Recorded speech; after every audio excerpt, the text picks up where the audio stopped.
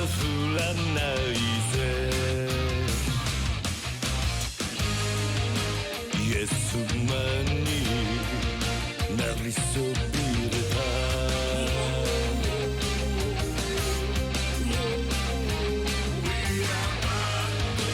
バルに残されたのという名のジャスティスをブレイキンザローブレイキンザワー壊せ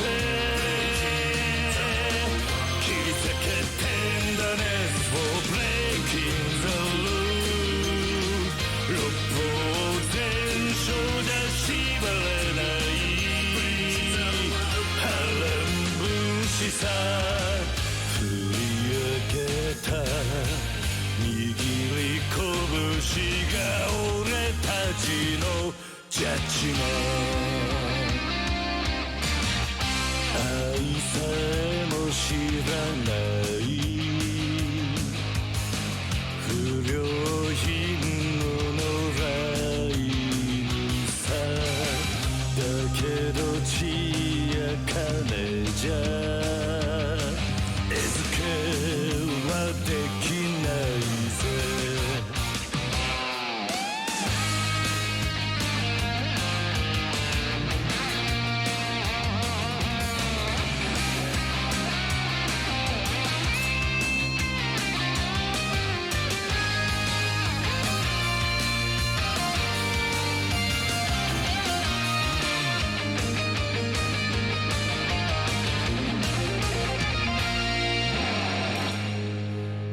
傷ついて傷ついて全て失っちまっても染まっちゃならねえそれこそがジャスティスジャスティスをブレイキンザローブレイキンザワー壊せ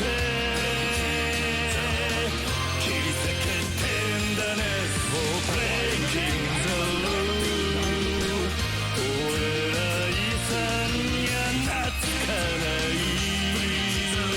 波乱分子さ振り上げろ握り拳を俺たちはそうさ俺たちがジャッジメン That's right.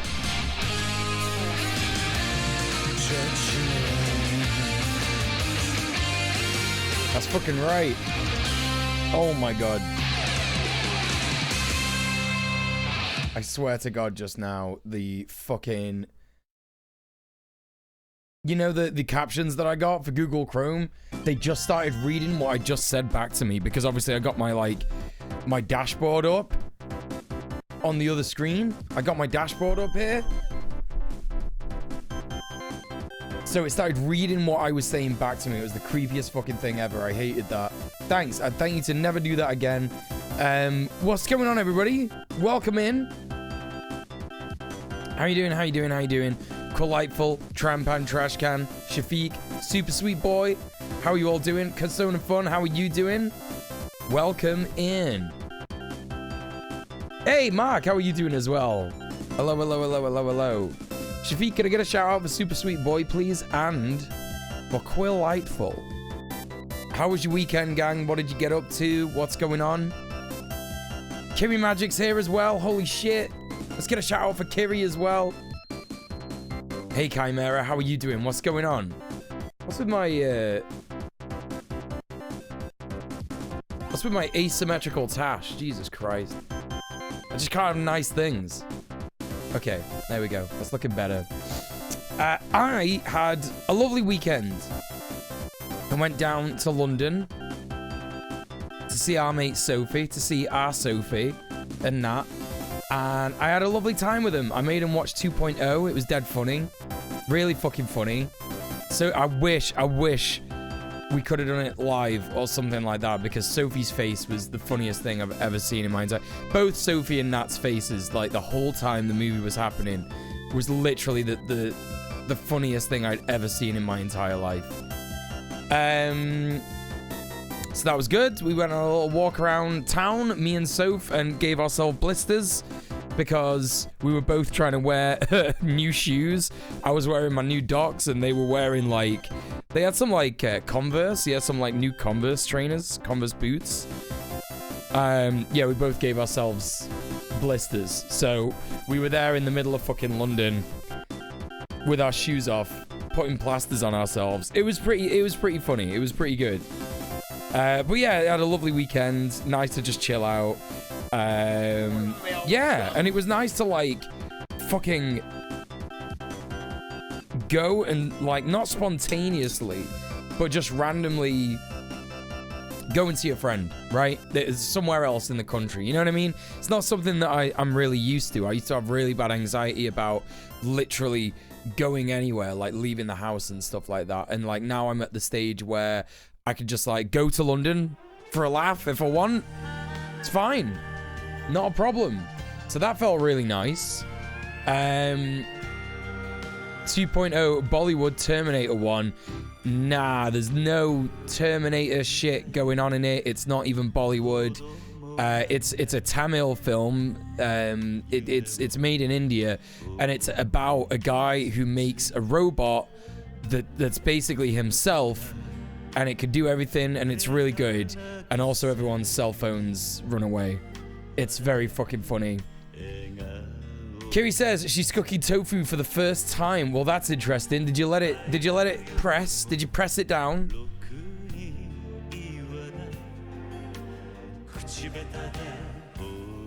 Had a decent day at work, a great weekend. Your mum just came back from a ski trip, tested positive. Shit. I'm sorry to hear about your mum, dude. That sucks. You having a terrible time, Quill? Well, hopefully we can help you forget about your terrible times in today's chat, in today's stream. Let's get some love emotes in the chat for Quill. Whatever love emotes you got, even if it's just the normal fucking, you know, purple one. There you go. Have one from me. Straight away.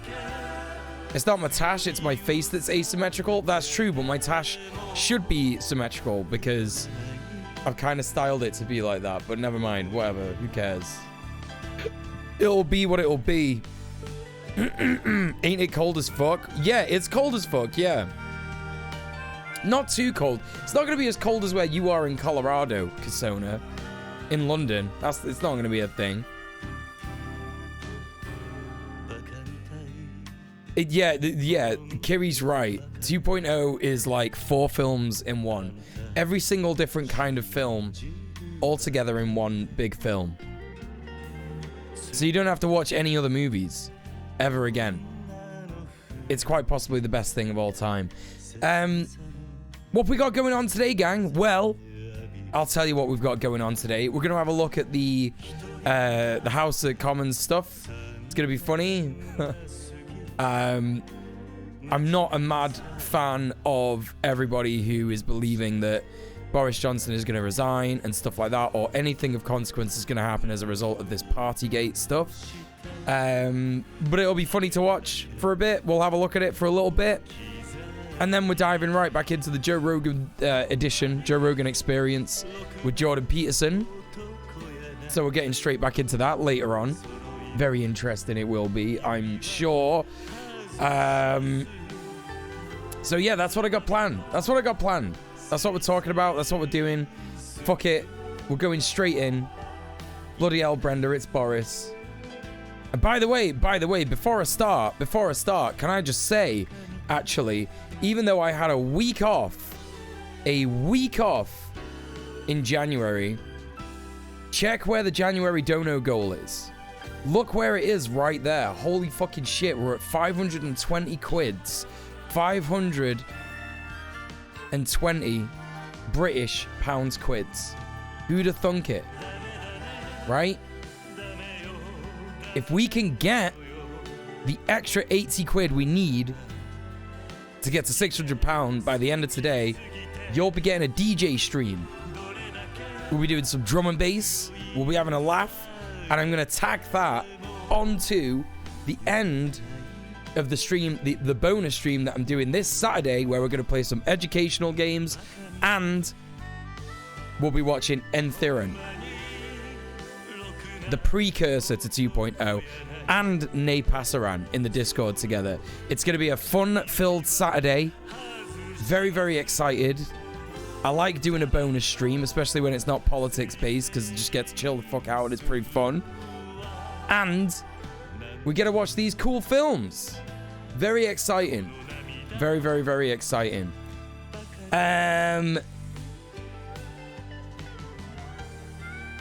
Petra P, how are you doing? What's going on? Welcome to the stream. Yeah, let's get into it. Let's get right into it. So I've not really got like much in the way of saved videos when it comes to stuff that's been going on today. So I'm gonna try and find real quick that one video. Wait, what video? What video? What are you talking about? What do you mean? What do you mean? You're fighting with YouTube to upload these clips from your interview with Harker and debating if you want to make another pot of coffee. Get a coffee in you. The one meme video in my saved? What, the Squid Game? The Squid Game? Oh, this one?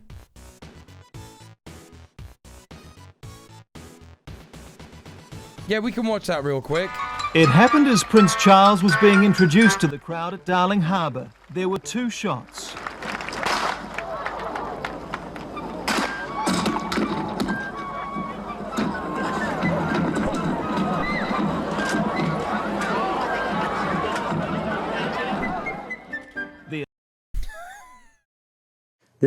Yeah. Yeah. Yeah. Someone put SpongeBob music. Yeah. Prince Charles didn't even know what was going on. Prince Charles just had no idea what the fuck was even happening. How crazy is that? Absolutely wild. Anyway. Let's have a look at some news. Is there gonna be any news about this? It's just COVID news. It's just COVID news, COVID news, COVID news. Oh my god. Really? Just like no news? That like. Let's just type in news. Right, here we go. Here it is.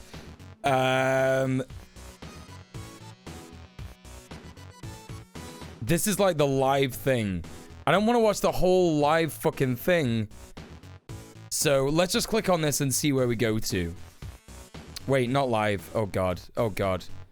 Oh god. You've got a link of Ian Blackford getting kicked out of Parliament today? Yeah, send it me in the chat. I want to watch that. I want to watch that.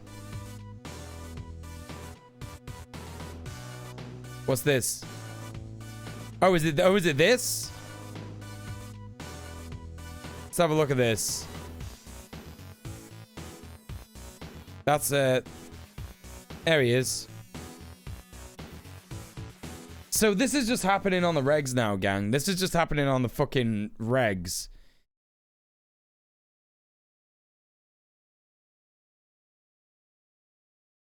You're not generally a fan of Blackford? He was speaking the truth. I've heard people say he's really based. What's up with Ian Blackford? Like, I've heard Tumble Dryer Maya and $27 say that he's always been this based. Well, $27 didn't say it, but $27 retweeted Tumble Dryer Maya saying it, that he's always been this based. It's just that English people don't pay attention to SMP MPs, you know? What's up with him? What's wrong with him? Anyway, let's check this out while I change the title. All guidance was completely followed. There was no party. COVID rules were followed and that. I believed it was a work event. Nobody believed them then. And nobody believes you now, Prime Minister. That is the crux. No ifs, No buts. He has willfully misled Parliament. It's bad enough. Order! Order! Inadvertent. Misled the House would be acceptable. Misled the House is... Well, what the fuck is this, honestly? What the fuck is this? I get so stressed out, right? I get so stressed out with fucking this nonsense in the House of Commons where it's like, inadvertently misled the House. No, dude, he misled the House. Fuck off.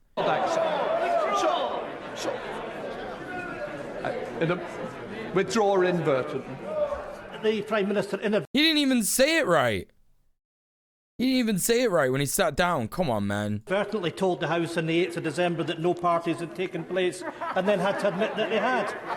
It's bad enough, Mr. Speaker, that the Prime Minister's personal integrity is in the ditch. Oh, he's crap on transphobia? Okay. But this murky business is tainting everything around it. The public know this is a man they can no longer trust. He has been investigated by the police. He misled the House. He must now resign. Order. You'll have to withdraw that last comment. Why? Why? Honestly, I can't stand this. This is why I hate covering electoral politics. It's so stressful. Have you noticed, gang? Have you noticed something wrong with this picture? I need to think of a different title. What is a word that begins with B? Right, you can see the title of the stream now, right? Boris Johnson's bumbling bungus, right? Like, no one's going to understand what bungus means. What's a word that begins with B that is like a mistake? Like, what's he done? What's going on? Like, how can I say B? Bumbling banter, bogus, bungle. Hey Squid, how you doing? What's going on, folks? Please go show some love to Squid Pug. How you doing? What's going on? Long time no see in the chat. Bumbling bungle. Let's just call it bungle. Let's just say bungle, right? Boondoggle. Right, that works. Boris Johnson's bumbling bungle. There we go. That's what we're talking about. Right, people are saying yeah. Pantomime of civility, stuff like that. Bamboozle. Bamboozle's pretty good, right? Okay, do you know what? Bamboozle's pretty good. Let's put bamboozle in there. That's a nice word. People like a bit of bamboozling, yeah? Hello, Lilith, as well. How are you doing? What's going on? Yes, I could definitely write the word bastardmanness in my Twitch title. That won't get me banned. That'll be fine. Thank you, Kiri.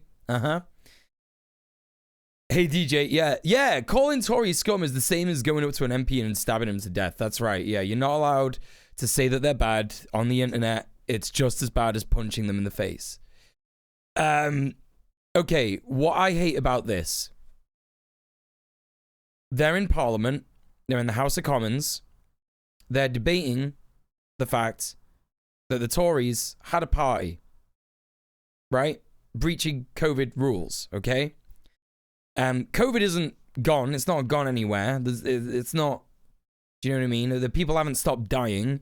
The NHS is still falling apart. And these motherfuckers are in this crowded room. They are in a crowded room, 90% maskless.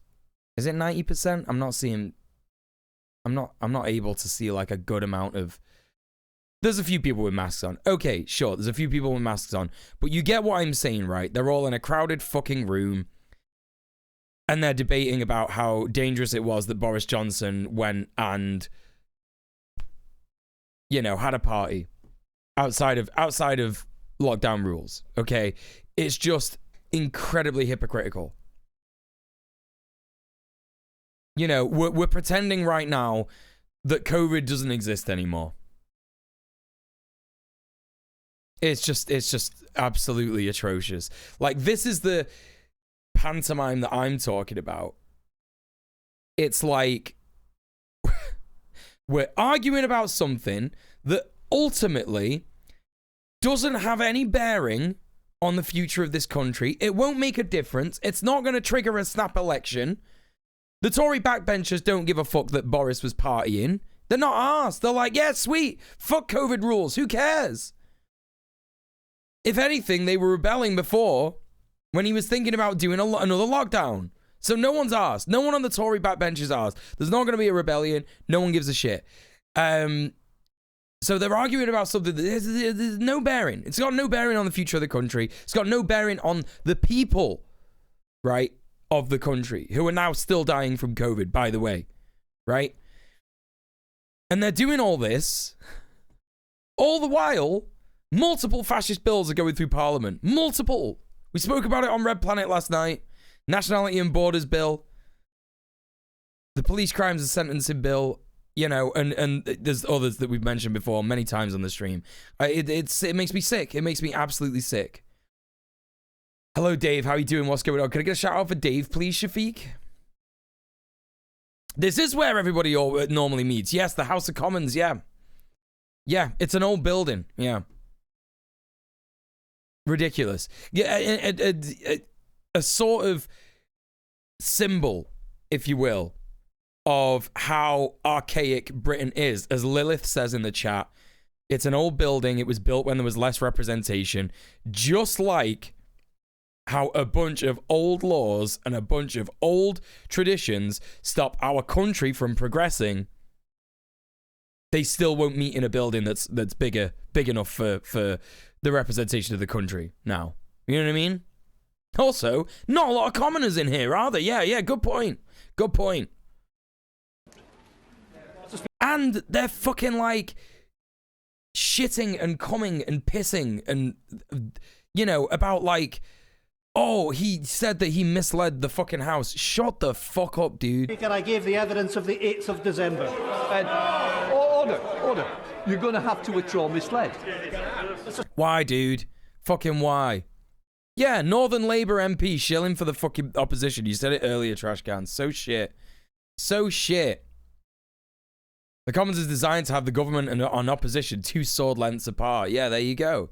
Archaic bullshit. Mr. Speaker, the Prime Minister has misled the House. Unless you withdraw, I'll have to stop, and that's not good. I'll have to stop, and that's not good. This fucking Peter Kay character. Fuck off, dude. Just withdraw the words. I am standing up for my constituents that know that this Prime Minister has lied and misled the House. He's being pretty based. He's being pretty based. I gotta say. Give me the paper. Give me the paper. Inadvertently misled. I'll give you one more chance. As leader of the SNP, I don't want to have to throw you out. I'm going to give you this chance. Please.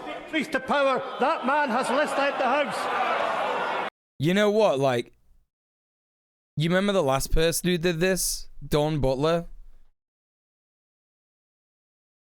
You know the last person who did this? Dawn Butler? There wasn't nearly as much of a, like, outrage when she got thrown out the house, innit? You remember? Remember when that happened? Dawn Butler's black and a woman, incidentally. Like an umpire at a baseball game. Yeah, you could get thrown out. Yeah, you could get thrown out. You know, it's funny because, like, last night on Red Planet, there was a moment where FD Signifier was talking about how there are, like, brandings to, like, different tiers that you could get in medical care. And it, like, blew my mind. I already knew how bad Medicaid and stuff was in the US, right? But, like, when he said that, it blew my mind. But then we blew his mind, me and Sophie, by telling him that in our country, when they sign laws in the House of Commons from the elected representatives, it has to go through the House of Lords. We live in such a backward-ass country. Hey, Amina, how you doing? What's going on? Yeah, funny how that works, isn't it? Yeah, funny. Yeah, it's funny that she's a black working class woman. Yeah, funny that she just got, like, kicked out of the house. No one really made too much of a fuss, right? You know what I mean? Shut up. Shut up. Fuck off, man. This fucking nerd.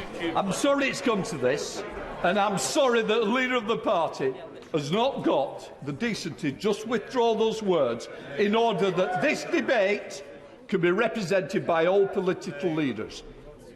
Would you like to inadvertently? If the Prime Minister has inadvertently misled the House, then I will state that. Right, we're going to leave it at that. Can I just say... We'll leave it at that. Get out, mate. What the fuck, honestly? The serfs are still kept on the feudal estate, right? I take it the honourable member has withdrawn it, the right honourable member. The Prime Minister... The Lords is unelected. Not only is the Lords unelected, these are inherited titles. They can also be bought if you have enough money. You can buy a peerage. It's horrific. Absolutely horrific. 200 more Lords than MPs, then it has to go to the Queen after that, right? The Lords could just keep altering a bill and render it practically useless. Oh, there's currently only 121 more. Well, that's still a lot. That's still a lot. Right honourable member British for this fucking dipshit over here. They have to say that, because otherwise, if they don't say that before they address the member of parliament that they're speaking to, the world will explode. That's why they have to say that. That's how it works. That's what happens in our very normal country. May have inadvertently misled the House. But, order. To help me, to help the House, you withdrawn your earlier comment and replaced it with inadvertently. It's not my fault if the Prime Minister can't be trusted to tell the truth. Under the power given to me by Standing Order number 43, I order the honourable member to withdraw immediately from the House. Jesus Christ, dude. Come on. This is some it's so archaic, right? Like, what are we in the fucking 1800s? Sorry, no, you've got to leave. Get fucked. Honestly. An arsehole hack musical writer dickhead got given a peerage and flew in a private jet for a House of Lords to vote to deny a benefits rise from New York. That's absolutely absurd. What the fuck? From the House. Rivera, it's all right. We don't need to bother. Honestly. Just for saying you're English. Oh, was that Andrew Lloyd Webber who did that? He is shit at writing musicals, that's right. They are like private schoolboys gathered around a playground fight. That's exactly what it is, Amina, yeah. That's exactly what it is. Is this the same thing? Oh, this is Ian Blackford as he leaves Parliament. What's he saying? Wait, Phil.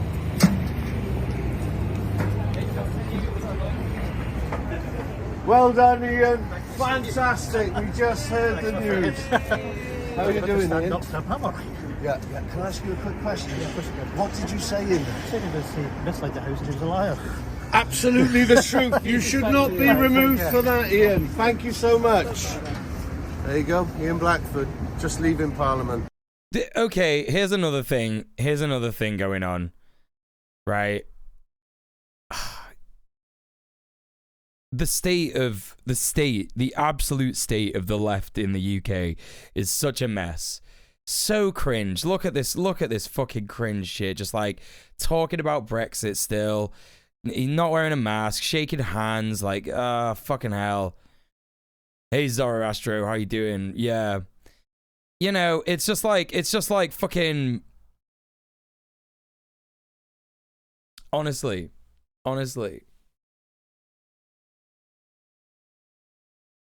Hey Dark Lambo, what's going on? That guy's Willy Wonka's Wario. Okay, so I got tagged in a thing on Twitter on Sunday, right? There is and this goes for people who are obsessed with Jeremy Corbyn still, right? Jeremy Corbyn, great guy, right? But there's no point in desperately trying to get him back into... There's a contingent of liberals in the UK who are desperate to be like, get Jeremy Corbyn back, get him back in Parliament. You know what I mean? Most leftists have realized that that's not going to work. It's not going to happen. If he goes back in the Labour Party, he'll be absolutely muted, won't have as much of an effect as he used to and stuff like that. It's pointless, right? But there's a contingent of people who are obsessed with trying to get Corbyn back into Parliament, like that's going to fix anything. And this is clearly one of those guys. They're obsessed with things like, oh, we need to go back to the time before Brexit, and oh, we need to go back for, Jeremy Corbyn, like, get Jeremy Corbyn back in the party. Like, what? You think they're going to make it different? You think they're going to go back to having members vote for the leader again if Jeremy Corbyn gets the whip restored? What do you mean? He's at risk of losing his seat, so I'd rather Corbyn's whip be reinstated. What difference will it make? What difference will it make if he loses his seat? Sorry, I'm not quite getting that. But these kinds of fucking nerds are just like toothless. It reminds me a bit of if we just had Bernie attitude. It's that kind of attitude. Yeah, it's that kind of attitude. Yeah. It's like, yeah, you know, well, listen, if Bernie Sanders was the president of the US, I think a lot more better things would be happening. I think that's like unequivocally true, right? Marginally true, but definitely true. But if you put Jeremy Corbyn back in Parliament, nothing will change. I'm sorry, but nothing will change. You know, he was in Parliament before he was Labour leader. You know, because the EU stopped Westminster from gutting the North or all the wars, the austerity, right? Exactly, yeah. Didn't make a difference. That we just have one more MP with real integrity in the Labour Party rather than some Blairite clone. Well, what is the point of having these MPs with integrity in a party that now will not let members vote for the leader? I'm sorry, but the Labour Party is dead. I don't know why anybody's still clinging on to a hope of the Labour Party. It's finished. It's over. They're going to get fucking thrashed in the next election. You know? You could absolutely argue, like, you know, harm reduction, right? Harm reduction if we vote for Labour in the next election. But I can't bring myself to vote for a party that's, yeah, I just can't. How does the Labour Party choose their leaders now? They're elected by members of Parliament in the party.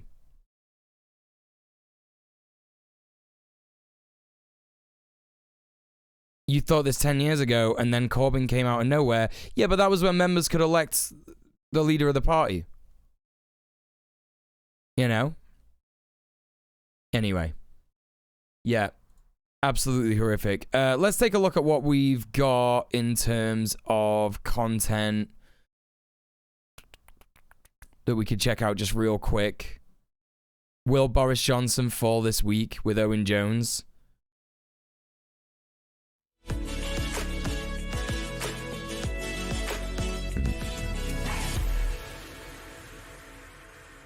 Difference between Labour and the Tories is Labour might give you a courtesy spit when they bum you silly. Maybe, yeah. Loads of people have their hopes on Rayner. I think she's got a cat in hell's chance. Yeah, I don't honestly. I got no hope. I got no hope for the Labour Party. Hello. Yeah, not all members of the party. So, if you've had the whip removed, which is a thing that can just happen, the leader of the party can just do that. Now, what's this? Now MP votes are worth thousands more than non-MP members when selecting the leader. Yeah, right. Okay, so DJ's got it there. Leadership candidates now need twice as many MPs votes to get in on the nomination, and now MP votes are worth thousands more than non-MP members when selecting the leader. It's the gutting of democracy, basically. What the fuck? What the fuck? Who is this fucking guy? Guy just came in my chat and just dropped like a tune, with 36 views. Are you serious? Is this how you're promoting your music, dude? Are you serious? Guys just going around to random Twitch chats and dropping links like they're not gonna get purged. Jesus Christ. Okay, whatever. Yeah. Hello, welcome to the show. Huge apologies. You can see we're late, and also you can see probably the reason we're late, which is here in Barcelona, my Superliminal camera advertising, has yeah. failed at the last minute. Disaster. So I'm now using my budget MacBook one, but the show goes on in every sense. But I'm sorry we're late. We will make up for that slight series of disasters with some. By the way, if anyone's got links they want to show me from Twitter or anything like that about this content, let me know. Drop them in the chat. Ask for a permit. We'll get them watched. We'll get them watched. Fantastic guests on a whole range of issues. Will Boris Johnson finally implode this week? TikTok. I've just realised I was still looking at the camera. I need to look here. We're going to be talking about Labour's internal woes. But we're going to start, and because we've been leaving our brilliant guests waiting for so long, we're going to go straight into talking to our fantastic guests. We're going to start with Ilya. We have live. Here we are. Are you? Can I just check, Ilya? Where exactly are you at the moment? Because I should have double checked your location. I'm in Moscow. You are in Moscow. Okay, so you're joining us live from Moscow. Now, Ilya is a fantastic writer. I actually spoke to Ilya. I mean, it was years ago, wasn't it? I think it was during the Crimean crisis, because I remember I quoted you in an article about that. Now, I'm just going to start, if that's okay. I'm going to start. I think we've got a clip here from Ukraine's ambassador. So I'm just going to start with this. This was on... Oh, so they're doing Ukraine shit first. I don't want to fucking... Okay, I'm not bothered about Ukraine stuff for the time being. Difficult to see how this is recoverable for Boris Johnson. Here we go. I mean, that's not to say that he's going to be outed immediately. You know, Theresa May, there was a confidence vote against her and she survived that. She stayed in power for some time afterwards. This is absolutely correct, by the way, this guy. This is absolutely correct, right? The Tories are not that bothered who's in charge. We spoke about this last week. If they could be a fall guy for the Tory party's horrific policies, not just like horrific policies, but also like intense cronyism, just absolutely disgusting, like corruption, all that shit. If there's someone there who's taking the heat that isn't them, they're not bothered, right? And they know that people love the attention of being prime minister within their party. It's a power thing, right? They love that shit, right? So they're not going to be bothered. They're not that. I don't even think they're going to bother having a no confidence vote in Johnson. Like, why would they bother? Yeah, they got their own factions. You know? Left Unity is a laughingstock from the utterly hilarious flame war they had over wanking at work. Wait, what? What is that? What? They're part of the People's Alliance of the Left?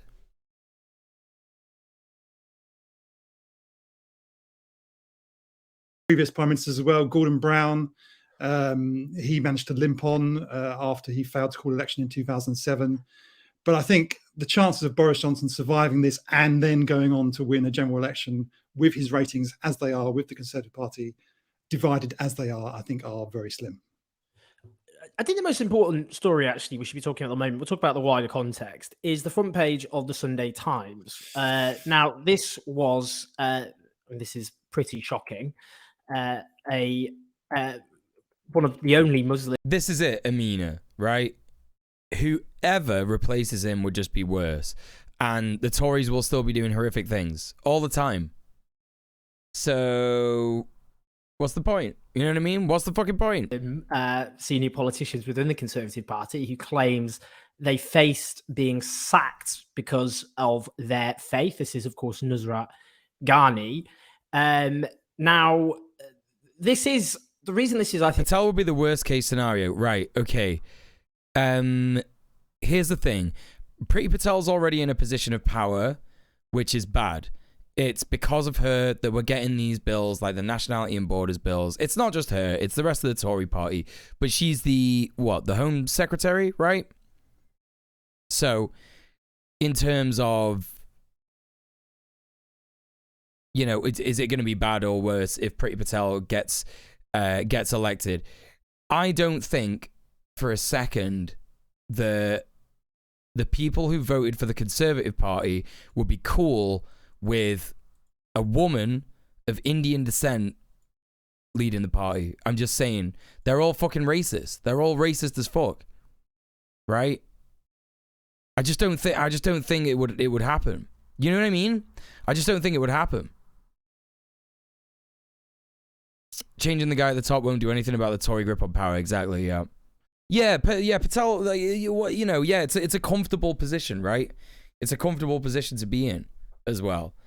Like, why are you gonna risk all that for a shot at being prime minister? You would have to like be. I mean, she is psychotic. She is psychotic. Let's face it. She is like, you know, bring back public hangings, all these kinds of things, right? Okay. So, you know, I could see why maybe she might want to like do like a high risk thing in order to get like, you know, a tiny reward or whatever. But I don't know. I don't know. She gets to do all that horrific, deranged shit from where she is now, right? You know? Hello, Mr. Dank. How you doing? What's going on? I think so important is the rampant Islamophobia of the Conservative Party just has not been addressed. Saida Varsi, Baroness Saida Varsi, has very courageously, again, the most senior female Muslim politician within the Conservative Party. Like, look, they're about to talk about this now. You know, remember when Jeremy Corbyn was in power? Remember when, well, not in power. Do you remember when Jeremy Corbyn was the leader of the opposition, right? Do you remember when Jeremy Corbyn was the leader of the opposition and there were rumours, unsubstantiated, I might add, that anti-Semitism was a problem in the Labour Party. Do you remember that, right? Do you remember how it was all over the news everywhere and it just wouldn't go away? And every single interview that he went to, people were asking him when he was going to apologise for the anti-Semitism. When are you going to apologise for the anti-Semitism? When are you going to deal with the anti-Semitism in your party? Even though experts such as Norman Finkelstein were saying there is no anti-Semitism in the Labour Party. There is hardly any anti-Semitism in the UK as a whole in comparison to other places in the world. Now, that's not to say that there isn't. There is anti-Semitism in the UK, right? Obviously, we know this. However, it was being exaggerated as a smear campaign. Now, there are actual MPs saying things like, I was sacked from the Conservative Party for being a Muslim. It's not getting that much coverage. It's not getting that much coverage, is it? You know what I mean? It's not getting that much coverage. You read the EHRC report? Well, here's the thing. You take instances of criticizing Israel as anti-Semitism, then of course there's going to be anti-Semitism in a progressive left-wing party. That would make sense, right? If that's what your definition of anti-Semitism is, because that's what you've been told anti-Semitism is by a police genocidal ethno-state, right? That of course. Has been speaking out about what she says is Islamophobia, which goes from the top to the bottom of the Conservative Party.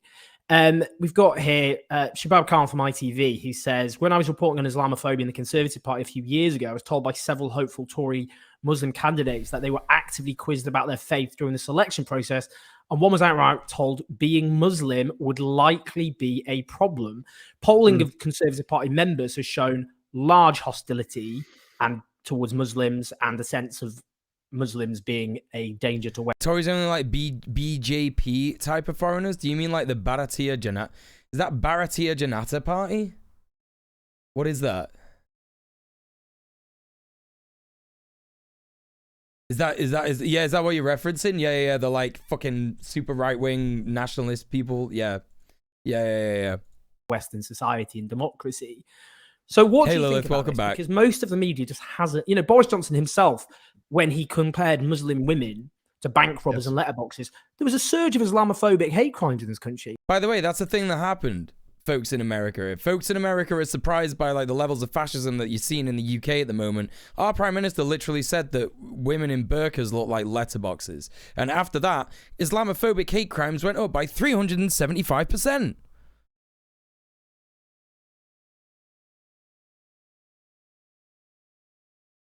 That's true, Zoroastro. Islamophobia is looking like anti-Semitism a century ago. Very widely accepted, yeah. 100%. My fear about sacking Boris is that it's going to carry the party, picking a bad leader, having stepped down, someone elected. Yeah, that's exactly what we're saying. Yeah, that's exactly what we're saying, Quill. Yeah. Yeah. That's exactly going to be it. Tip of the iceberg. You also published a poem calling for the extermination of Scottish people. Yes, that's right. Holy shit, I forgot about that. Hey, Tabsy Kim, what's going on? I can confirm I've had my phone slapped out of my hand before. It's so fucked, honestly, Tabs. So fucking fucked. I'm so sorry that happened to you. That sucks. Welcome in anyway. It's good to see your face in the chat. Good to see your name in the chat. It's why Starmer's secretly helping Bojo, hoping Bojo keeps his job. I mean, there were reports of people going up to Muslim women and trying to force letters through their veils. I mean, what does it say about the fact this has just been ignored for years? Yeah, I mean, it has. Someone with a pride flag on their Twitter profile was sarcastic to me, so I'm going to vote Tory now. That is the kind of thing that you see. That is the kind of thing that you see people say. Yeah. I mean, this has been a major issue in the Conservative Party for a long time. I interviewed Baroness Farsi way back in 2018, in which she made many of these allegations against the Conservative Party, saying it's right to the top, goes right to the top of the party. And she said very similar things to what Nuzgani has said, that she was told that her position as she was making other people in the cabinet feel uncomfortable. As you say, we've had a prime minister who's compared. Oh yeah, sure. Well, listen, he said bad things about every marginalized person, right? You know what I mean? Yeah, he said horrific things about black people. He said horrific things about queer people. You know, he's just bad. It's just bad all the way down. It's bad all the way down. You know. Tab says, I try not to engage with those who dish out casual racism because then I look bad, especially if I get a run-in with the police. I'm not religious, by the way. Right. This is the thing, right? This is the thing about reformist laws about, what do you call it? Discrimination, right? Like reformist anti-discrimination laws. They don't actually stop discrimination because police are biased, right? Police are biased. Horrible people with power trip mentalities, and they get involved in these scenarios where marginalized folks are getting discriminated against, and marginalized folks are rightly so defensive about this stuff, but then all of a sudden they're the ones who get arrested when the cops arrived. You know what I mean? Muslim women's letterboxes and bank robbers. He wrote pieces saying that Islam is the problem. He asked, when are people going to get 18th century on Islam's medieval ass? You know, he has got a long record of making Islamophobic comments.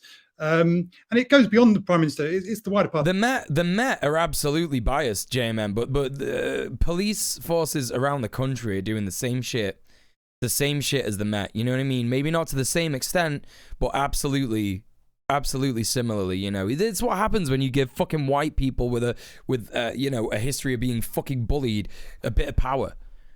You know what I mean? As well. I mean, Zach Goldsmith ran a blatantly Islamophobic campaign for Mayor of London. And not only did it not damage his career, okay, he didn't win the election, but he was then ennobled by the Prime Minister. And now continues as a major public figure, despite the fact that many Muslim people within the Conservative Party spoke out against him. So it's a widespread problem that just hasn't been. There are literally Muslim people within the Conservative Party that are speaking out against the Islamophobia within the Tory Party. Now, if you can find me a similar situation that happened while Jeremy Corbyn was in power, then I'll give you a Coca-Cola. You know? I'm talking about, obviously, Jewish people, you know, within the fucking party.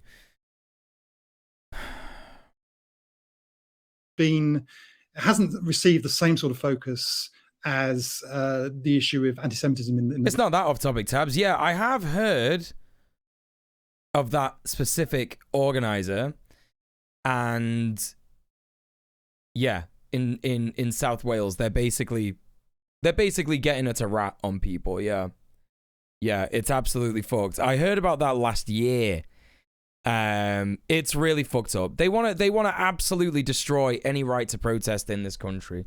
They want to destroy marginalized people. They want to destroy the right to protest.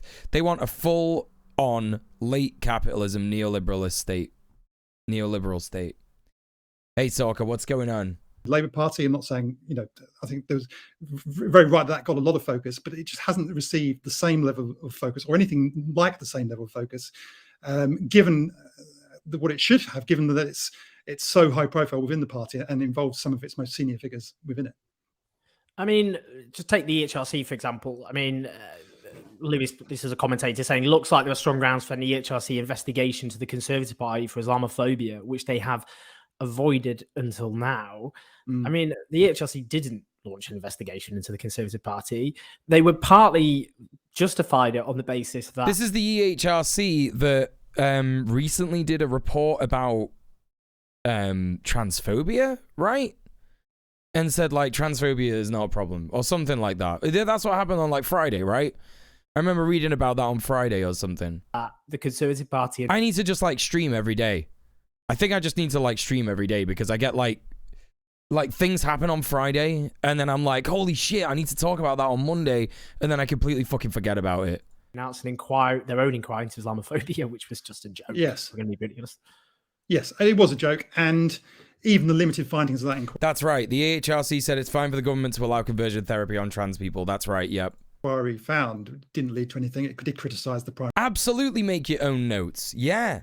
Look, in the same way that on Red Planet we tell people to copy our format, I would say if you're looking to start doing political content, whether that politics is... Because here's the thing. I think people think that political content is a bit invalid when it comes to their identity, right? Like, when your identity is politicized in a way that your rights are being infringed upon, of course it's absolutely valid to make political content surrounding that. So if you're a trans person and you want to make content about how trans rights are being, dissolved on the table and shit like that, right? Do it.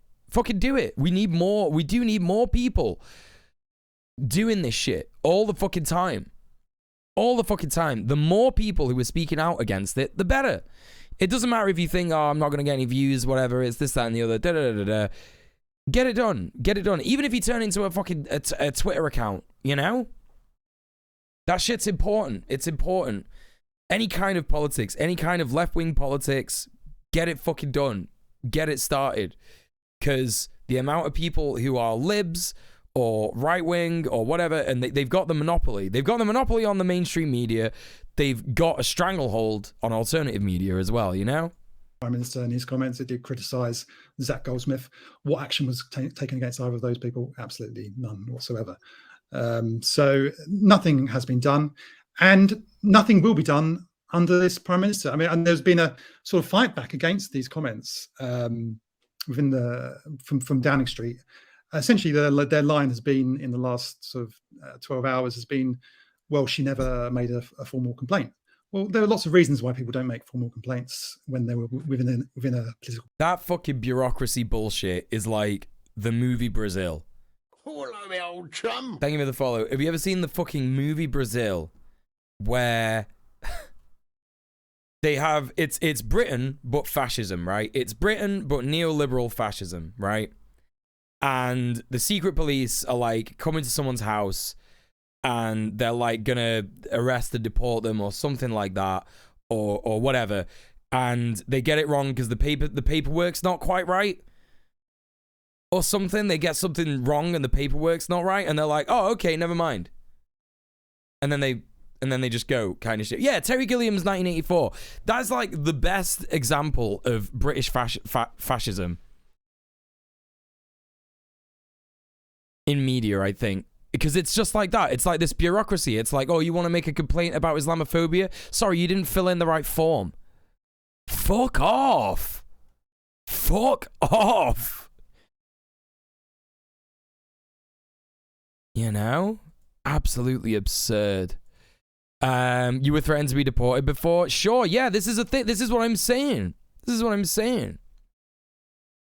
like HR at jobs, exactly. Yeah, you check with a lawyer and it's very illegal. That's the thing. That's the thing. They won't tell you it's illegal until you're in a holding cell somewhere near fucking Stansted Airport, and then you're deported the next day. You won't find that out. They'll just be like, yeah, you're getting deported. Sorry, it's happening, right? And then you'll find out, oh, actually, no, this is very illegal. But it's too late. It's too late then, because they can't get you out of prison. It's so shit. Party. And if an allegation of this type is brought to somebody senior in the party, they should have launched an investigation regardless of whether she'd made a formal complaint. Her raising it in itself, I think, should count as a formal complaint. Just looking here, just looking at the latest coverage we've seen in the Sunday papers. So Tim Shipman has Will Boris Johnson run out of road, and this is talking about another and yet. Who's this? Who's this supposed to be? Is that supposed to be Dominic Cummings? Is that supposed to be Dominic Cummings? Oh my God. I swear to fucking God. If I see one more person say that Dominic Cummings is like the good guy, he's coming to save us from the Tories, I'm gonna lose my shit. I'm gonna shit my pants. The blurb refers to him as Wiley. I don't know if is that a blurb? Subheading, subtitle? Yeah, it refers to him as Wiley. Like why? Like what the fuck are you on about?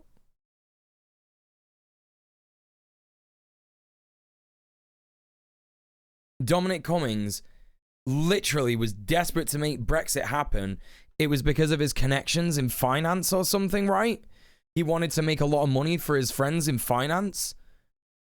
Because Brexit will essentially make Britain a tax haven. Like, come on, Yes, honestly. It's just party. I've lost track. I don't know how many parties were at. I don't know when Downing Street was sober during the COVID crisis. And we joke. I mean, we shouldn't. I mean, I think that's the only way. Right, here's the thing, man. Right, this whole discourse stresses me the fuck out so much. Like, do you know just how many people were out partying during the coronavirus lockdown? Do you know how many people were out doing that same shit? This is why I don't believe it's going to make any kind of a difference. Because there are people who there's such a wide scope. There's such a wide scope, right? During lockdown, people were still going out and partying. Some of those people are vaccinated now. They're not anti-vaxxers. They believe that COVID is real. They, you know what I mean? They've like had it. They're like, oh shit, I kind of fucked up. This kind of thing. There's such a wide variety of people who are still doing that shit throughout lockdown that it doesn't fucking matter anymore. It's too late to be worrying about shit like this. It's such lib shit. Like, yeah, I was inside the whole time. You know what I mean? I was doing fuck all. I was seeing no one. I was on Zoom parties. I was on Discord parties. All kinds of shit like that. Washing my fucking groceries when I came back from the store. You know. And it's like, what? I just don't get it. I just don't get why it's such a fucking thing. It's like, right, okay, so it represents that there's one rule for them and one rule for another, right? There's one rule for them and there's one rule for another. Okay, sure, but there's loads of different examples of that you could point to about this government where they've done shit like that, right?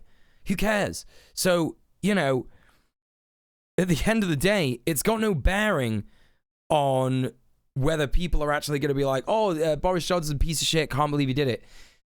Because there's loads of people who were doing that shit. Loads! Football fans in my city had a street party and completely trashed George Square in mid-lockdown. Really struggled to care about a wine and cheese party. Right, exactly. There's so many different ways to criticize the Tory party than just like, oh, they were having a bloody party. Fuck off, man. I don't give a shit anymore. Where we get through this general nightmare of the last 2 years. You know, I was amongst, I watched my relatives buried on Zoom, and lots of other people did. Far worse than me. People weren't able to hold. Listen, I'm not saying for a start. Listen, do not misrepresent what I'm saying here. I'm not saying for a second that lockdown was pointless. I'm saying that lockdown wasn't even done properly in this country. And that's why people were going out and partying and shit. Right? There was no consequences for people who did that. They kept the fucking airports open. Hello, Spud. How's it going? What's going on? I found it matters to the British electorate that if they personally lost out, then they suddenly gaff. I generally don't care. They generally don't care about someone worse off than them. Right, but like when you're talking about the electorate, you're talking about like what? Fucking people who vote for the Conservatives anyway. They're not, this shit isn't gonna, they're gonna be mad about it, but they're not gonna, it's not gonna stop them voting for the Conservatives. I feel like 90% of the people who are kicking off about this are Tory voters, and they want Boris to resign so that they can have another leader, because it's like, well, I want to vote for the Conservatives, but I want to vote for the right Conservatives. That's what it feels like. The hands of their dying relatives. So you can see why this is cut through. Sue Gray, who's become the safe word of 2022. Sue Gray, according to Robert Peston, has found an email from official warning against number 10 drinks party in May 2020. So it does seem, and this surely is the clincher, is that Boris Johnson's private secretary clearly was told that this party shouldn't take place. So what do you think will happen with Sue Gray's investigation? Because my understanding is her evidence won't be published. It will just be general. Right. People also keep talking about politicians using drugs, but drug usage while at work is possibly one of the only things the Tories ever done that I approved of, right? Like, who cares? Who cares? What kind of lib shit are you smoking to be like, oh, well, you know, they all do drugs. Can't believe that. Yeah, fuck off, as if you've never sniffed a line of Bing. Shut up. General findings. The Prime Minister will get the report hours before it's actually released. And Sue Gray does, I'm not doing this to launch a sort of smear campaign against Sue Gray, but she's not as independent as people might suggest. So yeah, go on. I mean, this is a civil service inquiry into actions, partly by the civil service and by the Prime Minister and the government of which she is an employee. She may be independently minded, but this is not, as Downing Street keep on calling it, an independent inquiry. And more than that, when she finally does publish her evidence, it will go to the Prime Minister, and we still have... If Theresa May did drugs, maybe she'd still be PM. And had a clear answer from Downing Street exactly what will happen before it's published and whether they're going to publish all of it. Dominic Raab today wouldn't commit to publishing all of the evidence. I think in reality what we're going to get is that she will publish a report which will set out from her perspective what the facts are, what parties took place, but there will be no judgment. There will be no, it won't say the Prime Minister has broken the law, the Prime Minister has lied to Parliament. That will be down to politicians to decide and the public to decide. Well, we saw that happen today. And really, we saw what happens to those politicians today.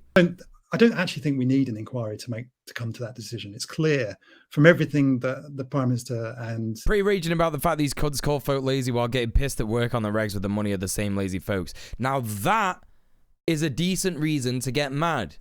100%. Absolutely. They've been doing that shit for years. That's a decent reason to be upset about this shit, right?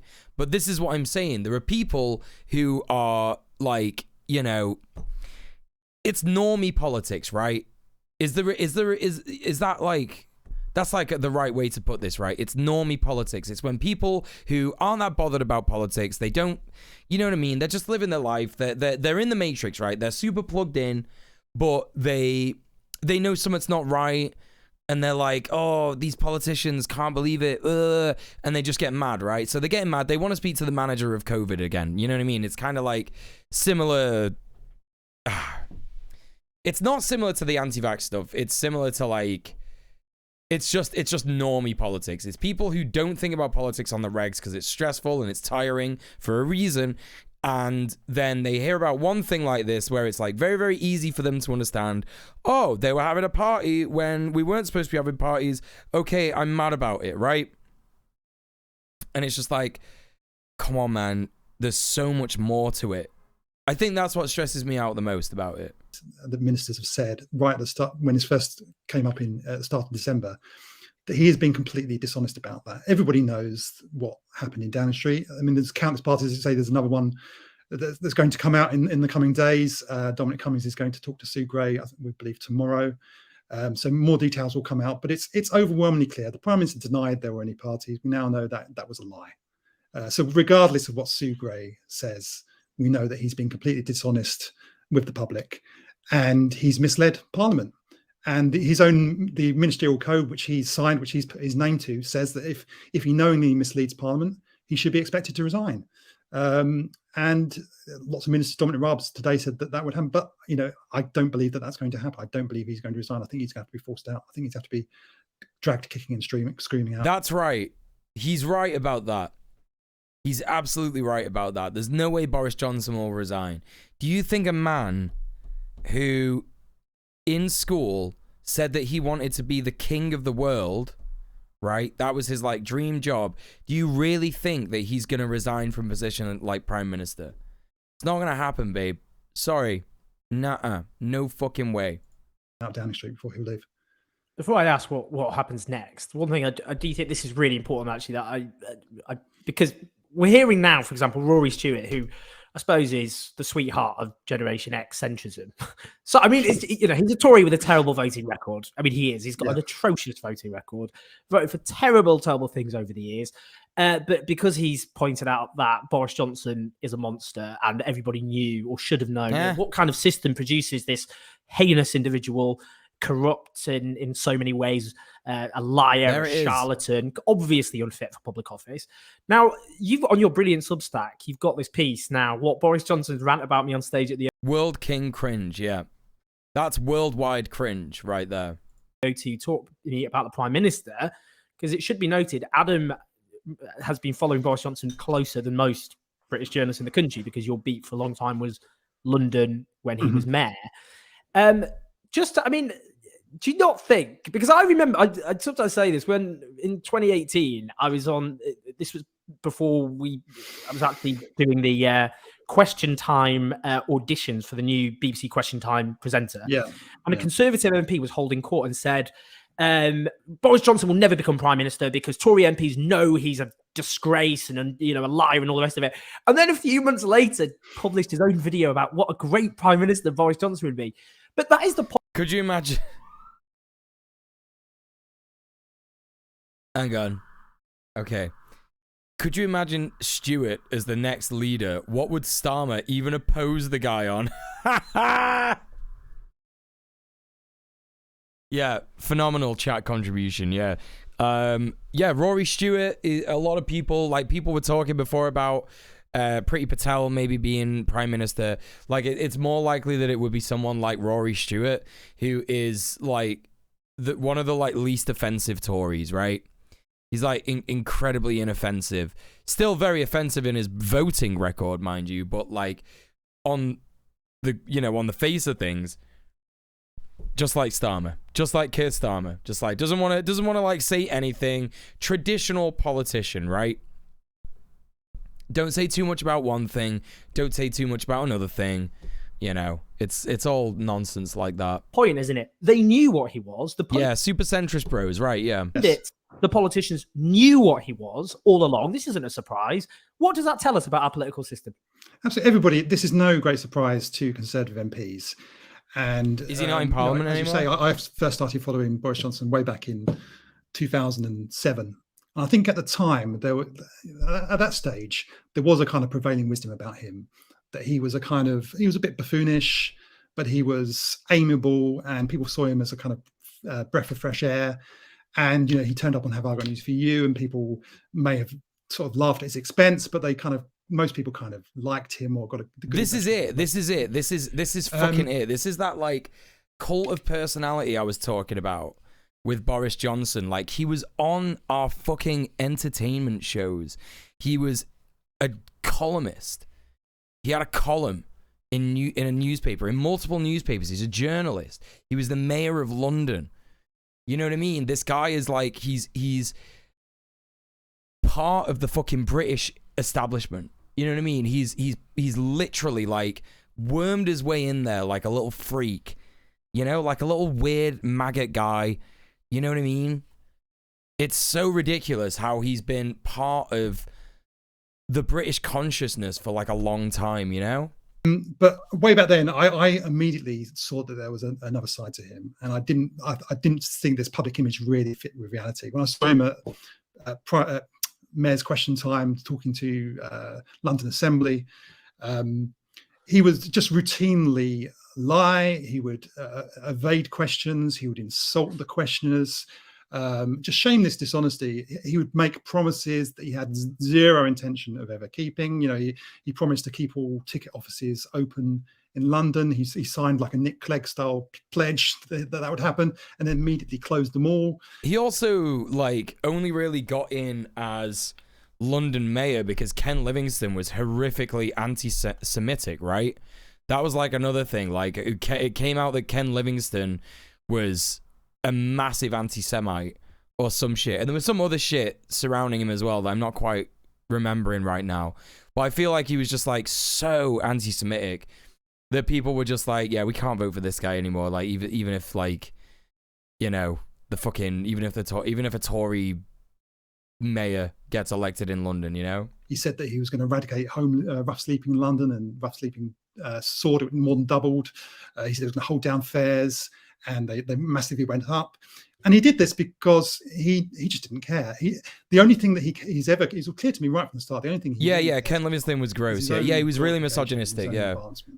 And it doesn't matter what he. I didn't know if there was any like to do, what he has to lie about, allegations against him or whatever. But yeah, he was a horrific person. This was all there, and it was all evident at the time. Yeah, that's it. He closed rape crisis centers. That's it. Yeah.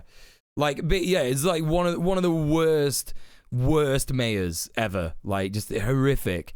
You know, and that's the only reason that Boris Johnson got in, because it was like, well, what else do we do? Do we vote for Ken Livingstone again? But it just wasn't covered by the press. The only paper really covering his time at Mayor of London was the Evening Standard, which was at one point edited by a close family friend of Boris Johnson's and was very sycophantic towards him. And the national press, when they covered him at all, it was purely kind of in the framing of his personal ambition to be Prime Minister and what that meant for David Cameron. And it was kind of the Boris versus Dave show. And actually, I think the BBC even published broadcast a documentary which was called the Boris versus Dave show.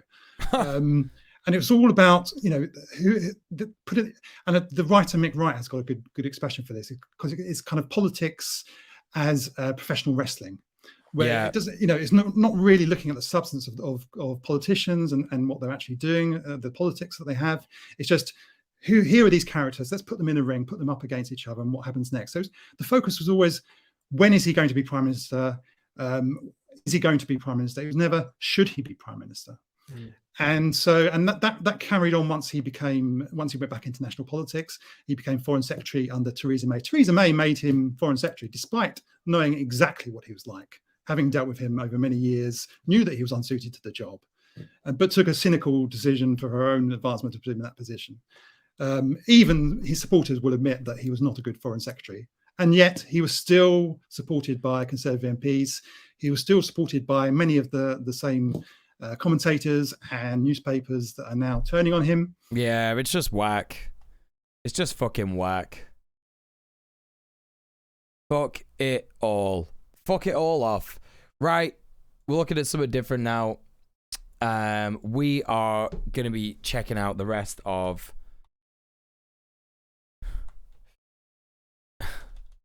I just want to write like hilarious titles, but no one will understand what the fuck is going on. It's Joe Rogan Jordan Peterson stream part 3. That's what we're doing. We're diving right back into it, gang. We're getting right back into it. There's only so much I could take of British fucking politics. Yeah, listen, we only got to like 2 hours in last time, Dave. No one would know what was going on, because I'm gonna write like, it's okay. So I'll write the title that I wanted to write on stream, right? Jogan Bogan and Jeffrey Blimpson. You know what I mean? No one's going to know what that means apart from us. I can't write that as a Twitch. I can't write that as a Jeffrey Dahmer. I can't write that as a title for my Twitch stream because people will not understand what's happening. You know, not going to happen. Yeah, I watched up to where we were at with this at the weekend. Shafiq, yeah. We stopped watching it 2 hours in. People might come in to find out. They don't do that. That's not, it's not. I like the idea of that, but that's not how Twitch works. People look at a title for 30 seconds and then they go, okay, I don't understand what that is, and then they find something else. It's the ADHD generation, man. You know? That's what we gotta remember. That's what we gotta remember about content creation now, peeps. That's what it is. That's what it is. Okay, yeah. We're 2 hours in. We got another 2 hours to go. We'll probably get through the we'll probably get through this on by tomorrow, right? We'll probably finish it by tomorrow. Unless I do the thing where I just play it and I don't pause it, which is gonna be really hard. It's gonna be really hard because every 5 seconds there's a new insane thing that they say. Things that are going on around us we're not attending to. So basically we perceive them as equivalent to zero. So that's kind of interesting because everything around us we got is past that, infinitely Squid. remarkable. And yet we perceive everything as if it's zero. Now the reason we do that is so that we can use our limited attention on a few things. Yes. So it's necessary, but it's also blinding. Now, when you start to wonder about something, what you're actually doing when you wonder about it is freeing your perception from the constraints of memory. I don't know if we got to the trans people are degenerate and will destroy the West part of it yet. I'm not sure. The pausing is why I'm here. You love it when I pause shit, Petra. You love it.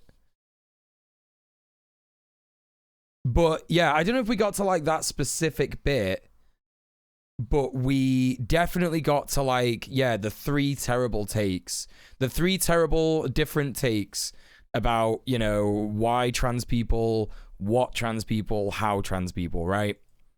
Memory. We got to that bit. And that's a place of dancing. It's a place where memory itself is updated. And if you trust someone and you express that sense of wonder in the confines of that trust, then you are in fact participating in the process that reveals the underlying complexity of the world to you. It's amazing. You know what? You say that, Dave, you jest, right? But it is actually amazing how powerful trans people are, right? Because it drives people in the establishment nuts. It actually drives people in the establishment nuts. They have no idea. They have absolutely no idea what to do when people are doing things like dismantling gender, right? They shit themselves as soon as something like that presents itself to them. I was talking with Sophie. We were watching the kind of stuff people in my chat were saying that Jordan Peterson is an egg, and Sophie said that we both kind of came to the agreement that it's we don't think it's right to be saying someone's an egg or not, whether you're cis or trans, right? Do you know what I mean? But whatever's going on in Jordan Peterson's head is definitely gender. It's definitely gender related. He's worried that he has a feminine personality. He's worried that he doesn't understand transness. He doesn't understand just anything to do with why someone would want to be trans, or he's jealous that he doesn't understand gender in the same way, right? You know what I mean? He sees trans people living their best lives and doing what he cannot do, which is accept the fact that he's just probably like me, right? A feminine guy, a guy who's a feminist, who isn't scared about being feminine or perceived as gay or queer or whatever like that. He's actually scared of liberating himself, right? That's kind of what it is.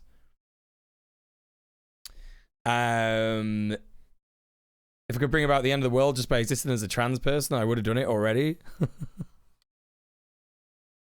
Hey, Steely Hands, how you doing? What's going on? Yeah, that's why he's eating nothing but raw meat. That's right. Hey, Carpe Pags, what's going on? Welcome in. Welcome in. Can I get a shout out for Carpe Pax, please, Shafiq? Institutions love this guy's metaphors with lobsters and animals that prove how good it is to be to cis hetero. Right, exactly. Yeah, they're like, yeah, look, this one guy said that lobsters have hierarchies. So, you know, great. That's great. It means it's real. That means it's real. Hey, Charmhole, what's going on? People who don't care about trans rights simply don't understand logic gates in programming like Zor, Nor, etc. I don't know what that means. I don't know what that means. Does that mean I'm transphobic now? I don't know. This is the stream where I get cancelled for not knowing what the fuck that means. This is your brain on apple cider. That's right. That's fucking right. Does literally inform you. And you feel that. I've been very interested technically in the instinct of meaning, because what is meaning? And is it illusory? What is meaning? Because that's the fundamental question in some sense. Is it illusory? It isn't even, is suffering real? It's, is the meaning that keeps suffering at bay, is that real? That's a more fundamental question. And the answer to that is, it's not only real, it is the most real thing. And you have an instinct that signals its presence to you. And part of that manifests itself as wonder. It's the openness to transformation. Because it isn't even the new ideas that are redeeming. It's the process of continually opening yourself up to the transformation of new ideas.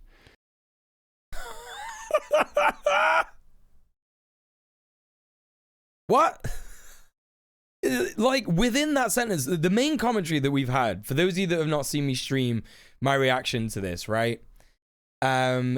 He consistently goes from topic to topic to topic to topic like a sophist, right? Like a, you know, just completely staying away from the point that he's trying to make, right? Because otherwise, if he stays on it for too long, he'll get it taken apart. Okay? He did that within one of the points he was making just now. He sounds like when I'm just chatting shit on edibles. Right, he sounds a lot like that. I don't know what you sound like when you're chatting shit on edibles, but like I know what I sound like when I chat shit on edibles. So yeah, for sure. Hey J-Man, how you doing? What's going on? It's academia jargon. That's right. Yeah, that's right. Oh, it's electronics. Is that what Charmhole was talking about? And or not? FGTYES. I don't know. I still don't know what that means. I still don't know what that fucking means. And that's signaled by wonder. When you're talking about ignoring all the things around you, it made me think about sensory deprivation tanks. And I don't know. When you were talking about ignoring everything around you and it didn't make any sense, because it didn't make any sense, I started thinking about things I like psychedelics and hallucinogenic experiences, and so now I'm thinking about sensory deprivation tanks. Let's bring that up. Discussed this before. I don't think so. Have you ever done that? Yes. What did you think? Well, I thought a bunch of the things that we just talked about. You know, what happens is...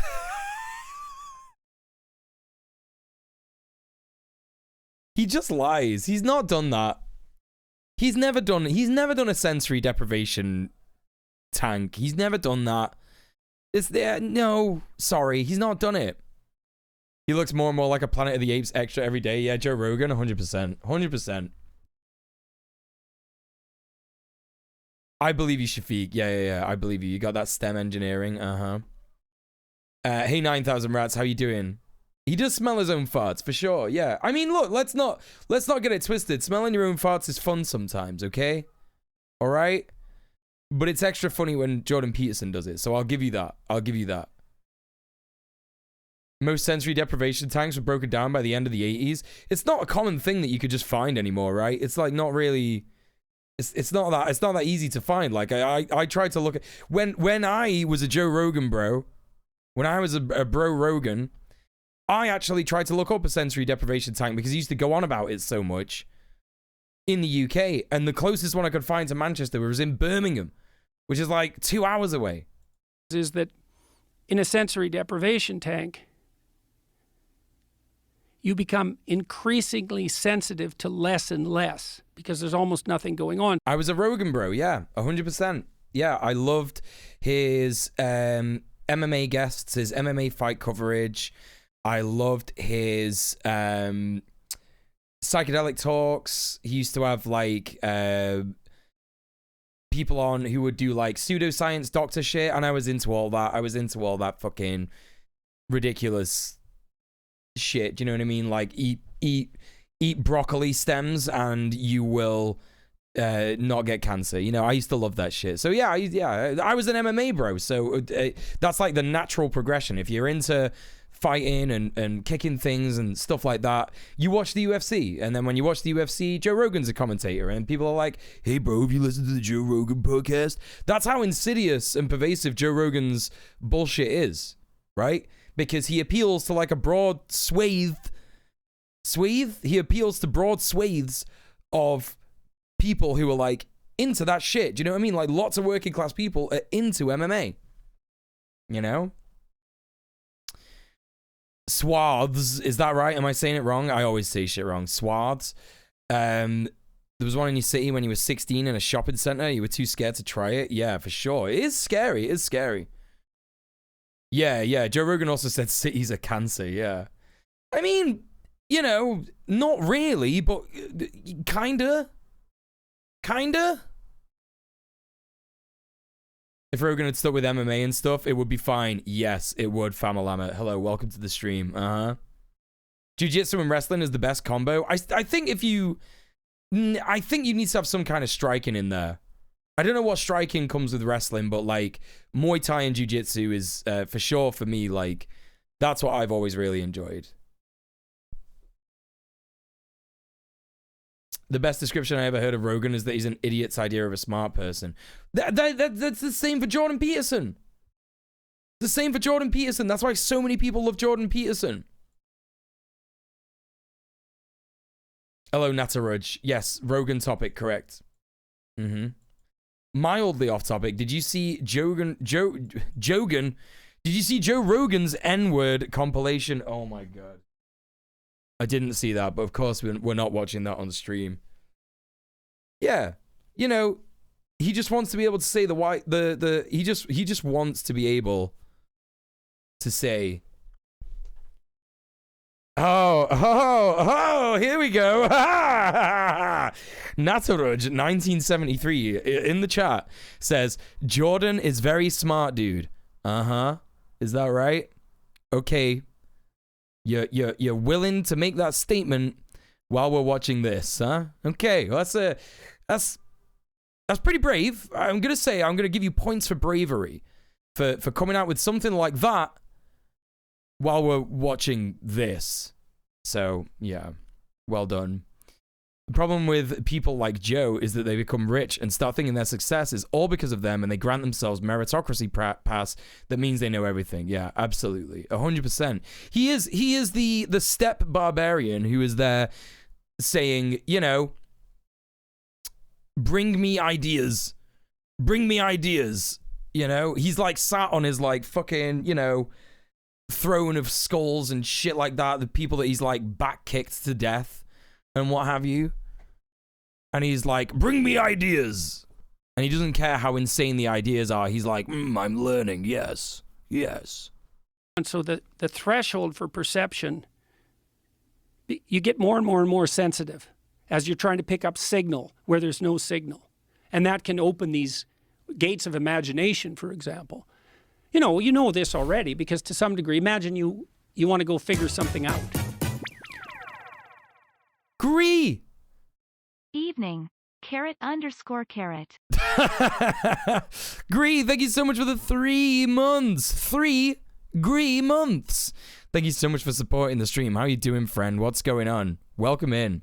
You usually go somewhere where you can be by yourself. You're not flooded by sensory information. Maybe you go for a walk, or maybe you go sit on your bed. You kind of shield yourself from outside input. And then by concentrating, you open yourself up to this internal revelation that's otherwise blotted out by the external world. Very basic understanding of meditation and sensory deprivation tanks. Well done, bro. Nice one. Cool. Got it. And that really happens to a huge degree in the sensory deprivation. Super smart guy. Tank, or can.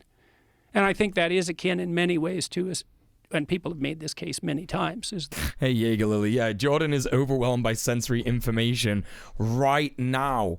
Literally right now. It's analogous to a psychedelic experience, and I think that's technically true. It certainly is, because if that experience was achievable through a psychedelic, I think it'd be a very popular psychedelic.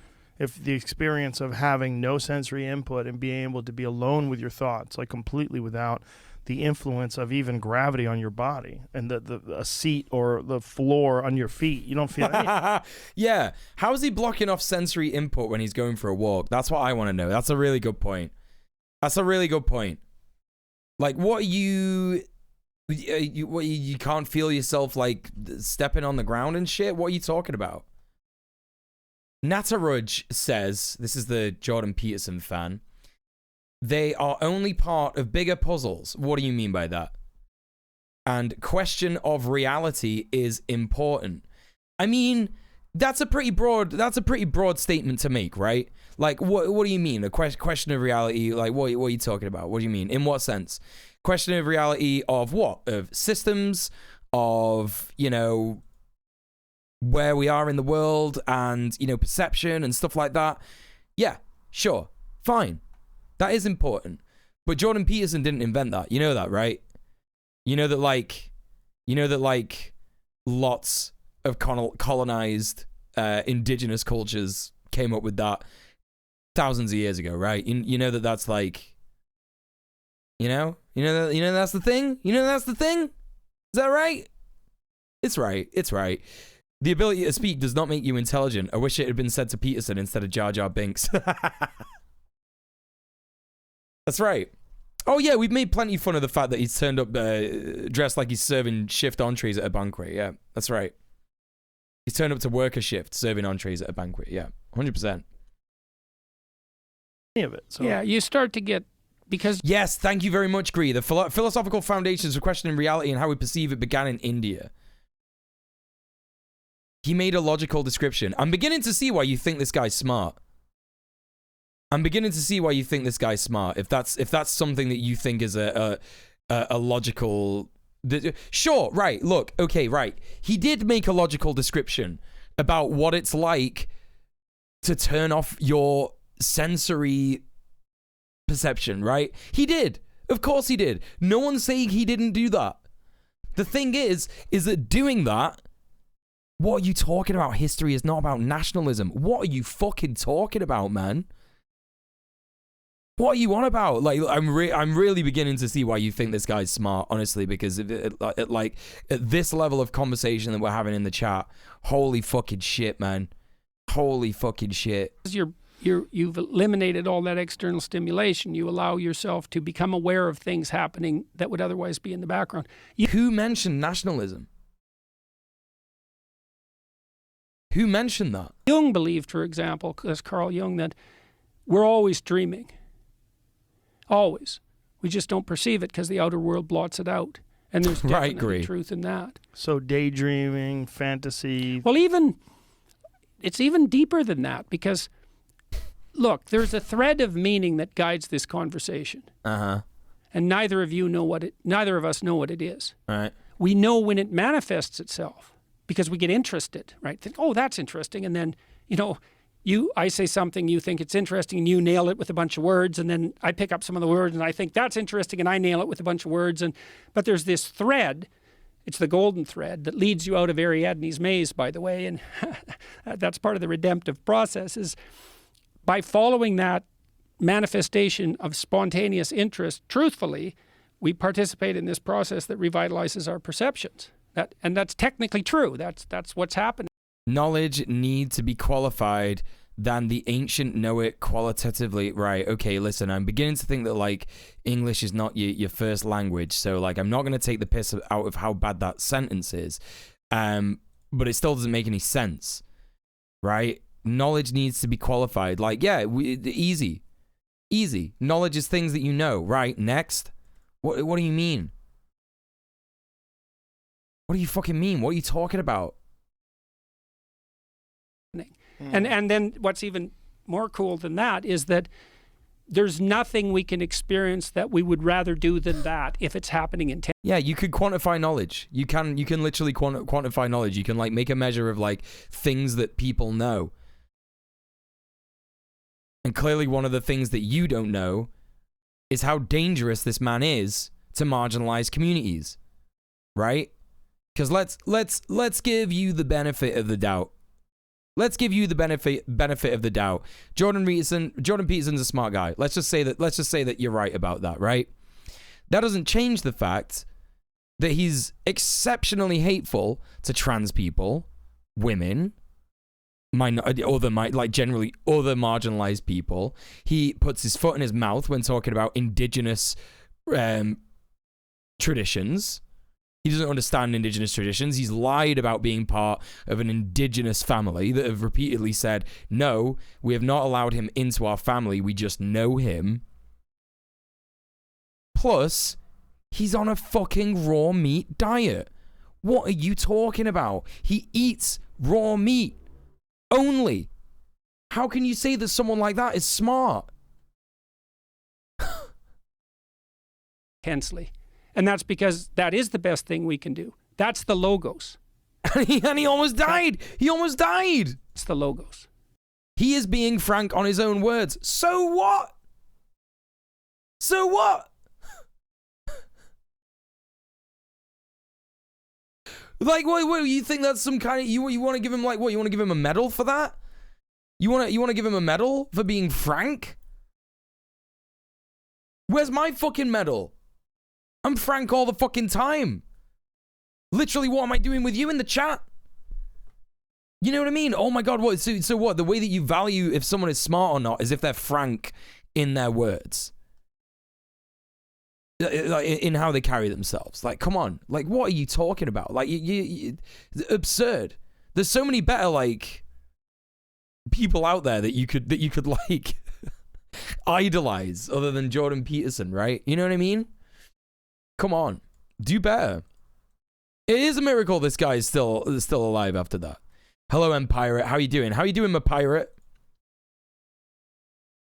djmuel sincerely, stupid is good. Actually, it is. That's right. Stupid is good. Hello, Crimson. How you doing? Peterson is the hero of the boomers. He is. That's right. That's how it works. Maybe tin. Give him some tin. When you have done, by definition, when you have done sensory deprivation experiences, how many have you ever done? Is it about 6? 6 of them? Yeah. Recent? No, it's been. Famalama, absolutely smashing it, right? My mother is very frank and straightforward with her words. She is not an intelligent woman in the slightest. She's currently part of an MLM, right? Thank you very much. That is the whole point of being a social commentator. Yeah, but he's not a social commentator, is he? He's a clinical psychologist. He's a self-help guru, a clinical psychologist. He's not a social commentator. 10 years, probably. Do you think you would benefit from that? It would depend on how I did it. I mean, even conceivably. Just, why haven't you tried to incorporate that into your life? I have other things I do that are probably partial substitutes for it, or reasonable substitute. I do Kundalini yoga in the morning. Oh, do you? With my wife. I have for 20 years. Not every day, but I'd say... He sounds more and more like... Excuse me. He sounds more and more like Kermit every time he gets pressed. Every time he's getting pressed on something that he clearly knows nothing about, like now, he sounds more and more like Kermit. It's his defense mechanism. He goes into baby Kermit mode. That's right. All are about opinion. Yeah, quality chat contribution. Thank you, mate. Thank you. Appreciate that. Quality chat interaction. Thank you. A third of the time, and often for months on end. And I've learned what that means. So, you know, when you do those yoga poses, that's not yoga. That's training for you. So, here's the thing. Kundalini yoga, I thought Kundalini was just meditation. Is that all right? Kundalini meditation. It's part of Kundalini yoga. Okay, fair enough. All right, just wanted to fact check that. Yoga. It's like, imagine that you go to a dance studio and they teach you moves. That's not dancing. Dancing is what you do on the stage. Holy shit, how do I pronounce your name in chat? Klaj, WDHKJD? I'm just going to call you Klaj, is that all right? Maybe he likes Kermit. I mean, who doesn't? That's true, that's a fair point. Yeah, it's a fair point. After you've written your jokes. And yoga is what you do with your body after you've mastered the pose. You slammed your keyboard, right? So you're a bottom. That's fair enough. That's fair enough. We got a lot of bottoms in the chat. You'll feel at home here. Because it's all spontaneous. And so when my wife and I do Kundalini yoga in the morning, it's a series of flexion exercises and breathing. But mostly what it is, so maybe one is rotation of the head. Like that. And then, but you're paying attention. I don't think that's Kundalini. I think that's just normal. I think that's just normal yoga. Like, well, where you say normal yoga, like, you know, obviously it comes from India, right? So there's like a bunch of different, like, types of yoga, right? But I don't know if that's, like, specifically Kundalini. It's just like, well, you just, like, roll your head, stretch your head, you know? Everyone makes fun of bottoms until there's none available. Listen, that's never going to happen in Manchester. That's for sure. Attention. It's like, okay, oh, my back hurts there. Okay, I'll move my head back and forth a little bit. Relax. Move my head. Relax. Okay, it doesn't hurt anymore. Oh, that hurts. Oh, gotta explore there. Do they do they really? Do they really sit there? Does he and his wife really sit there like, oh, that hurts. Oh, that hurts. Oh, God. Oh no. Whoa. Ah. Is that really what they do? Let that go. Let that go. And you go through your whole body. It's like, oh, I'm cramped there. Oh, that hurts. And what's so cool, it's like massage. You know, if you're hurting. No, it's not, dude. You've never done yoga. And someone massages that, the pain goes away. What the hell's going on there? Right. Facilitation of circulation. What's he trying to say? What's he trying to say with this? Jordan's on a journey right now, I think, gang. I think he is struggling with a lot of stuff. He's definitely struggling with gender. That's for sure. Whatever's going on, it's very gender. You know what I mean? Very weird. Not weird, normal, but like he's being weird about it. He's being weird about it. For sure. That was the main conclusion that me and Sophie came to this weekend. We were like, yeah, he's gender. He's getting very gender. Whatever that means to you, he's getting very gender. Of toxins from that locale, but also the drawing of your reparative attention to that.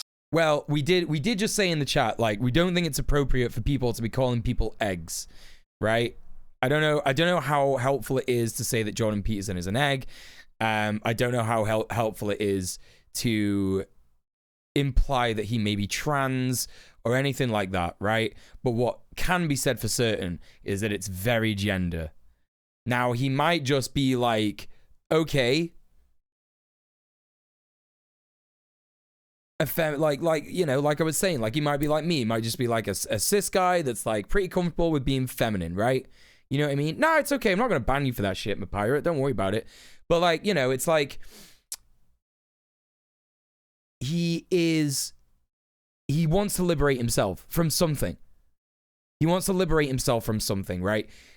Men's liberation is like an important part of feminism, yeah, because it liberates men from toxic behaviors surrounding masculinity, yeah, which causes them to be better men and bother women less, okay? So it seems that Jordan Peterson that's one of the things that always struck me about him, right? Petey boy. He outspoken misogynist, right? Incredibly outspoken misogynist. But he doesn't seem like the kind of guy to be like that, right? You know what I mean? He's not like Rogan. He's not like a roided up gym bro. You know what I mean? He's not crass in the way he talks about women. He talks about women in a very matter-of-fact way, you know, in his clinical sort of psychologist manner, right? he's kind of like a nerd. He's like a misogynist nerd, right? That's like most incels. Yeah, they're all fucking nerds, right? So when it comes to why he's doing that, of course it's a grift. We know it's a grift. But it seems to be that he's doing that to be with the cool gang, right? You know what I mean? You all know that one nerd that used to hang around the other guys who were like horrific at school, and he would do it for protection, right? It's like a normal, natural thing. These guys go around bullying people all the time for being gay or whatever, right? Or doing gay shit or like, you know, girly shit. And so this guy pretends to be a disgusting piece of shit because he's like, well, I won't get beaten up for it if I'm hanging out with the cool guys, right? You know what I mean? Yes, he should want to liberate himself from the pressures to be more masculine. 100%. And that's kind of what I mean by this. It seems like he's going through a thing of, I kind of like, you know, understand that there's nothing wrong with being feminine as a man, but I don't want to say it out loud because his fucking audience would implode on the spot, right? You know? He's dug himself into a grave. He's dug himself into a grave with this shit. Yeah, he's extremely focused on gender. He's extremely focused on it. It was Pankhurst that said we need to liberate one half of the population to save the other half. Oh, yeah. She also said a lot of terrible things, but that in particular is true, yeah. Yes, correct, Sorky. Yeah, Rogan's a dipshit jock misogynist. Peterson's like a wallflower. Yeah, 100%. It's been Peterson all this time. There's something wrong with his life, being an academic he sought. The solution is intellectualization. He went to do philosophy, right? Yeah, doing some existential thought and stuff like that. The lack of training, he latched onto threads of philosophy. Yeah, absolutely, dude. I think you're spot on with that. That's actually the sort of thing psychedelics could lead on to if one has the will. Right, absolutely. To actual philosophers, he makes no sense, has no logic, he has no strong foundations, he's a mix of multiple philosophies. He's not fundamentally understanding because he's somewhat charismatic. People lap this shit up. Yeah, you're right. 100%.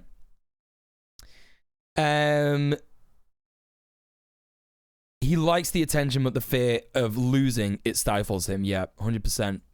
Spot. Well, yoga's like that. It's like, oh, I'm out of alignment there. Oh, I'm out of alignment there. And so what you're doing, and this is akin to stacking the chakras, which is the same as a musical experience, is it's the same as a musical get that process of optimal self-revelation right. You have to be aligned.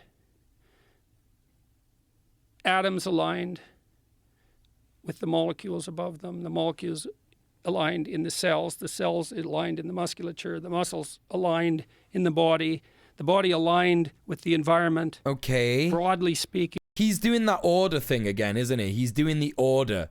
It's like, yeah, you got to be in order. You got to get your room in order. You got to get your body in order. It's got to be perfectly aligned all the time. However, the very nature of cells and atoms and muscles are incredibly chaotic. And he hates chaotic because women are chaos, right? So he's like, no, Kundalini yoga is great because it's teaching me to be ordered. I'm ordering my body, you know? All stacked up. That's the cosmic tree, by the way. That's the tree the shaman climb up and down in the psychedelic experience. That cosmic tree that you met. Why the fuck? What are you on about, man? It's levels of being. We can climb that with our consciousness. We do it all the time. You know, if you're writing a book, you concentrate on the word or the paragraph or the whole chapter. You know, Nataruj says, people always love charismatic figures. Do you get it yet? Do you get it? Do you get it yet? You just said it yourself. People love charismatic figures. Which is funny because he's not even that charismatic.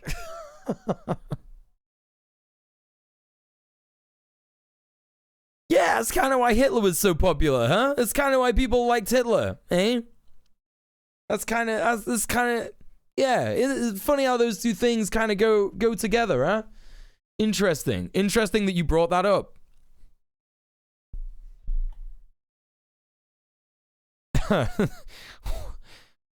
Watching JP is like this.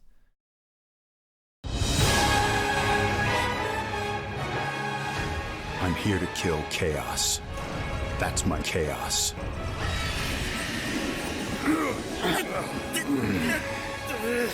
Looks like chaos has been waiting for chaos. Chaos. That's right. I only know one thing. That's right. You're right. It's kind of like that. Love how he showed that he understands indigenous cultures through stereotypes only. Yeah, that's right. Yes, yeah, you're right, my pirate. It's like Orientalism. Prominent, it's very prominent in psychology, right? Yeah, 100%. You know, and when we're conversing, I could concentrate on each word or the phrase or the sentence or the context, or I could look around the room, up and down these levels of analysis. Hey, Breakenberry, what's going on? Get your body psychophysiologically Bo Bogan and Beffrey aligned. Limpson, that's So right. Communication between all those levels isn't interfered with. Someone understands my comedy. Someone gets it, gang. Look at that. Look at that. It is very funny that I wrote their names like that, isn't it? It's very funny that I did that. Thank you. I appreciate you. Unnecessarily. And then that opens you up in some sense to thank you. the possibility of speech emanating from the depths. That would be one way of thinking about it. It's not what One of the things that psychophysiology people means. who do Kundalini talk about is that they are able to achieve psychedelic states, and psychedelic states that ordinarily are achieved through Save it for Twitter. I don't even do that on my main account anymore. drugs. I have many friends who have done Kundalini, and for whatever reason I never have, but they have said that through it, with long-term commitment to practice, they can achieve these bizarre states where they have hallucinations. Okay, this is actually true. I've done this. This is actually true. Joe Rogan is right. This is correct. Don't know if it's because I've done drugs before that or whatever reason. I don't really think that like drugs work like that or whatever, but I've absolutely, during periods of sobriety, meditated for months at a time and experienced psychedelic hallucinations while meditating. It's pretty fucking cool. Joe Rogan's right. Joe Rogan's been right about a lot of stuff in this podcast so far. Very interesting. If you're just joining us at this point in the podcast, it appears like Joe Rogan is a socialist at the moment, but he will not call himself that. And he still thinks communism is bad. So that's kind of where Joe Rogan's at right now. Interesting. Have you ever had that? No, but what I would say is that this process of alignment that's makes right, Carpe, everything into the equivalent of a psychedelic experience, like everything. No. Because part of the manifestation of the he's already displayed that he doesn't understand psychedelic experiences. Come on. Truth is a consequence of the alignment. Hey, Nico girl, what's going on? It's like that's what we mean when we talk about someone having integrity or being authentic. It's like they're the same all the way down. And not only that, they're where they are completely. So not only are they aligned internally, they're aligned with everything that's happening around them. And you know this perfectly well. You're a master at it, because otherwise you wouldn't be where you are. The fact that... So it's the climate. Yeah, because the climate is everything, right? Yeah. You can focus your attention almost completely on the current conversation means that the conversation becomes deep. And that's obviously manifesting itself. Ableism right there. As an ADHD sufferer, gotta say, if you're saying to me that I can't have deep conversations because sometimes I lose track of what people are saying, get fucked, bro. Shut the fuck up, you piece of shit. I can't control that. Oh my God. Self in a psychedelic way in your existence. It's like, what the hell, Joe? Like you're, who the hell are you? You started this podcast just talking to people, zero production value. You don't edit it. You talk to people for 3 hours. Well, what kind of stupid business model is that? That's insane. Yeah, and look what's happened. Yeah. Wait, what? What is he talking about now? Conversation means that the conversation becomes deep. And that's obviously manifesting itself in a psychedelic way in your existence. It's like, what the hell, Joe? Like you're, you know, who the hell are you? You started this podcast just talking to people, zero production value. You don't edit it. You talk to people for 3 hours. Well, what kind of stupid business model is that? What's going on? What's happening? Why does he say that? Why does he say that? What's he talking about? That's insane. Yeah, and look what's happened. Yeah. Okay, he's trying to say, oh, look, you did very, yeah, I had to take it back. I had to roll it back, Shafiq. Yeah, okay, so he's trying to give Rogan a compliment. He's trying to say, like, but it didn't make any sense. He's trying to say that because Joe Rogan did psychedelics, that's why he did a podcast where you don't have to edit it. You could just like fart it out and put it on the internet and it's fine. There's like little to no production value. And he's saying that people will criticize that, but then look at how good it is. What the fuck? Yeah. Yeah, it's pretty insane. It's completely insane. It's completely, utterly. It's insane for me. It's not me. Like people think I planned this. That's what's hilarious. Yeah. Well, what's so cool about that? I think is that the best late. Nice talking about Joe's podcast. I will drop by later. Got catch other stream. Thank you so much for the 600 bits, Nataruj. Yeah. That's okay. Thank you for the money. I appreciate that. Maybe just like, I don't know. Maybe just like don't worship guys like this. I don't know if that came across right when you were in the chat, but thank you for the money. I appreciate that. See you later. What the fuck? Hello, my old chum. Thank you for the follow.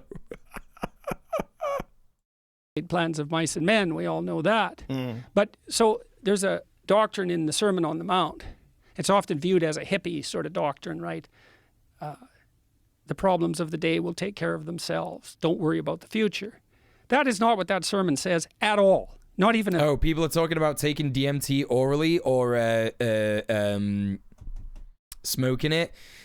Yeah, you can only take you can only take DMT orally if you have an inhibitor with it. You have to have a certain kind of inhibitor with it that stops your brain from your enzymes from destroying it straight away. And I can't remember what it's called. I think it's called an MAIO or something. But yeah, I don't feel that way at all. Like, I don't think anybody sits there and actually thinks that Joe Rogan planned this shit. I don't think anybody's under that impression that Joe Rogan was like, I'm going to be incredibly irresponsible and platform some people who are white supremacists on DMT. You know what I mean? A bit. Not a bit. It says, align yourself firmly with what is the highest. So that's what you're committed to. So what is the highest? Well, we can argue about that, but we don't have to argue that much. Beauty, okay. Yes. Truth, sure. Why not? Courage, yeah, that's a good one. How about love? What's love? He sounds like he's speaking so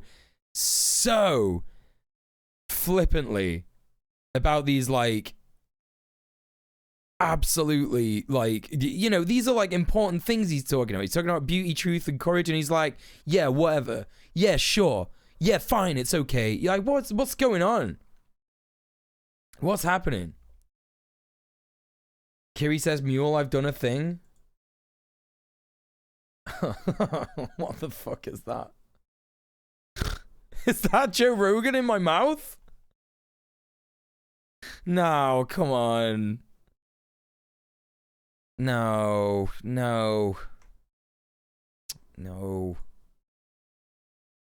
I've watched this for 30 minutes and I still can't tell what the fundamental position of Peterson is in this fucking conversation. That's the thing.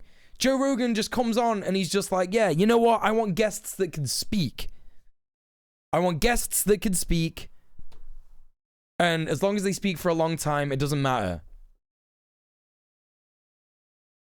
Who's Jonathan Holmes? Who's that again? We were speaking about him like last week, right? If he says Logos again, I'm going to take my toga off and strangle him.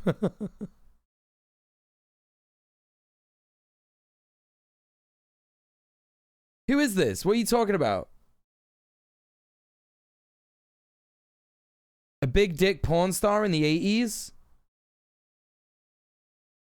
Kiri, what are you fucking smoking, babe? The desire that everything will I don't eat beef. You're right. I don't eat beef. Flourish, rather than the desire that everything will suffer. So you aim at that. Aim at the highest good you can conceive of. So we'll call that. Yeah, just be mindful of making jokes about like strangling people and stuff like that. Like that's obviously like a joke, but we don't have any joking things about violence in the chat in this channel. We don't have any we don't have any calls for violence or anything like that. We've got to adhere to Twitch terms of service. That's that on that, basically. That God, because we got to call it something, and it's the integration of all things good. That's by no, it's okay. Like what you put there is like obviously a joke. Don't worry about it. It's fine. That's why I wasn't too bothered about it. But it's like, yeah, you understand. You understand.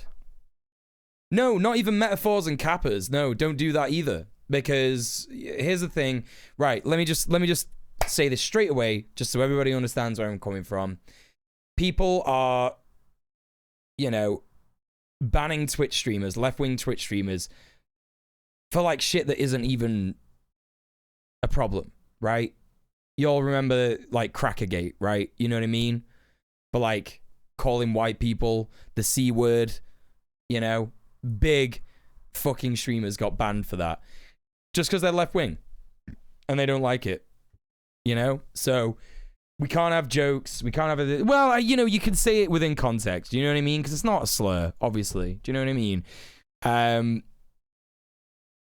But yeah, it's like, yeah, they're just gonna ban me for whatever reason they want. So if you're in my chat and you're making a lot of jokes about like redacted and stuff like that, like I want to do redacted, they're on my list of redacted, shit like that, I will literally have to ban you because I'm gonna end up getting banned, right? So that's what that's about.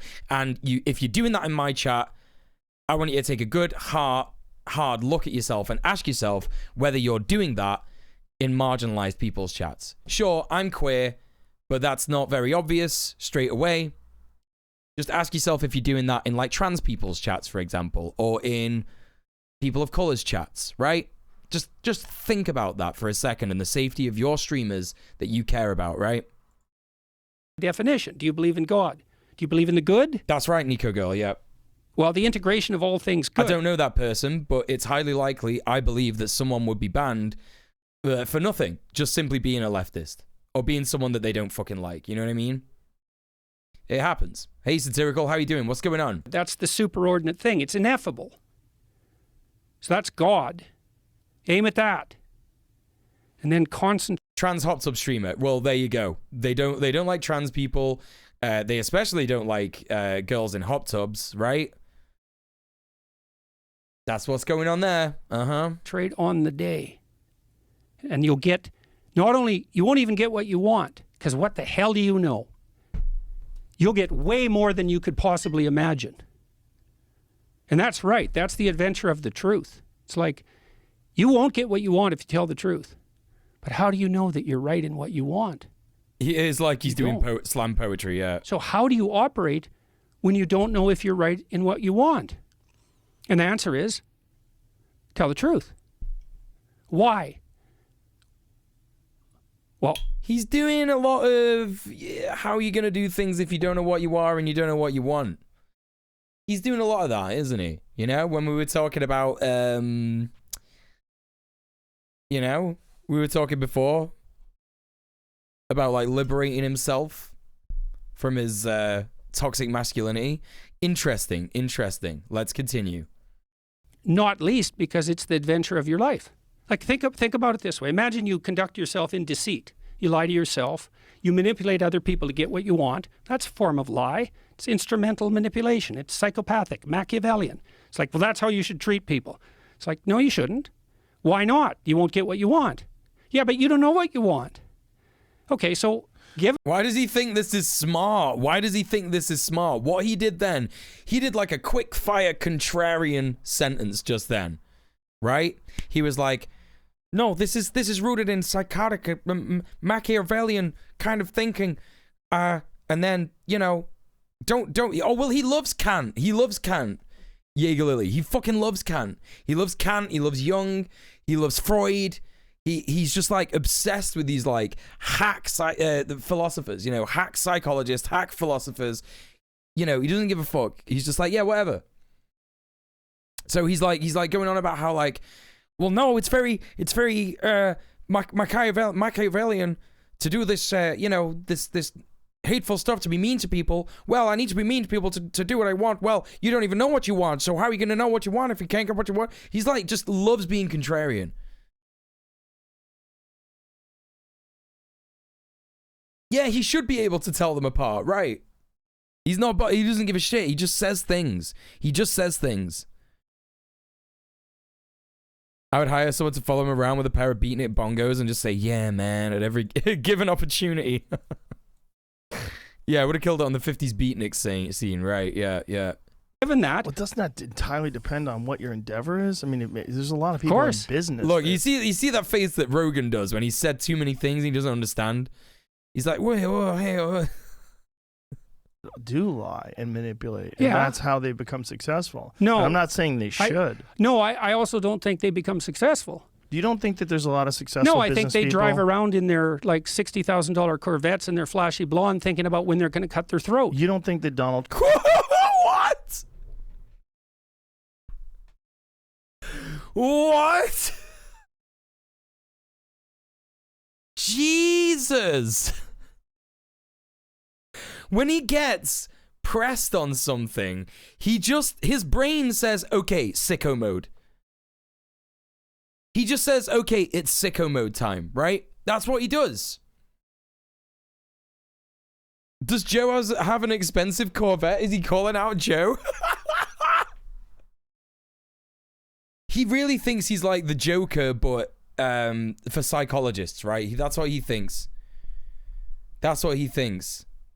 God damn it. That was so wild. You don't think he's engaged in deception? You don't think I didn't say that people don't engage in deception. I said that they do not become successful by engaging in deception. Yes, they do. Yes, they do. There's multiple people who do that. What are you fucking talking about, you hack? That doesn't mean they don't make a lot of money. There's a Joe Rogan literally knows. He literally knows. A long history of businessmen who are total sociopaths who've achieved immense wealth. No. No? What? No. You don't Psychopathy, think so? no. He's just like, no. No, I wouldn't say I think that. Okay, what about I know it's oil wrong. sheiks that have had slaves and have treated people like total garbage, had people assassinated for criticizing them, heads of state of these bizarre countries. Counter argument, no. No. Hey Val, how you doing? What's going on? Yeah, we got 2 more hours left of this. That's right. Where you do have these oligarchs that are running the military and they're in charge of massive amounts of currency. Oh, you mean like the USA, Joe? You mean like the USA? Is that what you're alluding to here? Are you talking about the USA? I know you said sheiks. I know you said sheiks before, implying that only brown people are bad. But like, you know, you just described something that sounds like very much like the USA. Yeah, well, that's the postmodern question, in some sense, in a small way. But dictators. Yeah, I know. Look, I'm listening, man. So don't you think that he just Fraser craned him? He just Fraser craned him. And you remember how I was saying about him being like the nerd that tries to befriend the jocks, right? He literally just said, hey, I'm listening, man. I'm listening, man. You know? Dictators, like that, we don't even have to. That's exactly the same shit that nerds do when they've said something that's upset the jocks. Name them. Partly why I'm obsessed with the story of Exodus. But don't you think that there's He just can't stop himself. from mentioning the Bible. He just that's why I love Exodus. I'm obsessed with the story of Exodus. Yeah, we know, dude. Any examples of quote unquote successful dictators today? No. You don't think so? You don't think no, Kim because I Jong-un? don't think they're successful. You don't think Kim Jong-un is a successful dictator? Only if you think that ruling over hell constitutes success. And you might... God damn it. He's like, well, success is, it's subjective. So, you know, it doesn't matter. It doesn't matter. Like, what, do you think Hitler was successful? No. He ruled over hell. I'd say, and this is what Milton Satan did say, better to rule in hell than to serve in heaven. Kim Jong-un. Oh, God. Yes, he's a ruler. What's his... He's just like dropping like Paradise Lost and shit. Like domain. Hell. You're a psychopath, you're successful, you're ruling over hell. I see what you're saying. So not successful in that he does. I hate Joe Rogan so much. He was so close. He was so close to doing the right thing and just saying like, yo, right, listen, JP, you're unequivocally wrong. You're unequivocally wrong. But then because fucking Jordan Peterson is like, actually no, that's not right because they don't have a nice place that they're living over, so they're not good dictators. Do you think dictators are trying to like dictate a utopia? Like, if he claims that success is subjective, then clearly he understands that the dictator themselves will think of themselves as successful, right? You know?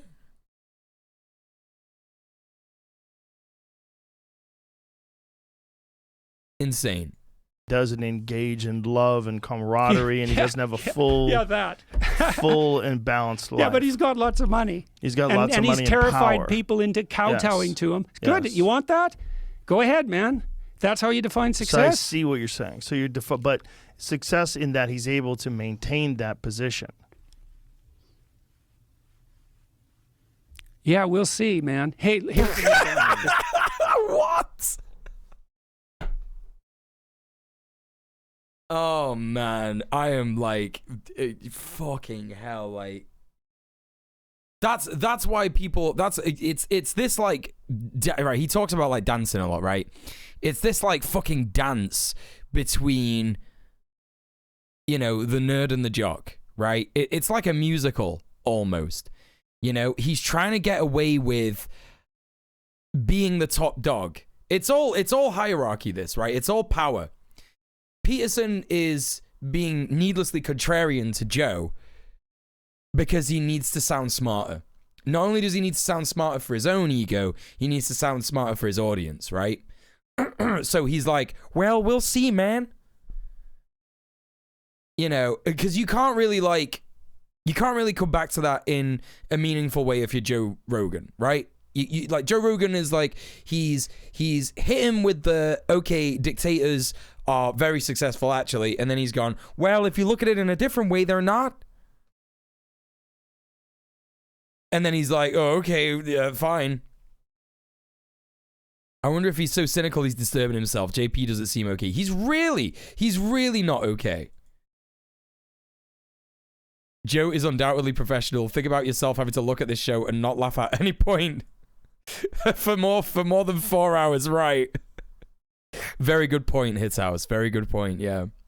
This is a prime example. So our hierarchy is dominance hierarchy. So one of my graduate students, I used the word dominance hierarchy for years. He took me. So weird how he brought up hierarchies immediately after trying to establish the smartness hierarchy with Joe Rogan. Interesting how he did that. To task, former student, brilliant guy, slow to speak, but never says anything he hasn't thought through for like 5 years. So when he talks, I listen. He said, stop using the term dominance hierarchy. It shocked me because it's like a term used in biology everywhere. I said, why? He said, it's full of implicit Marxist suppositions. I thought, okay, I'll think about that for a while.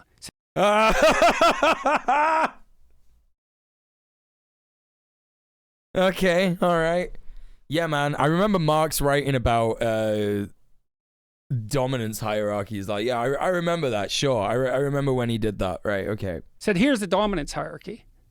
I strip you naked, put a choke chain around you, and lead you around on the floor. It's like, that's dominance. That's not what's happening in most human hierarchies, and you know that because... Fuck off! Yeah, man, the subjugation of the worker is like totally fine because we're not being led around doing puppy play. Yeah, man. Yeah. Kink projection again. Jordan Peterson not only getting very gender, desperate to liberate himself from toxic masculinity, also desperate to liberate himself kink-wise. You have comrades you joke with, you play with. You said that organizations that are functional aren't based on power. What are they based on? Well, not power. So not dominance. It's like, okay, I thought about that for about 2 years. It's like, oh, that's a really fundamental criticism. He thought about it for 2 years! Jordan Peterson went into the mountains. He went into the mountains and he meditated for 2 years about how there is implicit Marxist whatevers, implicit Marxist suppositions in dominance hierarchy, right? The idea of dominance hierarchy, right? Okay, bro, like, nice one. Yeah, how much of that was in a medical coma from meat? Oh yeah, he's gonna be having weird dreams about Joe after the interview. Do I need to repeat read the grandma dream he had? You know? And I didn't realize that implicit Marxist presuppositions had been structuring biological thought. And that's exactly right. And so what the fuck are you talking about? What is he talking about? It's been influencing biological thought? What does he mean? What does he mean? Okay. Okay, this is Jordan Peterson's grandma dream. It's literally a quote from Goodreads. Okay. I dreamed I saw my maternal grandmother sitting by the bank of a swimming pool that was also a river. In real life, she had been a victim of Alzheimer's disease and had regressed before her death to a semi-conscious state. In the dream, as well, she had fuck off! She had lost her capacity for self-control. Her genital region was exposed. Dimly, it had the appearance of a thick mat of hair. She was stroking herself, absent-mindedly. She walked over to me with a handful of pubic hair compacted into something resembling a large artist's paintbrush. She pushed this at my face. I raised my arm several times to deflect her hand. Grandma, no.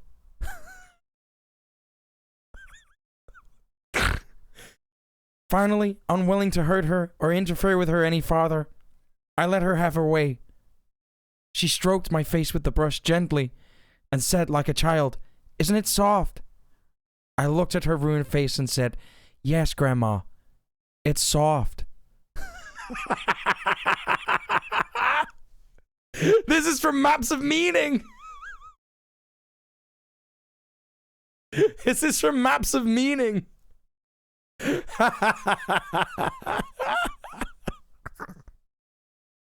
Oh, there you go. That's the Jordan Peterson grandma dream.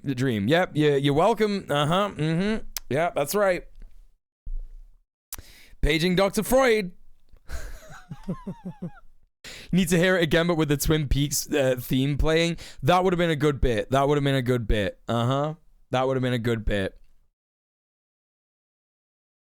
Yeah, you've all got that in your brains now. Beard Princess, welcome to the stream. Shafiq, can I get a shout out for Beard Princess, please? How you doing, friend? Good to see you. My beard is looking sick, isn't it? Yeah, it's looking good. It's feeling good. If you want to see someone with a better beard than me, go see BP. An absolute being. How you doing, friend? Great to see you. All right. You've aged so much. What's the proper hierarchy constituted by? What's not the expression that... I will. I'll put it in post. I'll put it in post when I edit these streams down. Yeah. I will do that. Will to power. That's basically the admission that that satanic forces rule the world. It's the same idea. Well, what rules? Well, satanic forces rule hell, and yes, you can be successful as a hellish ruler. Now, whether you can maintain that, Franz de Waal, world's greatest primatologist, studies chimpanzees. They're tough. Wait, why? He just like flies from topic to topic. He's on about hell, and then he's trying to finish a thought about hell, and then he's like, Franz someone or other, primatologist. Right, so, okay, monkeys in hell. All right, Jordan, I got you, bro. And they're male dominant, unlike bonobos. They're male dominant. So they're... Okay, right, yeah, sure, okay. They're patriarchal hierarchies. Okay, rough, tough chimp. Can pound everybody... Joe Rogan's loving this. Joe Rogan's got the biggest hard on right now. Flat. Maintains the highest power through intimidation. He's got preferential sexual access to the females. He does that by chasing away the subordinates. It's like heaven. He's dominant. What happens to him? One day he has a bad day, and two subordinate males that he hasn't really been attending to and has been harassing quite a lot jump him, and they castrate him, and they tear him to pieces. Oh, he's projecting again. Joe Rogan is the chimp guy. And he's stealing all the pussy from Jordan Peterson. That's what's going on. And one day, when Joe Rogan is not paying attention, he's going to castrate him. He's going to tear him to pieces. That's what's going on. That's what's happening. That's what happens. But it doesn't always happen.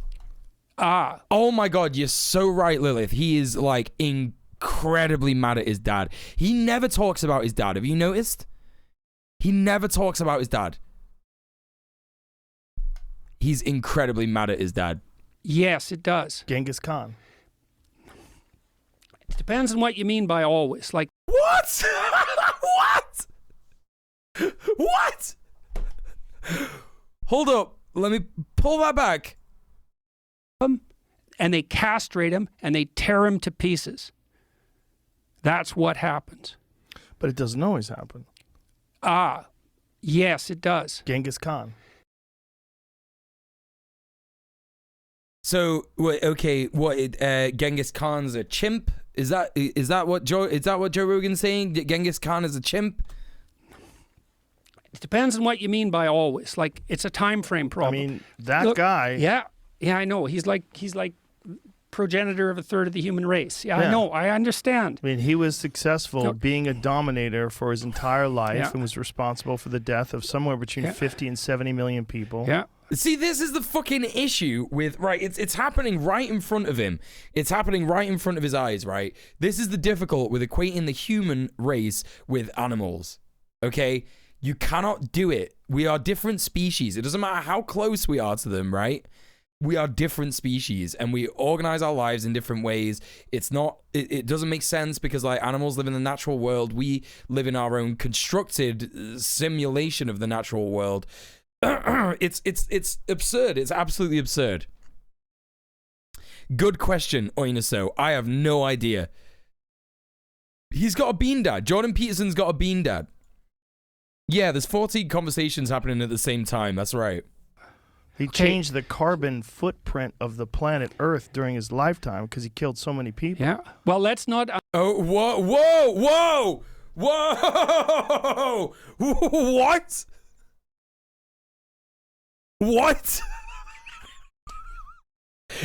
Genghis Khan?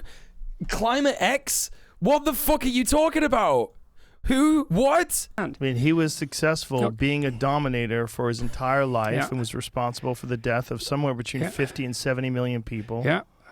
He changed the carbon footprint of the planet Earth during his lifetime because he killed so many people. Yeah. Okay, we're gonna need to see a source for that, Joe. Yeah, yeah, man. The carbon footprint of people in the Middle Ages. Holy shit, that was something that needed to be addressed. You know, before they invented coal, electricity, all that kind of shit, cars. Yeah. Oh man, the carbon footprint. That was a real issue. a real issue. No, they're on about fucking Genghis Khan. Well, let's not underestimate the utility of oppression as a means to ruling hell. We can agree on that. But, I mean, you're asking an absolutely germane question. In the book of Exodus, the Pharaoh is a tyrant. But he's up against God. And the Pharaoh loses. And you might think, well, what does that mean? Well, it's complicated. It's a complicated story. That's why it's been around for like 3,000 years. Mule, weirdly, that was true. The greenest invader in history. Scrub about 700 million tons of carbon from the atmosphere. Sorry, what?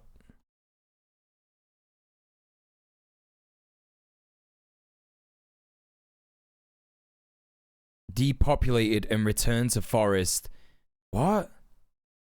Huge waves of cultivated land, depopulated, returned to forest. Nearly 40 million people believed to be killed among the invasions. Let's empire spent 22% of the Earth's surface, resulting in huge cultivated land becoming forests again, absorbing an estimated 700 million tons. The way that Rogan frames that is that, like, he killed a lot of people, so they stopped using fossil fuels, right? That's how he's framing it. Joe Rogan isn't saying, like, yeah, a load of trees grew back. Like, it wasn't even, like, the fundamental fucking idea of, like, even having that kind of a conversation is to sort of, like, assume that it was even a problem at that point in time. Like, what the it's such a meaningless thing. You know what I mean? God damn it. And why it's the fundamental narrative, for example, it was the narrative that black Christians really identified with in the United States, which is something that's really worth thinking about. Huh? The fact that that's the case. Huh? What? 3,000 years. And why it's the fundamental narrative, for example, it was the narrative that black Christians really identified with in the United States, which is something that's really worth thinking about. Whoa. Were black Christians really identified with the Pharaoh who was a tyrant? Specifically in the United States.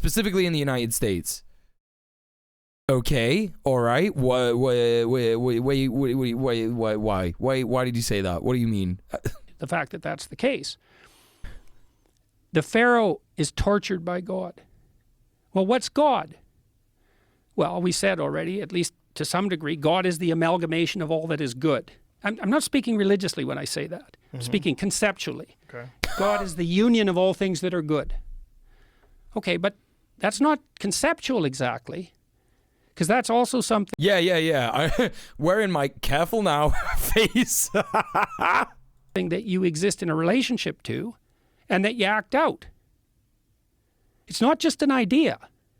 Okay, so God is that spirit that calls to Abraham to have the adventure of his life instead of languishing in his father's tent. We're not gonna hear the conclusion to that. He's dropped that in. It's a non sequitur.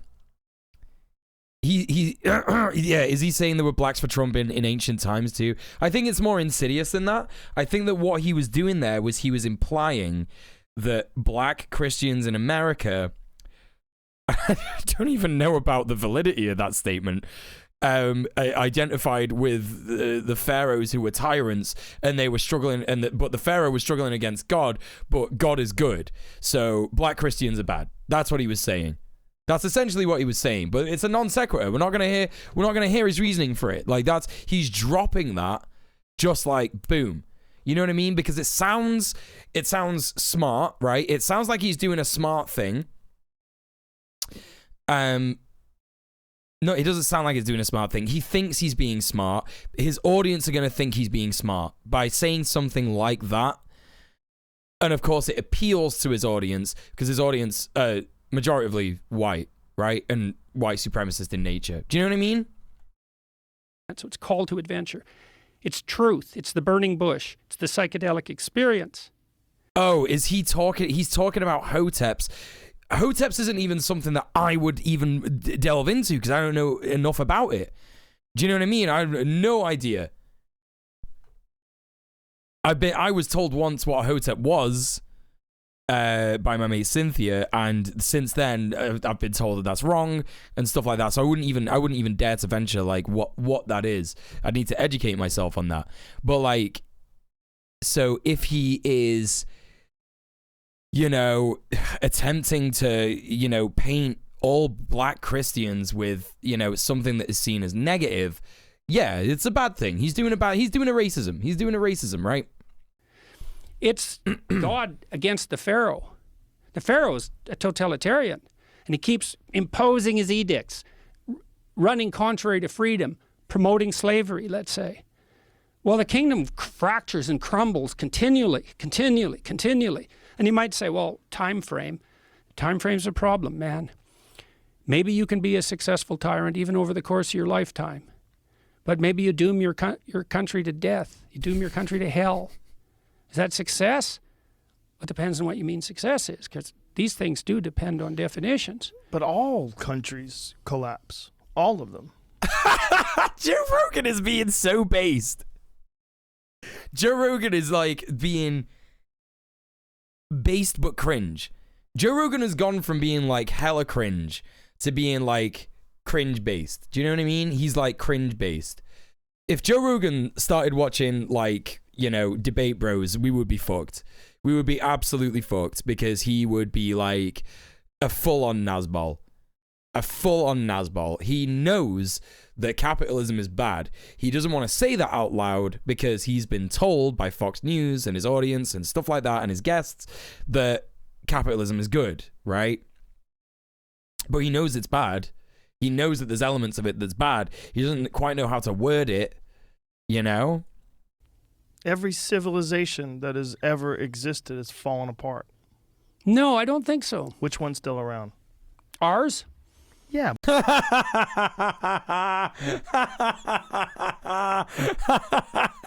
Come on, man. Come on. Really? Okay. Ours is still here. Ours is still, because what do you mean ours? What do you mean ours? He's on about white people. He's on about white people, and he's like, what the fuck you on about? Like, that doesn't answer the question. Yeah, but we haven't been around that long. I don't know. You can trace. We're falling apart right now. You know this, Joe. You can trace the religious experience, the religious revelation, the central religious revelation, back at least 25,000 years. Is he about to say that was only white people that did that? Is he about to say that was only white people and then they came to America? Does he just think that, like, the Bible happened and then white people existed and then, like, went to Europe and then America? Is that what he thinks? Continued transmission. 25,000, really? Sure. All the way back to the Stone Age shaman. For sure. For sure. Is that 100% proven that they were experiencing altered states of consciousness and that they were imparting these lessons in a form of a religion? Where's that come from? 100%'s a lot. Okay. For certain? I think I can only say what I've concluded by looking in as many places I could possibly look, ranging from the theological, through the literary, through history, through the scientific, the biochemical, all of that, trying to stack all that up. So it's multiple, it's called a multi-method, multi-trait construct analysis. The idea is you try, if something's true, it will manifest itself in multiple different places with independent methodologies. So it's like your senses do that. Is this real? Well, I can see it, I can hear it, I can touch it, I can taste it. 5 things say it's real. That's got to be a new alert. That's got to be a new alert. 100%. Yeah, let's have that again. It will manifest itself in multiple different places with independent methodologies. So it's like your senses do that. Is this real? Well, I can see it, I can hear it, I can touch it, I can taste it. 5 things say it's real. Is this cup there, Joe? Yes. Okay, now you said it's real too. Okay, real. Now, is that finally real? No. Come on, man. But that's a different question. It's real enough for the purposes. Same thing here. I think the idea that, like Jack and... Huge hot take. Huge hot take. Cups, not actually real. Not actually real. The beanstalk, the magic beans. He's keeping it real. Climbing up the magic stalk to heaven. That's a shamanic tale. We know some fairy tales are 15,000 years old. That one's 100,000 years old. Is it really? We don't know. Right. It's But that hard. story, like Mircea Eliade wrote a book called Shamanism. He's a great historian of religions. And he looked at the commonality of shamanic experience across multiple cultures. It's very stable. He thought that psychedelic-induced shamanic practices were a corruption of the original tradition. I don't think that's right. Yeah, he's doing the whole thing of like nothing is real. Yeah. Yeah, it's all just conjecture, yeah. I mean, it says here it could be 5,000 years old in a story about Sky News.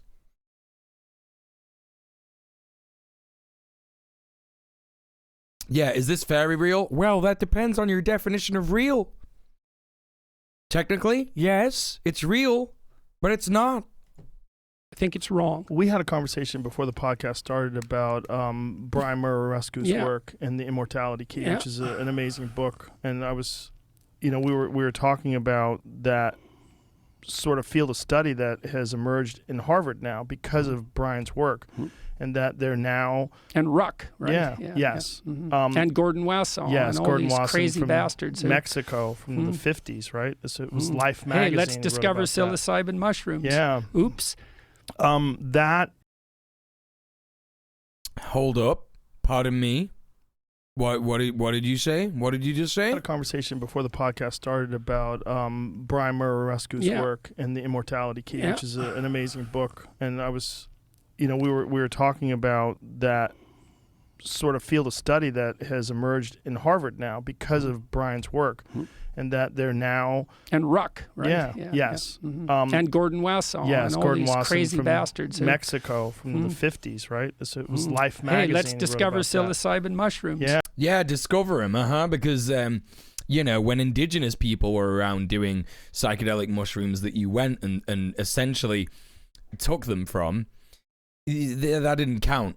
That didn't count that they had them, that they had discovered them. No, when a white guy discovered them, that's the only time that it's valid. That's the only time that it's valid. Okay, all right. Yeah. Oops. That is now being really, it's not fringe anymore. Then what yeah, it still is. It is sort of, but yeah, wait till it's not, man. Yeah, well, it is, right, and that there's a lot of people that still aren't aware, but at least in academia, and at least in Harvard, it's now being pursued. Roland with Griffith's sincerity. work has helped that a lot too. Yeah. The work he's done with psilocybin in the lab, which is like really solid scientifically. Right, he hates postmodernism, but he does a lot of postmodernism. That person who came into the chat before and was like, Peterson is smart, is insane. Absolutely insane. How can you say that someone who criticizes postmodernist thought all the time, but then does postmodernist thinking, is smart? How can you say that? It's because you're not smart. And he's your smart guy. Because he's the not smart guy. For not smart guys, right? That's John Hopkins, right? Yeah. And also, who did the DMT work? Rick Strassman? Yes. Poor Rick. I love that guy. Yeah, he had to stop doing it, really. It's like, uh-oh. Look what's happening. What All do you these mean? people get shot out. Well, he didn't know what to do with it. He's a really traditional biological, psychological researcher. And he said, well, we'll measure people's heart rate and we'll check their psychophysiological responses and, we'll see what this DMT does. It's like Psychophysiological responses. Did he use that correctly then? Or did he use it in the way that he used it before, which was incorrectly? and then all these people came back from the experience and said, hey, I got shot right out of my body and I went into a domain where I met alien beings. It's like, you were dreaming. No, you don't understand. I've dreamt before, and this was not only real, it was the most real thing I've ever experienced. He said, well, that's a Jungian archetype. He said, well, no, it was, you don't get it. It was more real than reality itself. And every single person came back and said that. And so I read The Spirit Molecule, which is a very interesting book. And by the end of it, Strassman is, well, he kind of got shell-shocked like our whole culture did when it discovered LSD. It's like, well, he had to be very careful in his depictions, too, because he can't talk about personal experiences because he wants to be taken seriously as a, If he orders his molecules, I don't expect him to be very scientific with his vocabulary. Yeah, I know. I know. How can you say, like, I'm not even that smart. I'm quite smart, all right? I know some stuff, okay? But even I know that there is a thing in quantum physics where if you try to pinpoint the exact, like, dimensions or location, I think, of an atom or a molecule or whatever it is, it's like the smallest bit of an atom. Like, you can't, because it you know what I mean? There's no order to it. You can't just, like, break it down to be like, there's the beginning. There's the smallest thing ever. When you get to, like, those levels of, like, quantum physics, like, you just don't... Right, is that what it is? The electron, right? Like, you can't measure it because it fucking moves all over the place all the time. It doesn't stop moving, expanding, and shit like that. Like, it's just all over the place, right? Measuring the components of an atom changes the location of the component, right? It's crazy. It's crazy. It's subatomic, right? Yeah, it's subatomic. Yeah. So, like, you can't be sat there saying, like, atoms are order. You order your atoms. They line up together and you're fucking... Like, come on, man. And even I'm a bit of a spiritual weirdo. And I know that Kundalini meditations have nothing to do with that. Nothing to do with that. Right, they exist as a probability cloud. You can know where it is, but not how fast it's going, or you can know how fast it's going, but not know where it is. Right, okay, yeah. So absurd to think that you could, like, order those things, or, like, line them up, you know? So stupid. As an actual researcher. And good for him, because he should be treading lightly in that domain, just like the Johns Hopkins teams does. Yes. They're very careful. It's such a tragedy that you can't talk about it. You know? Well, he's talking about John Hopkins, right? John Hopkins University, I imagine. Is that what he's on about? I thought Peterson was a COVID denier. I thought Jordan Peterson was a COVID denier. Is he not a COVID denier? Does he not say that, like, COVID's, like, not that much of a problem or not that much of a big deal or something?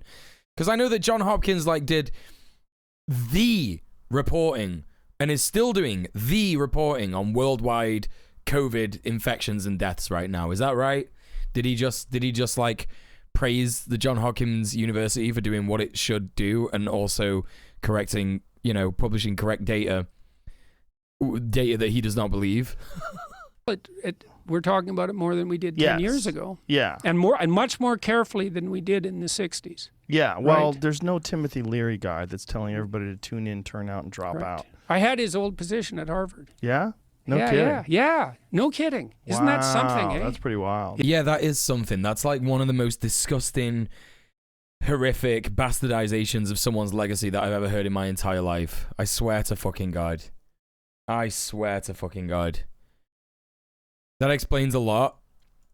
Well, I don't know much about Timothy Leary's politics or anything like that, but turn on, tune in, and drop out, right? Or like tune out, I don't know what it was. But like that shit is pretty fucking cool. You know? Like being in charge of the dropout culture, not in charge, but like being a proponent of the dropout culture in the 60s that literally nearly led to a communist revolution in the 60s, right? That's cool as fuck. And the fact that Jordan Peterson is one of this guy's successors, that's upsetting. That's upsetting. It seems that Peterson is not anti-vax. He's getting a COVID vaccine and anti-vax fans are furious. I was to be vaccinated today. Despite having COVID last May, my antibody levels appeared insufficient to prevent reinfection. Hope Ontario opens up soon. Right, so people are unimpressed. Okay. No longer have trepidation of receiving a vax without proper long-term vetting. Even the best of minds seems to have been somewhat washed. The best of minds seem to have been somewhat washed. God damn it. That Peterson's fans hold opinions such as those above is perhaps unsurprising. The psychologist has garnered controversy for comparing trans activists with Chairman Mao, arguing men have protected women throughout history rather than oppressed them, and advocating enforced monogamy. Yeah. Alright, okay. He's never expressed mistrust in vaccinations or claimed that coronavirus is not real. His politics are part of a right-wing political playbook. I really thought I really thought that he was like anti-vax. He's against mandatory vaccination. Okay, right, that's fair enough. Yeah. Jordan Peterson talks about like Willie Loman. Who the fuck is that? Death of a salesman. 63 years old, unstable, insecure, and self-deluded. Nice. Yeah, that's right. That's good. Yeah, that's for sure. I knew people there that knew him. Yeah, it was really something, I thought. He taught personality at Harvard. He had the same position as me. The whole Kesey thing and the Merry Pranksters, and I just think it was such an upheaval. That's Electric Kool-Aid Acid Test. Man, that's a great book. It was such an upheaval of the current state of culture in the 1960s. It's like the very definition of upheaval. Instead of bringing people along, so many people were opposed to them. Yeah, well, tune in. Yeah. Okay. Turn on. Yeah. Okay. Be better.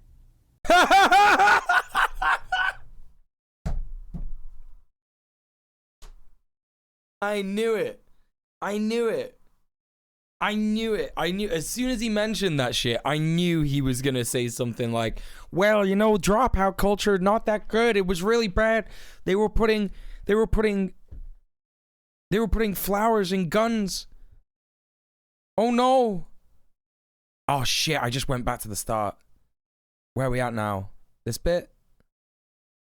I can only say what I've concluded by looking in as many places I could possibly look, ranging from the theological, through the literary, through history, through the scientific. Where were we at? Biochemical, all of that, trying to stack all that up. So it's multiple, it's called a multi-method, multi-trait construct analysis. The idea is if something's true, it will manifest itself in multiple different places with independent methodologies. So it's like your senses do that. Is this? He's on about the cup. Okay, we're way on from this. Study that. Oops. But at least in academia, at least in Harvard, it's now being pursued. Roland with Griffith's sincerity. work has helped that a lot too. Yeah. The work he's done with psilocybin in the lab, which is like really solid scientifically. That's Johns Hopkins, right? Yeah. And also, who did the DMT work? Rick Strassman. Yeah. We are a couple minutes on from this. Very careful. It's. I had his old position at Harvard. Here we go. Pranksters, and I just think. Yeah, well, tune in. Yeah. Okay. Turn on. Yeah. Okay. Be better. Yeah, that would have been better than drop out. Yeah, a lot better. Yeah. A lot better. But that's sorry. Why in the hero's journey. So imagine you're taking psychedelics. It's like you're the hero out there into the unknown to gather new information, to confront the dragon, the terrors of your imagination, to bring back the gold. Confront the dragon of like my insecurity. Okay, bro. To acquire the gold. Yeah. Okay, now what? You got the gold. Right, now what? Share it with the community. Right. When the Hobbit comes back from his great trip, and that's also a retelling of the oldest story we know, the Lord of the Rings and the Hobbit. And Tolkien knew this. I'm not making this up. And he talked to C.S. Lewis a lot, who is a radical and extraordinarily well-informed Christian. All of this is lurking in the background of that. That's why that book had captured the imagination to such a degree. It reintroduces shamanic level religious preconceptions back into popular culture. That's why it has that power. Because how else do you account for it? It has religious significance. That's why everyone read it. It's the definition of religious significance, that it was attractive enough that everyone read. Well, when the Hobbit comes back, it's like all the heroes who come back from that journey share what they have with the community and I don't think that's what happened in Lord of the Rings. I think that might have happened in... Wait, no. No, Bilbo Baggins didn't do that in The Hobbit. He sat on all of his wealth in Bag End, right? He just like had like a big house built or like his house rebuilt or some shit, and like that's why all of his relatives are jealous, because he won't give them any of his money. He's like fundamentally getting the story of The Hobbit wrong. What? Integrated. It's the opposite of dropping out. Have I got that wrong? Timothy Leary let his unformed political preconceptions contaminate the sacredness of his experience, and he warped the entire culture in doing so. And pretty much put an end to psychedelic drug research for like 50 years. Drop out? No. Man up. Get your act together. Get your act together. Because you get an intimation in states like that of, first of all, the fact that things are infinitely more than you could possibly realize, including you. Like, did you know that the word bogan is a Native American slur? I just had a quick Google about that. And no, it's not. So I wonder why you came into my chat and said that. Interesting. Interesting how all of the definitions that I'm finding here are what I thought it was, which is about meat-headed, pig-headed white guys. Interesting how you came in here and said that. It's also Australian slang, you know? Yeah, interesting how you came in my chat and the first thing that you said is that. Wonder why. Really? Like, really? And that's an unbearable in some sense. Don't you think that it was in response to the rigidity of the times, though? That, you know, you're dealing with... No excuse. I'm not saying it's an excuse. But yes, it was. The 1950s were, I mean, and then also dealing with the Korean War and then Vietnam. Yeah. There was so much to oppose from their perspective that society was almost impossibly flawed. I got a good story for that. So I went and met Guy Ritchie when I was in the UK. So that was real fun. Yeah, he's so hospitable. He built these huge barbecues. He's manufacturing these bloody things, same size as your table here. He makes barbecues? Copper top, yeah. Really? Yeah. He wants everybody to gather around a fire so he can be hospitable. So he built a bloody barbecue. Like, it took 7 years to build the prototypes properly. They're worth like $50,000. He's marked. It's such cool, and he's so hospitable. Where do you buy a Guy Ritchie barbecue? From Guy Ritchie. Come on. Yeah, there you go. What? The gentleman. Get the fuck out of here. Yeah, so there's these braziers on both sides. Outdoor grill table is now available. You sit outside in the cold in his tent, and there's cloth around the outside of the table so you can put your knees underneath, and a stove in the middle so it keeps you warm. Yeah, well, that's where we were. So it's a whole structure. Yeah, and then he was roasting these huge steaks in this charcoal brazier and cutting them up and feeding them to us. Wow. And he wanted everybody to gather around the fire. He's such a fucking interesting guy. He's a legitimate Brazilian Jiu-Jitsu black belt. I didn't know that. There's not a lot of them. Do you know that? There's a lot. There's quite a few of them. There's not a lot of them that are like a successful movie producer, director. Well, it's like UFC fighter, like podcast geniuses. He's not like, just a. God, he is just sucking Joe's dick. He is just sucking Joe's dick all the way through this, but like also like. Fucking prodding him a little bit. It's so weird what's going on here. A Brazilian Jiu-Jitsu black belt. He's a black belt under Renzo Gracie. It's like one of the most esteemed schools in the world. It's like the lineage is like from the original source of Brazilian Jiu-Jitsu. I mean, he's from the Gracie family. Right. It's a very respected black belt. You know, his characters in the movies, they ad-lib that dialogue. What? Absolutely. I talked to Matthew McConaughey about this first. He said, Ritchie, and then I asked Guy Ritchie about it. I said, he sets up the scenes and he has the story in mind, and then he pays real attention to the context and he lets the actors ad-lib. That makes sense because it seems so organic. No kidding, and the dialogue's so sharp and witty and on point. So I watched King Arthur, and it's a chaotic movie. He's trying to do a lot of things at once, and I don't think that technically it's one of his most successful movies, but there's parts of it that are extremely interesting. And so one part is, this is very, very cool. So he's going to say something very uncool. When Arthur first grips the sword, he's blown off it. Now, he can pull it out of the stone because he's the guy. He's the long-lost son of the rightful king. Long lost. You said, well, wasn't everybody opposing the tyranny of the times? He was blown off. He was blown off as soon as he gripped that sword. I've had similar experiences, to be honest. It's like, yeah, welcome to the world, man. Welcome to the world. We're all long-lost sons of the rightful king. And the king's now a tyrant. And don't we have to deal with that? And the answer is, bloody well right we do. So Arthur, who's got his eyes open, and he's born in straitened circumstances and has to grow up street smart, and his friends are all funny and they engage in witty repartee, and I hate this so much. He's a He knows his friends are all funny. Knows the world from the ground up. Grabs the sword, he can pull it out of the stone, but he's blown right off it. He can't wield it because he has visions of his evil uncle, who conspired with feminine forces of chaos and killed his father. Oh, there it is. His evil uncle conspired with feminine forces of evil and killed his dad. Right, that's what it is. It's the women. It's the women that did it. Women, uncontrollably evil. They simply cannot help themselves. Sorry. Murdered his father and his mother. So his uncle is a murderer. His uncle's a murderer. Well, so is your uncle. And so is my uncle. That's our historical guilt that the lefties weaponize all the time. It's like the soil we walk. I'm always weaponizing the fact that Jordan Peterson had an evil uncle. I'm always doing it. I'm in fact always doing it. It's my favorite way to weaponize insults towards Jordan Peterson. He had an evil uncle. Why? How does nobody know this? How does nobody know this? It's the evil uncles.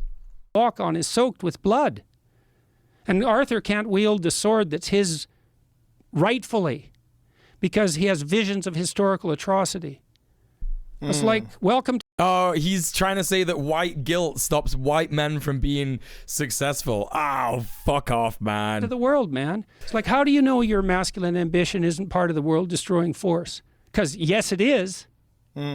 So then why, when I accuse you of racism and so forth, and your white privilege and your masculine privilege, like, why don't you just wander off in a corner and feel terrible and apologize? And the answer...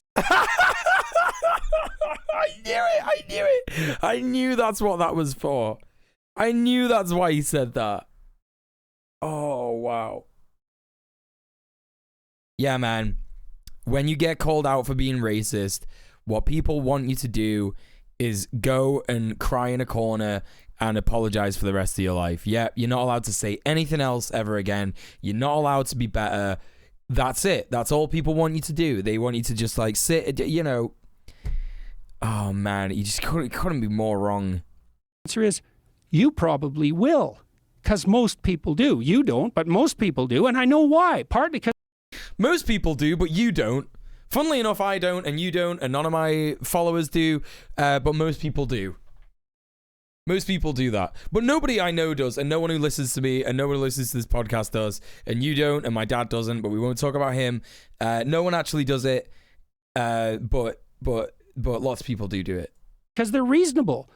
If 30 people come after you and say, you're a racist tyrant, and there's 30 of them, you go home and you think, well, 30 people think I'm a racist tyrant, and like, I got my flaws, man, and I might be a little racist because we all have in-group preferences, and I shoot my mouth off sometimes. And in-group preferences? Fuck, what?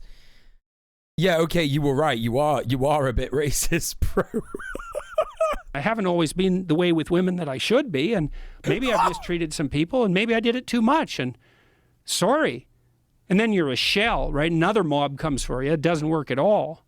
Do you think that this is a factor of this new way of communicating where everyone's communicating all at once? It's not just these small groups of people that you're familiar with. No, dude. That are in your... It always comes back to it, doesn't it?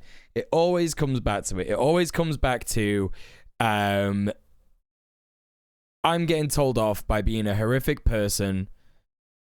I'm getting told off for platforming white supremacists and people with damaging rhetoric.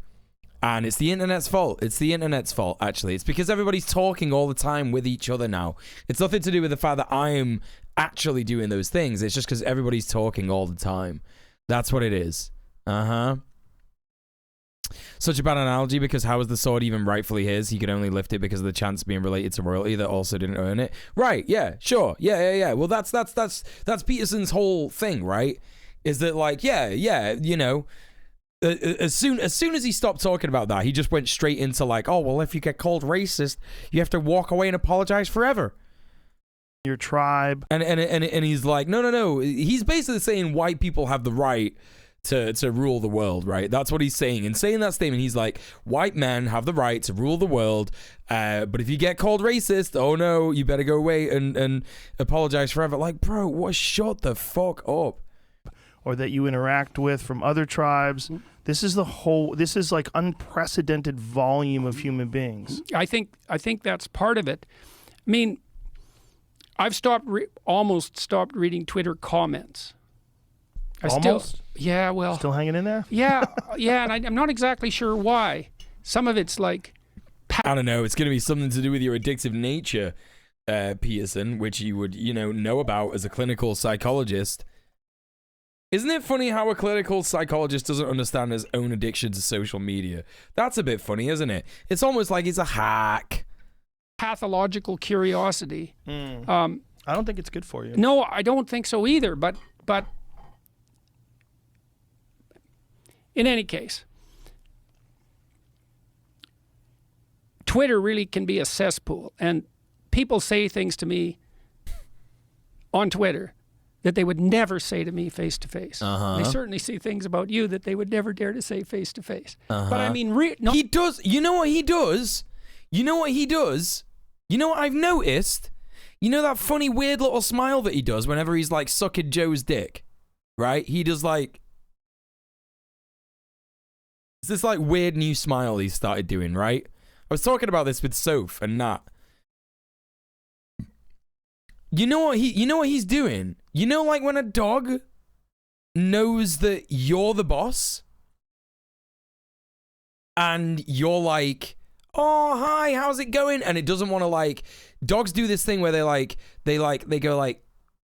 bare their teeth in it. Do you know what I mean? They like go like that and they kind of cower a bit. Do you know what I mean?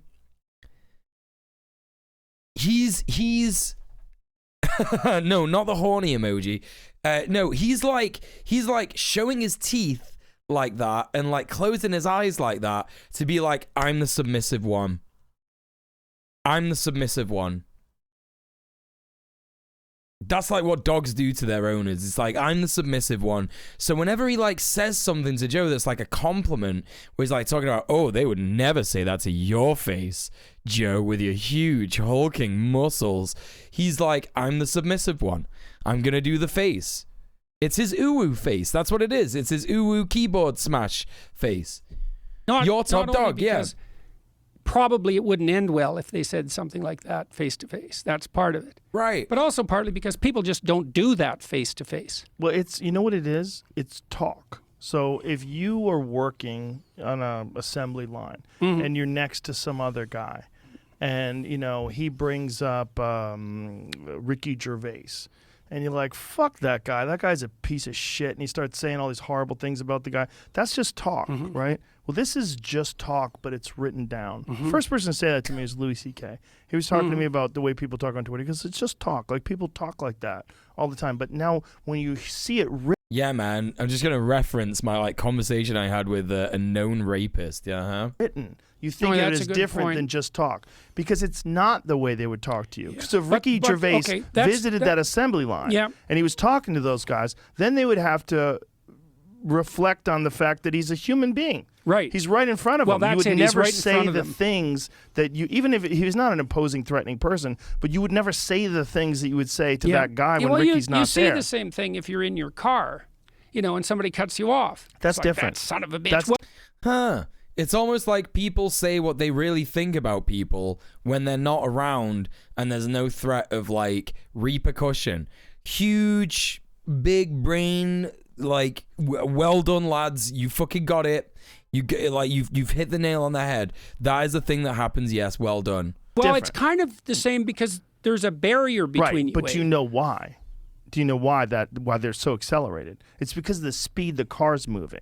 Your reactions have to be very quick. Yeah, so you're in a heightened state. Right. It's a completely different. Like, people always want to say that. Like, no, if people were stationary and they were in cars and they looked over at each other, they would never talk to each other the way they do when they're driving fast. Yeah, that's true. That's It's true, a 'cause there's an emotion- physiological. yeah. It's a That's physiological condition. 'Cause you're because reacting to potential going emergencies. Like this. Yeah. You're going 65 miles an hour. You're like, Yeah. hey, you fucking idiot! Yeah. What are you doing in front of me? It's natural. Yeah. It's natural. Yeah. That's a good And you point. have to learn to manage that, and that's not discussed or talk to people. People say don't get road rage, but they don't just tell you why you're getting road rage. Yeah. A lot of your getting road rage is just your physiological response to the fact that you're going fast and your body's required to make very quick movements. Yeah.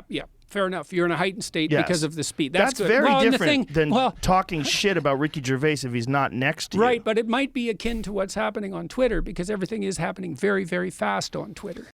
I love the fact that people think that Jordan Peterson is like very smart, because then you cannot deny that Joe Rogan is not that smart, right? You can't deny that. He's not that clever.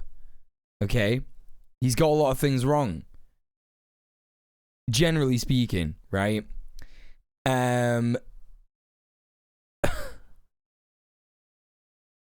Joe Rogan just like pushed back on Jordan Peterson's idea, which is kind of right. He kind of got him with that, and Jordan Peterson was like, "Oh, you know what? Fair enough.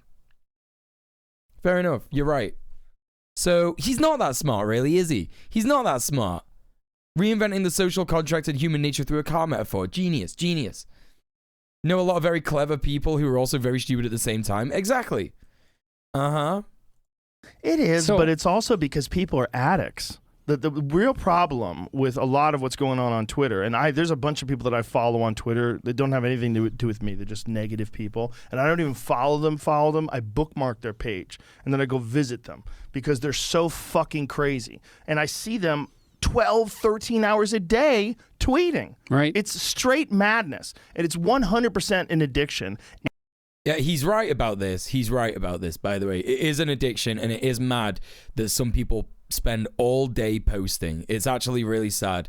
Posting sickness. And the amount of interactions that they have that are negative, the amount of expressions they have that are negative are overwhelming. Right. That is an addiction. It's an outrage addiction. They're addicted to recreational outrage and the response to their recreational outrage. It's constant and consistent. It doesn't vary. They're not learning anything. They're not growing and expanding the way they communicate with people and becoming better human beings. That's and right. More kind human beings. He's They're right. addicted to outrage. Imagine you do get a kick from that sort of spontaneous outrage.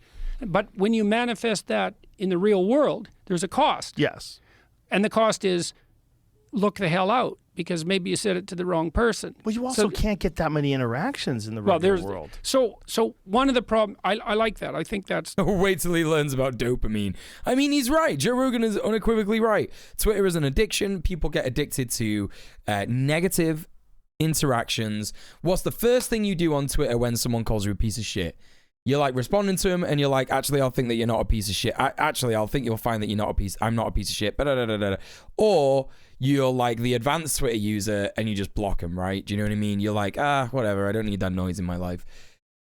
But 9 times out of 10, Twitter is designed, it's the 280 characters thing, right? It's the 280 characters. You have 280 characters to say your piece, to put it all down, and then someone will, like clockwork, be like, funny how you didn't mention that. And it's like, yeah, of course I didn't. It's the 280 fucking character limit. What do you want me to do, right? And then because of that, you have to like reinforce the fact that you're like, actually, no, I'm not X because I didn't mention Y.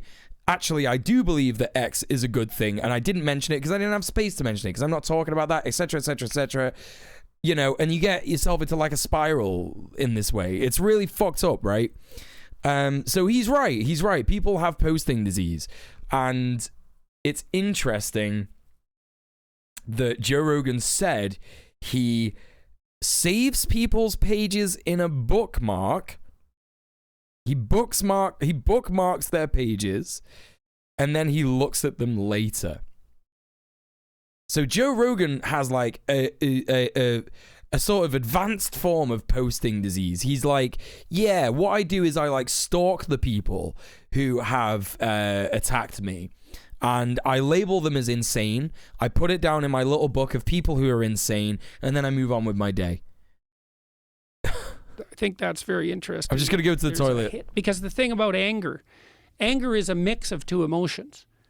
It's negative emotion. Yes. But it's also positive. It's approach. Because if it wasn't, you couldn't fight when you were angry. Well, let's talk about your own comments. When you read your own comments, you could read many comments like, "Thank you, Jordan. That book was really aligned. They helped me." And then one will come in and go, "You transphobic piece of shit. You know, you're responsible for the death of thousands of children who've killed themselves because they can't express their true gender identity." And you'll see that one. And that won't have an effect on you. That's the same as these other people. These other people that are interacting, we are designed to seek out danger. When danger comes our way, we're prepared to react to danger in a much different way than a friendly smile or a casual compliment. Casual compliments and friendly smiles are nice, but danger is something you have to pay attention to. That's the addiction of Twitter. So the kind of comment that you described where someone will say, "I don't agree with your views and you're hurting all these people," those comments don't make me angry.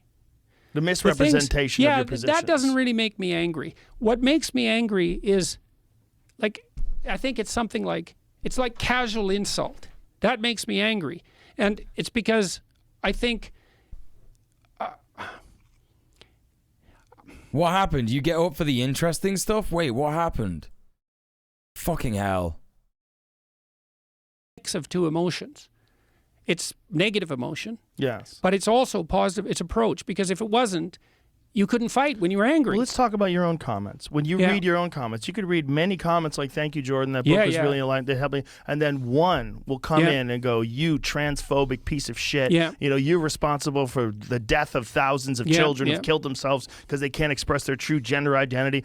And you'll see that one. And that won't have an effect on you. That's the same as these other people. These other people that are interacting, we are designed to seek out danger. When danger comes our way, we're prepared to react to danger in a much different way than a friendly smile or a casual compliment. Casual compliments and friendly smiles are nice, but danger is something you have to pay attention to. That's the addiction of Twitter. So the kind of comment that you described where someone... That's pretty, he's pretty spot on right there.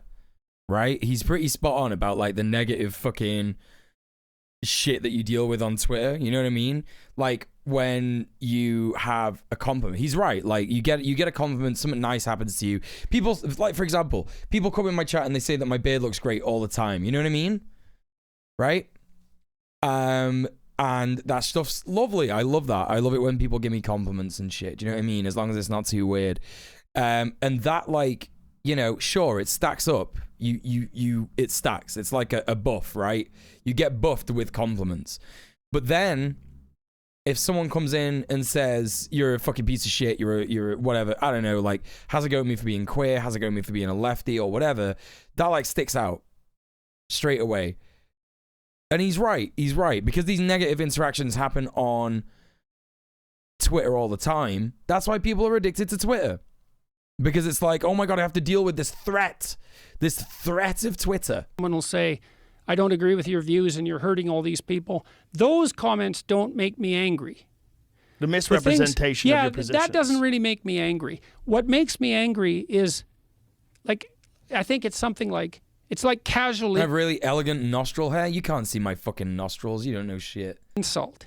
That makes me angry. And it's because I think...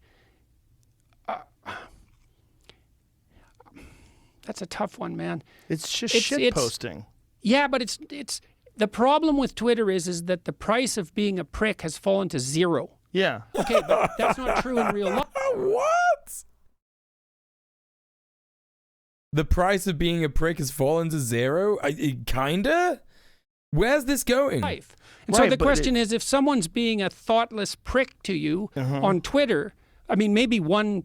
And maybe this is the proper answer. So you mean like you, Jordan? You mean like you're a thoughtless prick? Answers that you should just ignore it. Yes. But the thing is, ignoring psychopathic behavior does not make it go away. Well, it goes away to you. Yeah. That's all that's important, Jordan. You can't control the interactions of the 7.5 billion people on Earth, but you can control how you interface with them. Yep. That's the difference. And if you continue to... Just want to remind people of something that happened.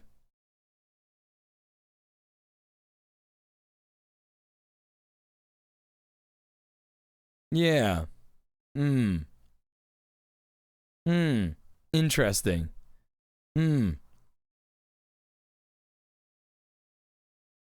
To interface with people who 1 out of 10 is going to say something fucked up to you, and that's going to hurt your day. Hey, bucko. Hurt your feelings. I have friends that will go on Twitter all day long, comics, and they'll read comments about them, and then you'll see them at the club. They'll be a fucking wreck. Yeah, yeah. And I'll be like, hey, bro, stop reading that shit. And I'll tell them. Got another one here. Got another one here.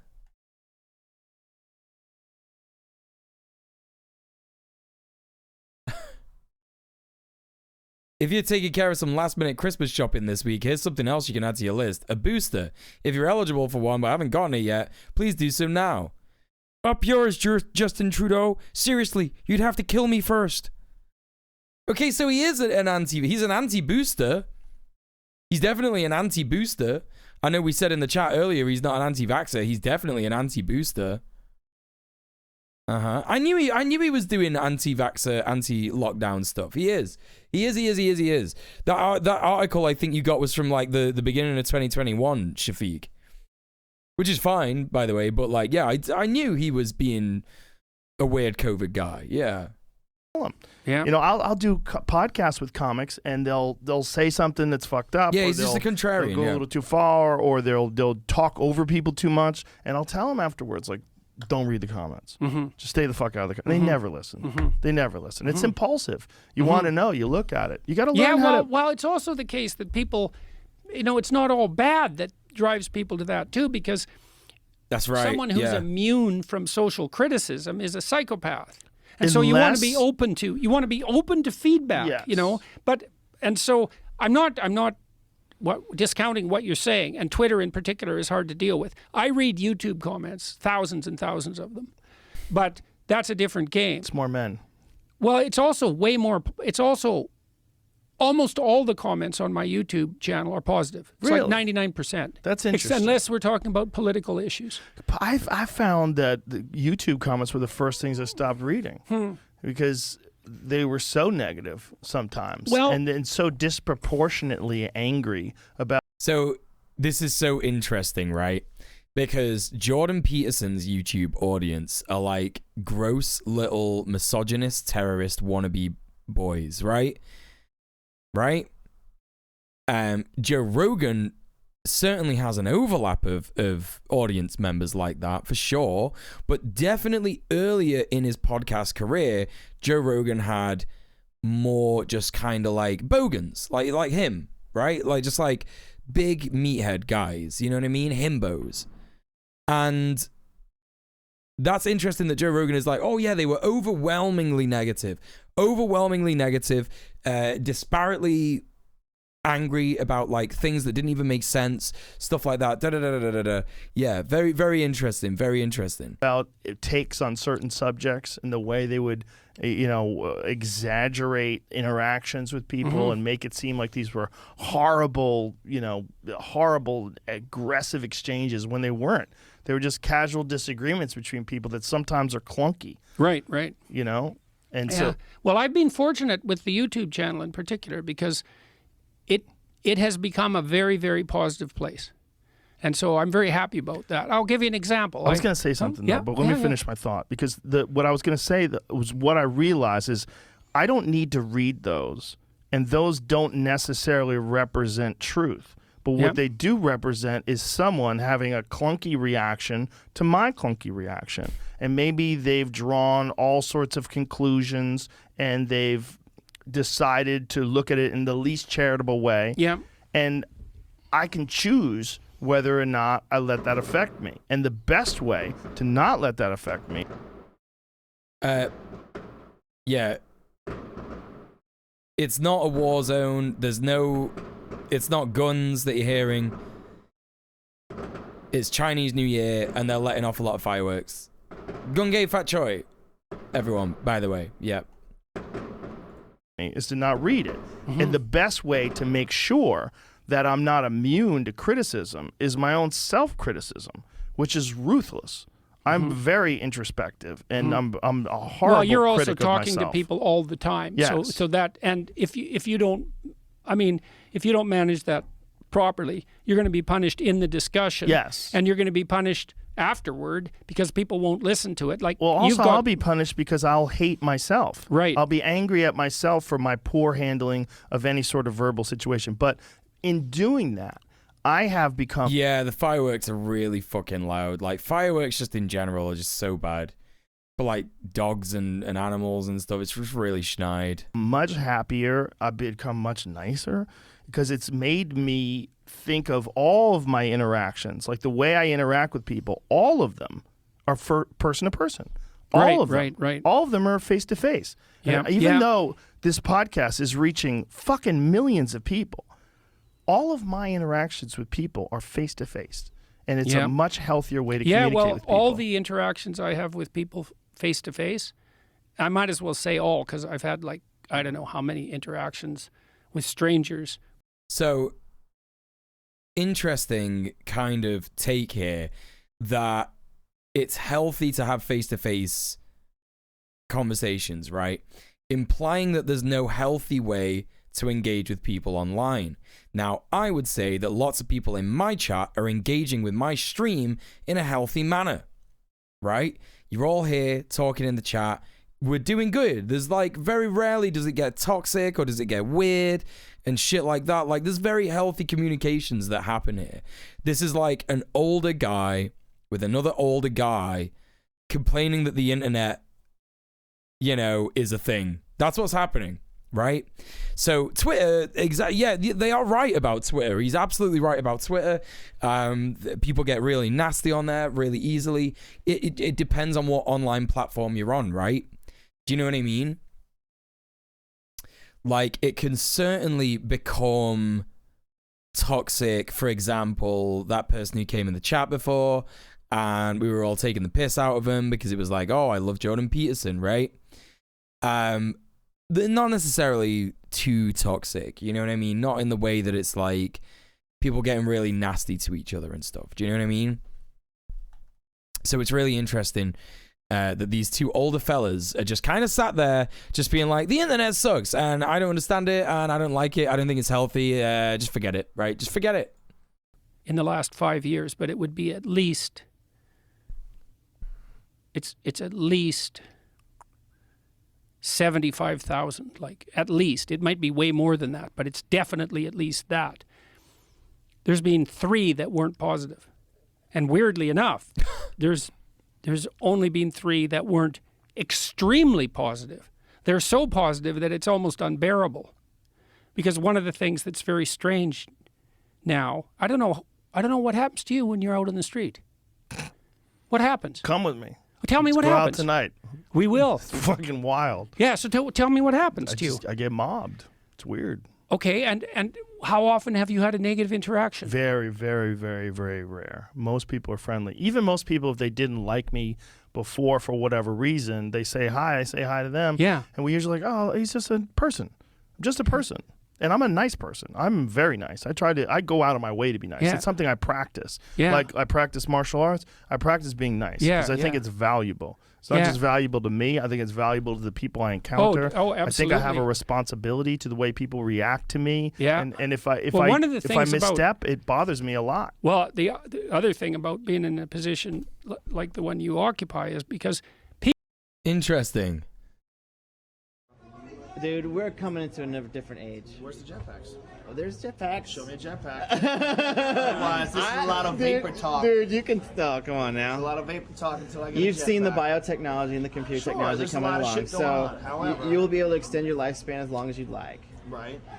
So we're saying this is not going to take place necessarily if we open up all the borders and everyone comes over here. This is Joe Rogan literally choking out a guy.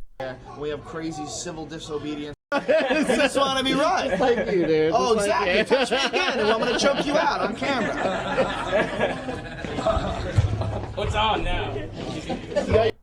Really, dude. Really. I pride myself on being nice. See, I'm saying if it was open, it's not open. It is open. I'm saying if they let everyone in.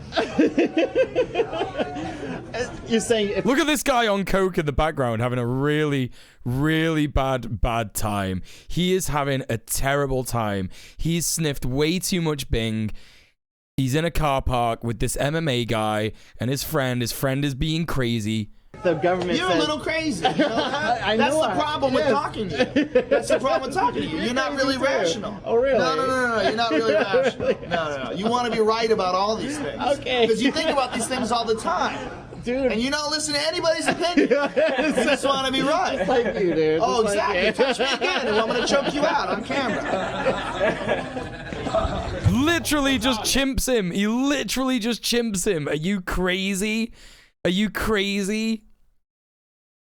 Yeah, I try to be a nice guy. I'm a nice guy. I'm just nice. If I'm out in public, I'm just nice. People know you in a way that you don't know them when they approach you. Yes. And the reason they approach you is because you're an idol of sorts. Because otherwise they... No, you don't. No, you don't. You can't justify choking someone out because they touched you. If someone is like, you know, gonna be that way inappropriately towards you, you walk away. And I say that as like a dude that's been in situations like that before, a dude who knows MMA, martial arts. It's not gonna happen. Not gonna happen. Like, you just walk away. That's the right thing to do. You stabbed a guy in the hand after you told him to stop touching you. Look, like, you know, it's not for me to make an assumption on that situation or anything like that, but it's one of those, right? It's one of those. If you are going to get mad at someone and this guy is like playfully like touching you, right? Playfully touching you, like just kind of like going, come on, dude, whatever. And then you say something dumb, like, if you don't stop touching me, I'm going to choke you out. Right? And then the guy's like gonna test you on it, right? You don't just fucking choke him out. You go, fuck off, dude. That's toxic. That's some toxic shit. Do you know what I mean? They wouldn't hold you in esteem. And that is even the case if they're negatively attracted to you in some sense, right? And so the problem with those interactions is that if you make a mistake, that person will never forget it for the rest of their life, and they will tell everyone about it. Well, more importantly, like, the way they feel could have been avoided. Yes, absolutely. You absolutely. could have done a better job in interacting with them, and then, you know, sometimes people come up to you and, look, one of the things that I've done when I've... He nicely warned him, and then he nicely choked him out. That's right, manners. Met famous people that I really admired is I've been awkward and clunky. Yeah. And if you Very likely to be and the if you're case. awkward and clunky, especially when I was younger, and you catch someone who's tired, maybe someone who's jet lagged or hungover, you can have a bad interaction. You bet. And then you're like, that guy was a dick. And then it's fun. Yeah. It's fun to say that guy was a dick. Oh, yeah. It's fun. It's exciting. Yeah, well, it's also an expression of your profound sense of betrayal. Yes. You know, because you're kind of hoping when you go up to the person that they're the real thing. Yes. And then you get burned, and you're really betrayed by that. Like, it's a deep betrayal. Sure. I mean, I spent a lot of time in my clinical practice working with people who are socially awkward. And so analyzed social awkwardness at the level of detail. And so, and one of the things I do when people come up to me, because they're often awkward, and they'll say things like, oh, you know, I'm fanboying or something like that. And I always shake their hands, and I always look at them, and I always ask them their name. And no matter how awkward they are, they can almost always remember their name. And so once they... Huh? You just like try and make a joke on the fly there? Say their name and they look back at me, 95% of that awkwardness goes away. Yeah. And then, so I can put them at ease instantly, and then we can have a real interaction. Not long, because otherwise I would only be doing that. And that always goes wonderfully. And it's amazing. But I think it was hard on me. It's hard on me in a way, because a lot of the people who come up to me are emotional. And so it's weird. My life is so weird, because wherever I go, it's like being surrounded by old friends, because I'll go down the street and everybody says hi, you know, or they'll come up to me in this friendly way and open, like there's no defenses. Right. They come up to me like they're people I know, which That's is the same very as weird. me. Yeah, I'm sure it is. Same man. exact thing. Yeah. And so you really have to handle that carefully. Yeah, why is it more upsetting when he's joking than when he's being serious? Like, I really, like, his jokes are so jarring, right? Like absolutely jarring. Because they have made themselves vulnerable in that moment, and you don't want to. You've had an impact on their lives. I'm Yes. sure your work has shaped a lot. A lot of the people that are very happy to see you, you've had a personal impact on their life. Yeah, and it's been a positive one. And Yes. so wouldn't I be the ultimate bloody fool to do anything to put any sort of twist in that at all? Because Right. wouldn't that be a catastrophe? But human interactions are messy, and sometimes things go clunky. Yeah. Yeah. Well, my wife has got good at this, and I have a good team around me, and they help me manage this. And so, because we try really hard to make sure that all these interactions go as well as they possibly can. Yeah. And it is really wonderful, because it's really something to be received as a friend by strangers everywhere. And you It's think nice. this is back to this idea of success. I kind of hate this. Like, this is like a circle jerk of like, oh, I'm so famous, it's such a problem. Let's talk about our problems about being famous. Like, shut the fuck up, man. About these successful, power-mad psychopath types. That isn't what happened when they walk down the streets. Like, people are plotting murder, or they always are lying to them. Like, everywhere they go, Right. it's literally hell. Saddam Hussein at the mall. You bet. Or Stalin, who got hyper-paranoid. Everyone's a liar. Everyone's a liar. Well, yeah, everyone lies to you. Everyone. Right. You have no friends. They are terrified of you. Not a single word anyone has ever said to you for the last 40 years was honest. Love how he goes straight to Stalin and not Hitler. Funny that, isn't it? It's funny how he does that. Just interesting. I know Stalin was bad. I know. I'm just saying, it's interesting how he goes for the guy who is associated with communism and not the guy who's associated with fascism, right? Just kind of weird how he does that. Got a bias control group. Yeah, and he created it. So, in fact, I would actually argue that more people probably lied to Hitler than Stalin, because, you know, why was Stalin gulagging people, right? It's like in the name of communism, yeah, like, you know, obviously terrible, wrong, but he was doing it in the name of communism, what he thought communism should be, right? And if you're gonna lie to him, you're probably gonna lie to him about something like, oh yeah, that's a good idea. Do you know what I mean? Just because you don't want to get fucking gulagged and shit like that, when it comes to communism. But like, people wouldn't be lying to him about things like, I don't know. It just seems like he's chosen the wrong person to lie about. To say like, oh yeah, someone's lying to you. You know what I mean? I don't know. So how's that for hell? What was it like for you? It's not really relatable. I find how much JP talks about psychopathy interesting, considering it's not like medically relevant necessarily. Well, psychopath is not like, it's a weird one, because when you call someone a psychopath, you could call someone a psychopath who's not exhibiting like antisocial behavior disorders, right? You can call someone a psychopath who is exhibiting antisocial behavior, but it's not an antisocial behavior disorder, right? So he's using psychopath in the vernacular sense, of which, in the way that I would use it, right? When I say like Hitler's a psychopath, right? You could argue that Hitler is a psychopath though, but not because of like any disorder. Yeah. So yeah, you see what I mean? Like, he's doing it in a similar way. Because you have a very. They're talking about dictators and stuff, innit? You were. It's like easier to be a sort of what do you call like he's on about psychopath in the vernacular sense of like murdering a bunch of people, or like really not caring about the suffrage of your subjects or civilians who live in your country, right? And stuff like that. So he's talking about like, it's hard to know what he's talking about. You know what I mean? It's because of JP's pedantic nature and what his training is, I find interesting. Oh, yeah, sure. Oh, well, we know that. We know that he's not like... we know that he's a total hack when it comes to psychology, right? Yeah, absolutely, because he is a psychologist, so people could be assuming that he's actually diagnosing these people with you know, antisocial behavior disorders or something, right? You know what I mean? He's saying like, oh, Stalin did what he did because he's just a small uwu bean who needed looking after, right? Weird.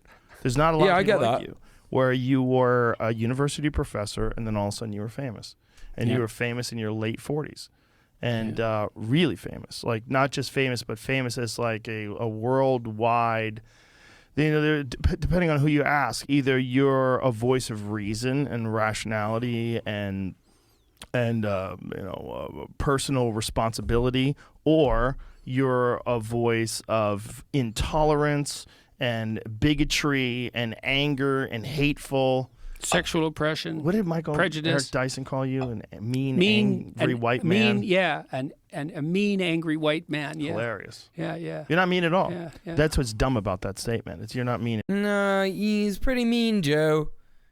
He's pretty fucking mean. He said like a lot of mean things in the last 3 hours. Like, he really, really has, dude. Come on, he really, really has.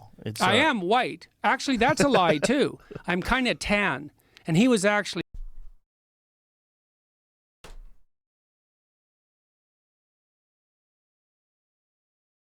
Oh, wow. Oh, okay. All right. Okay. All right. Okay. Uh-huh. I'm not white. That's actually a lie. I'm not white. I'm actually tan. I've seen where this goes. Be prepared. Oh, fuck. Yo, Dave, thank you so much for being here, pal. Have a lovely evening. Thank you for stopping by. Take it easy. My ass is tanner than his face. This is a big yikes moment. In what way? In what way? Does he go racist now? Is this like, I feel like there was a bit where it was like, there was a bunch of racism. Okay, I'm just gonna stick that there. People will know what that means. Kermit, racism, transphobia. Yeah, let's, it gets a little racist. It gets a little racist. Okay, well, there's the content warning, gang. Okay, Mr. Beige.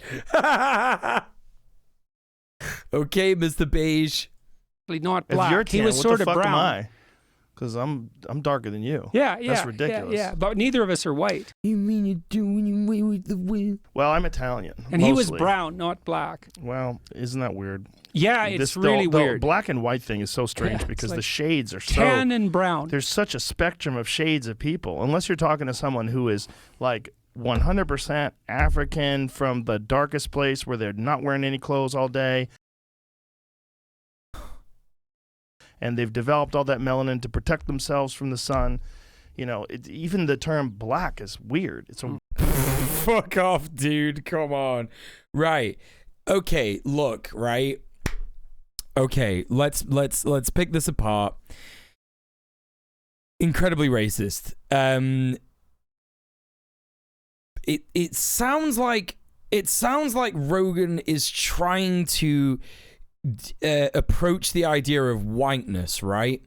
Because whiteness is not like, it's made up, right? It's made up. Like, people are accepted into the culture of being white if they are accepted enough, right? So like back in the day, people would say that Slavs aren't white. People would say that Italians aren't white. People would say that Spaniards aren't white, right? Stuff like that. They're swarthy and stuff like that. Even some Germans, right? According, like, if you're British, right?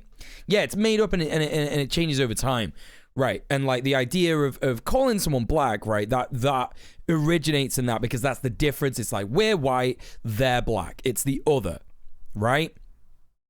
And also there's the other, yeah, they don't have the range for this topic. Right? But of course, we know in our community that they are edging into a conversation that's way bigger than either of their understanding of it. Like, they get it, kinda, but there's no way that they should be having a discussion like this. Like, it's just two white guys in a room. Do you know what I mean? Come on, like, it's so, like, even I know that I'm not, like, the only reason I know this is because I've listened to, like, people talk about racism who have, like, first-hand experience of it, right? You know? you know, I've heard whiteness deconstructed from like a bunch of different black creators at this point, right? And it's you have to really sort of like, even I don't feel equipped to talk about it entirely. You know what I mean? I know that it's something that I should be challenging all the time, every day, and stuff like that. And it's like, yeah, but these two guys, sorry, nah, man, two white guys in their 50s, nuh-uh, shut up, dude. And when you use it for people that are literally my color, it becomes very strange. Yeah, yeah. No one is doing that.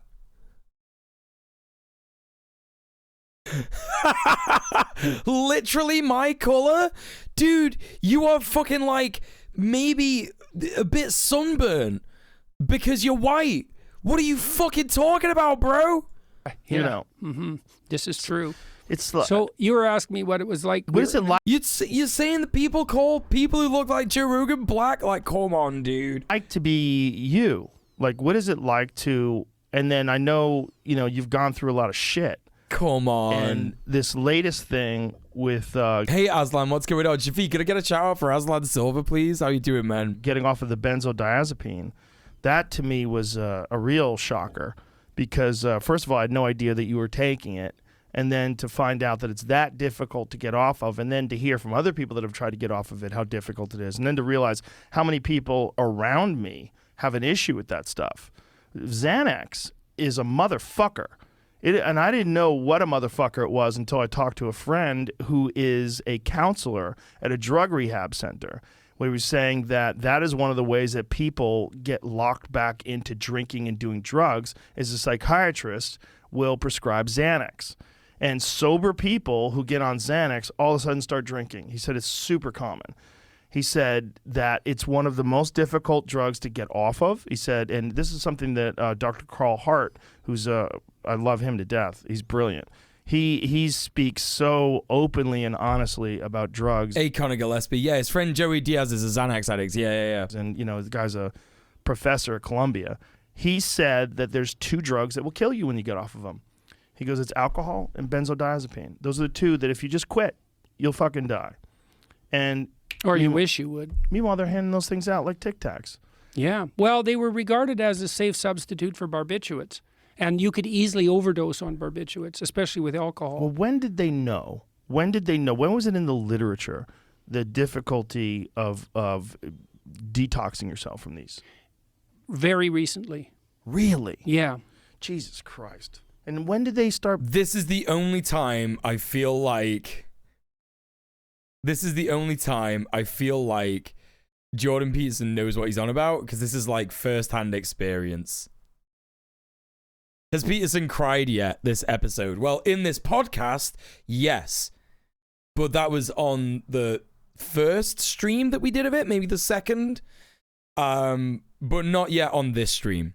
He's not cried yet. You're mistaken, it's Zoloft and Elavil. That's what you're on, yeah? Being handed out. But it's the same drug as Xanax, though, right? Like Xanax, the drug that Xanax is Zoloft, right? It's the same, like those are just brand names, right? 20 years ago. Fuck. More. So what happened? People just stayed on them? Often. I have one good friend that takes it every day and takes it oftentimes with alcohol, which I know you're absolutely not supposed to do. There's not a damn thing I can do. Oh, that's sertraline? Okay, right, sure. About it. This is a friend that I love to death, and I just go, I put my hands up and I go, there's nothing I can do. Yeah, he's on about fucking Joey Diaz now, yeah. And he's been on it for more than 10 years. Yeah, well, I started taking them because I was ill. Yeah. You know, and they helped because I couldn't sleep. Xanax is alprazolam. Oh, hello, Astral. How you doing? Yeah. Sleep at all. I don't know. I still really don't know what happened to me. You couldn't sleep. And so an anti-anxiety medication. Do you think that this is one of the things that I wanted to talk to you about. This is why I brought up the fame thing.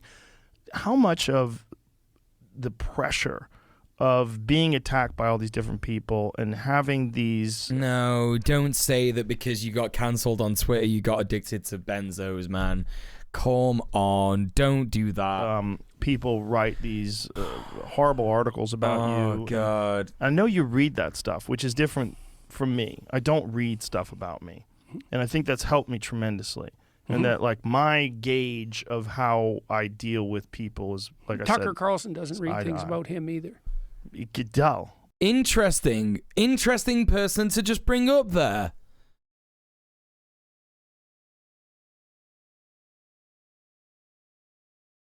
Interesting. You can tell by the way he communicates. He seems free. You know, there's a burden that people carry around when they read things about themselves. Like Eric Weinstein has that burden sometimes. You know, when people read. Yeah, well, part of the reason. So, did I read things about me? Well, yeah, but. Pete got hooked on Lil Peep. Wait, what's Lil Peep? That wasn't what was stressful. I thought Lil Peep was a rapper. Exactly. Although it was. It's what a was multitude stressful of things. when I first got. I've had a history of depression, and that runs in my family, and that's probably stems back for me right to the time when I was a kid. And I think when I really got sick in 2016, it was partly a manifestation of that. But at the time, my job was threatened, like actually. Right. Yeah. And my clinic. Oh no, I was transphobic and I got my job threatened. So I was transphobic and I got my job threatened. So I had to go on benzos because I was incredibly depressed. Fucking cry me a river, bro. Cry me a river. Clinical practice was threatened, and the Canadian Revenue Agency was after me all at the same time. Wait, the Canadian Revenue Agency was after him? Was he avoiding tax? After me because of a mistake they made, which they admitted 3 months later.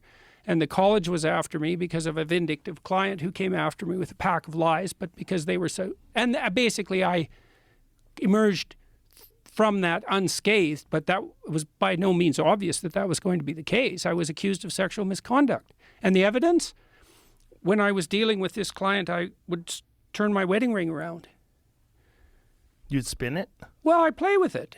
Right. And that was sexual misconduct? Yeah, well, to her it was a signal of some dark underlying desire that that was polluting our therapeutic relationship. I've been doing... Okay, all right. I'm not doing that thing where I'm saying like, you know, everything is sexual harassment, but I just want to say that like there's such a thing as vibes. And I'm not a vibes expert, but I do know that some people do pick up on vibes quite easily. And I'm just saying that maybe, just maybe, that lady was onto the vibes. Maybe. I'm just saying. I don't fucking know.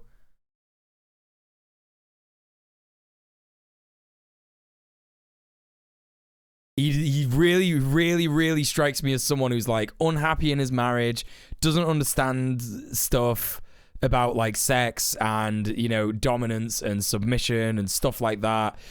Yeah, you know, I think there's something going on there, you know? I don't know if that's worth commenting on. Sure, that's fine. Doing that with you the whole conversation. Yeah. I have this silicone wedding ring. Yeah, well, I'm going to report. I'd report you if you had in there.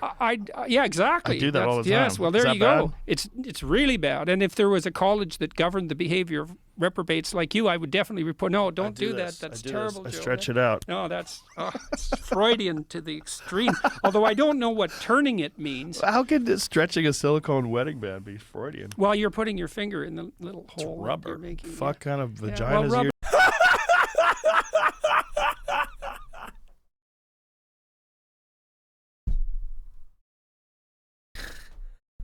Joe, what's Freudian about putting your finger in a hole Rogan. Okay, dude. All right. Sure, man. You're dealing rubber, with. Rubber is, that's got. Anyways, we don't have to go there. So Yeah. that was all you had done was play with your wedding ring. Yeah. Yeah, and I really helped her a lot. Like, well, he said he got in benzos when his wife was dying. Now he's changed the story. Is that what he said? Fortunately, when you're dealing with people that are extremely troubled, oftentimes they look for external reasons why they're troubled, and they find oppressors. well, and she they was find- also angry with me because when all this blew up around- yeah. When people are mentally disturbed, what they do is they create oppression.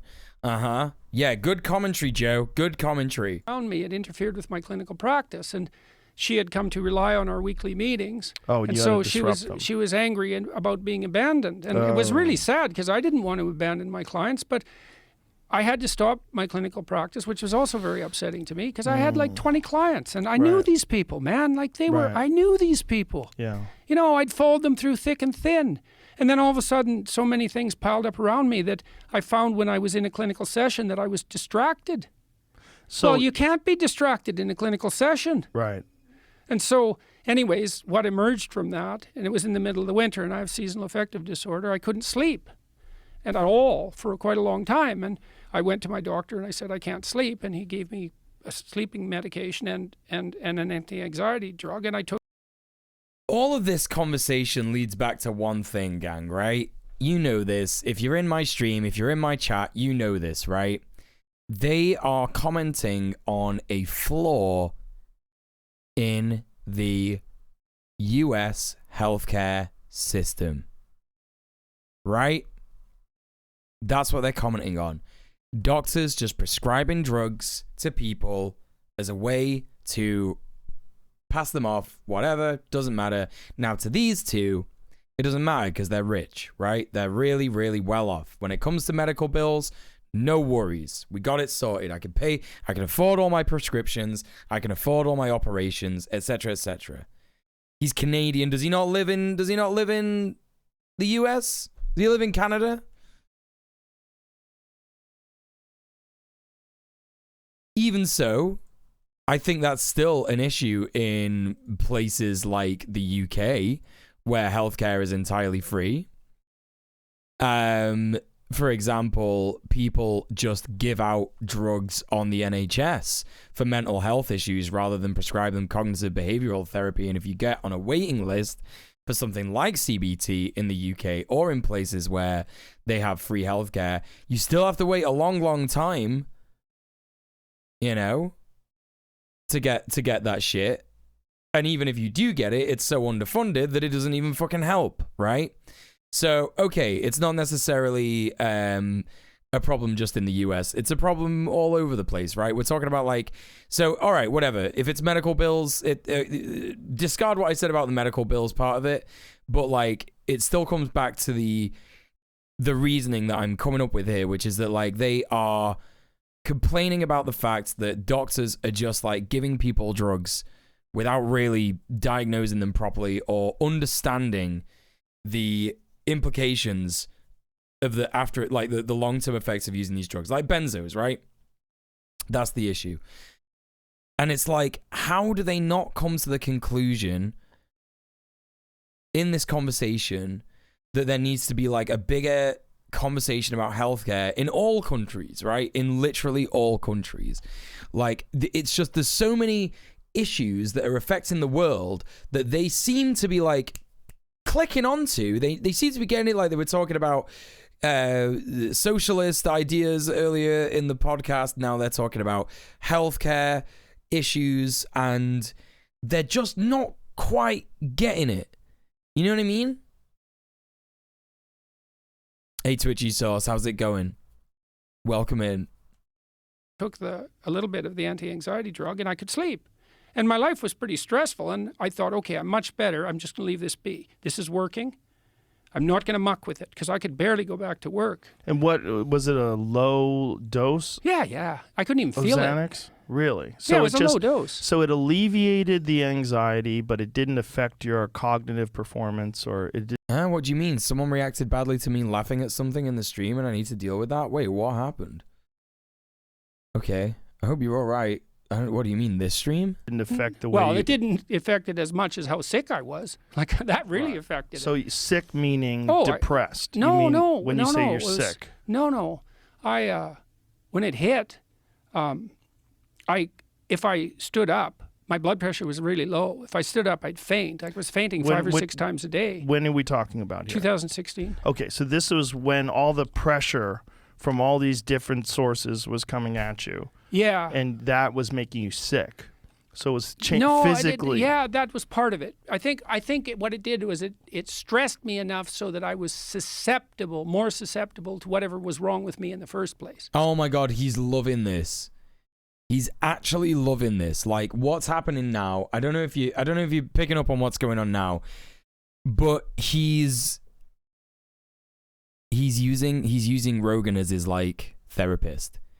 He's spilling his guts to Rogan. Rogan's asking him questions about his sickness, and he's like, yes, this is what he's wanted all along. He's just wanted someone to be his psychologist. He's been the psychologist for so long that he didn't even know that he needed a psychologist himself. So there was I've something. had a lot of immunological problems. But So- this was also when you got on this diet, which has been very beneficial, right? When did you get on Seems the diet? to be. Yeah, it was around the same time. 2016, 17, Yeah. and that seemed Part of to my be weird life.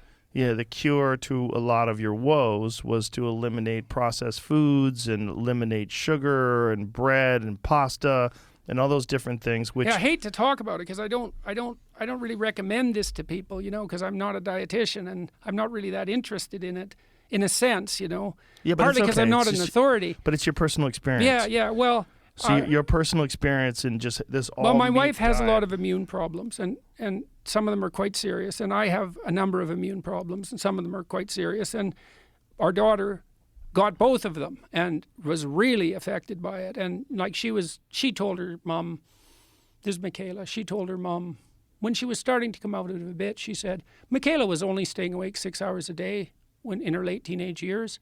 And the only reason she could stay awake was because she was taking Ritalin, because otherwise she would have just slept like literally all the time. Jesus. And she said, Mom, I was dying.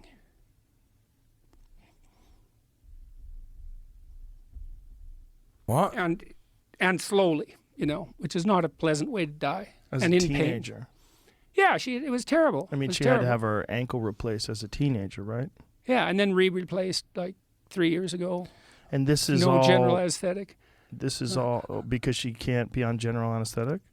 She Was it didn't want local? it to yes, spinal, but they still had to do all the hammer and sawing while she was. I had awake. my knee done that way. Yeah. I watched it. Uh-huh. Because I figured I was only going to have one knee surgery. I should see it. That's not true. I had 3. Oh, yeah. But I thought it was true at the time. So wait, hang on. What the fuck just happened? He was saying that his daughter had inherited 2 immune system problems from him and his wife, and she could only stay awake for 6 hours a day because she was on Ritalin, which is something they prescribe for ADHD. But did they prescribe that for like other shit? Like what's going on there? Like immune system stuff? Is that another thing? I thought I was only going to have one knee reconstruction. God, that's itchy as fuck. Yeah, so I started getting better in September, and I'm not sure why. So, but let's go back to this. So Yeah. the meat diet, the all meat diet, you lost weight, and that alone, getting rid of excess body fat, it oftentimes will help with a lot of things. But also, you eliminated all these. Not necessarily true at all. Like our bodies need fat reserves to survive. If you are not eating the right amount of nutrition and your body has no fat reserves, it is highly likely that you are going to be experiencing shit just like what Jordan Peterson was talking about, right? If you're not actually getting the nutrition your body needs, like you're not having the right fats, you're not having the right vitamins and stuff like that, you're not like exercising and shit, there is nothing to do with getting rid of your fat reserves, right? Your fat reserves are there if you need energy when you're not fucking getting it from other places. The reason that his fat reserves were all used up is because he was eating lean fucking meat with no fat in it. Just insane. It can lead to scurvy. It can lead to scurvy. That's right. You know her well? Hello, welcome to the stream. How you doing? Where in Hell does a great video on Michaela Peterson. Inflammatory foods. I think I saw that. I seem to have recovered from all the inflammatory conditions. So I had very bad gum disease, which is not good for your cardiovascular system. What is gum disease? What do you mean? Well, your gums recede and they bleed, and it happens when people age. That's the theory. But and I had 3 surgeries. It happens when people age to control it, because your gums will recede all the way and then you lose your teeth. It's like, it's not good. Yeah, he sounds like he actually got scurvy. Yeah, because that's a thing that happens in fucking. That's the thing that happens in scurvy, right? Your fucking teeth fall out and shit, right? Right? Plus, you're way more likely to have heart trouble because of it, because it indicates a systemic infection. Yeah. So the keto diet's really dangerous. It actually makes you dumber. Wait, what? Yeah, I did keto for like a 6 months or something. Yeah. And so I had that for like 20 years, and that's incurable, and it's completely gone. Completely gone, meaning the gums came back? No, because they never quite grow back, but there's no inflammation and no bleeding. That's all gone. And no irritation. I'm good, thanks for asking. You know it well, yeah. And I had psoriasis, and that's gone. And I had peripheral uveitis, which caused my right eye to be full of floaters, because there's inflammation on the bottom producing like tissue production, and that would fill the aqueous liquid in my eye, and I could see all these floaters. When your diet is trash, I've had gum recession because I didn't brush properly. My partner is about the same age, and their gums are top notch. Yeah, smoking as well. That's another thing. It starts metabolizing fats from everywhere, even in your brain. Oh my god. Yeah, that's super fucked, huh? That's super fucked. I'm so ashamed to be from the same country as this idiot. Try being British. Here's the thing. Try being British. The time, and that's pretty much gone completely. And I lost 50 pounds in 7 months, and now I weigh exactly what I weighed when I was 23. And like, I don't have an ounce of excess body fat, and I'm, what else? The sides of my legs were quite numb for. Oh my god, is that why he's wearing a suit?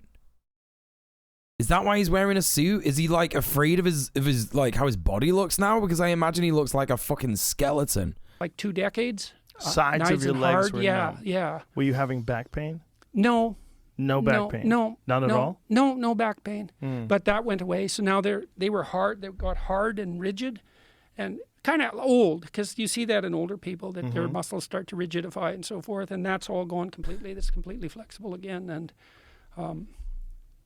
so I don't think that you see in old people that muscles start to rigidify. Is he on about like rigor mortis? What the fuck? Like, in old people, your muscles start to like it's like a kind of muscle atrophy, right? Not through lack of use, through like too much use, right? He was dressing to impress. He had a big date with an impressive man. That's right. That's fucking right. And you've been on this diet now for 5 years. 5 years? Yeah. And it's just meat? Yes. Although there were times when I was eating some other things, but that didn't seem to work very well. So what other things were you trying? Low-carb vegetables, primarily. Like greens, mushrooms? Yeah. Did you eat mushrooms? No, it was mostly greens. Any fruit? Some, yeah. I miss fruit a lot. I miss a lot of things, but... Why don't you just start eating it then? Why don't you just start eating it then, bro? You could just start eating it. If you miss it, you could just be like, you know what? I'm gonna eat some fruit. I swear to God. C'est la vie. So when you introduced fruit, that was an issue? When I was still really sick in August. And okay, Joe is like baiting for another bit of content similar to the apple cider vinegar content. If you don't know about the apple cider vinegar moment from the Joe Rogan podcast a couple of years ago, he was talking about his all-meat diet, and he said he had a spoonful, Jordan Peterson, of apple cider vinegar, and it knocked him out for like 2 weeks. And I was eating some more things because I thought, oh, Christ, I'm so goddamn sick that I don't care. I'm going to get something positive somewhere. Right. So I started to eat some other foods, but my daughter convinced. This is so insane. He knows. He's even saying it in his head. I'm going to get something positive somewhere else. He knows it's right to eat different fucking shit. Right?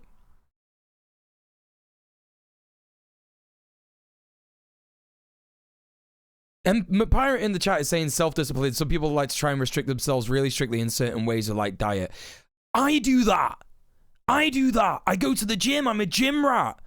I restrict myself in what I eat every fucking day, but I still eat veg, carbs, fat, protein, everything that you fucking need to survive.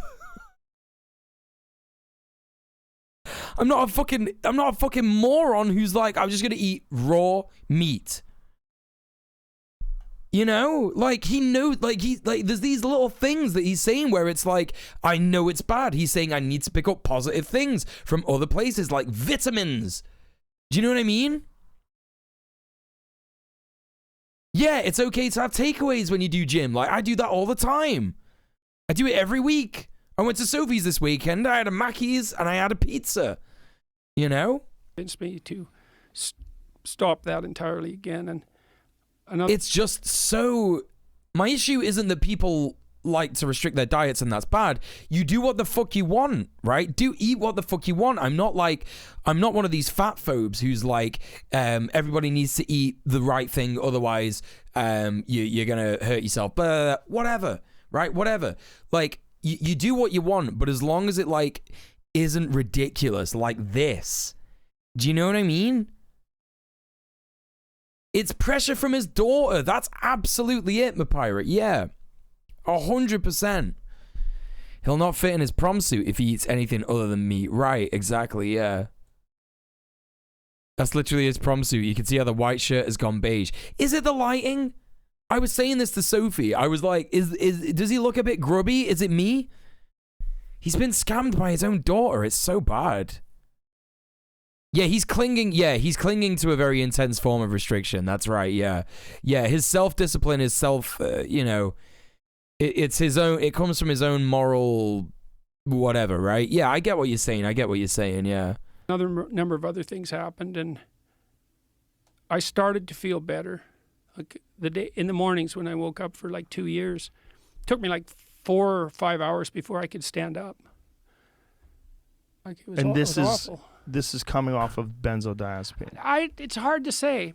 I don't know what happened because, like I said, I was sick when I started taking them. So do you think a lot of this certainly is going off them was... I really don't know, Joe. You know, when you get sick and you don't know what it is, you actually don't know. But it seems like stress, my mother, right? My mother and my sister were worried when I decided to go on tour again. We decided to plan this tour back. Never talks about his dad. Never talks about his dad. When I was still literally so sick I couldn't stand up. And we thought, we're going to live like this is going to come to an end. So we planned this tour. My mother and sister were quite worried about it because they thought that the last tour was part of what stressed me out. But I don't believe that. I really liked it. Like, I thought it was a really affirming experience. And like, it was intense, but I'm not interested in sitting around. Mm-hmm. Relaxing. I don't even know how to do that, really.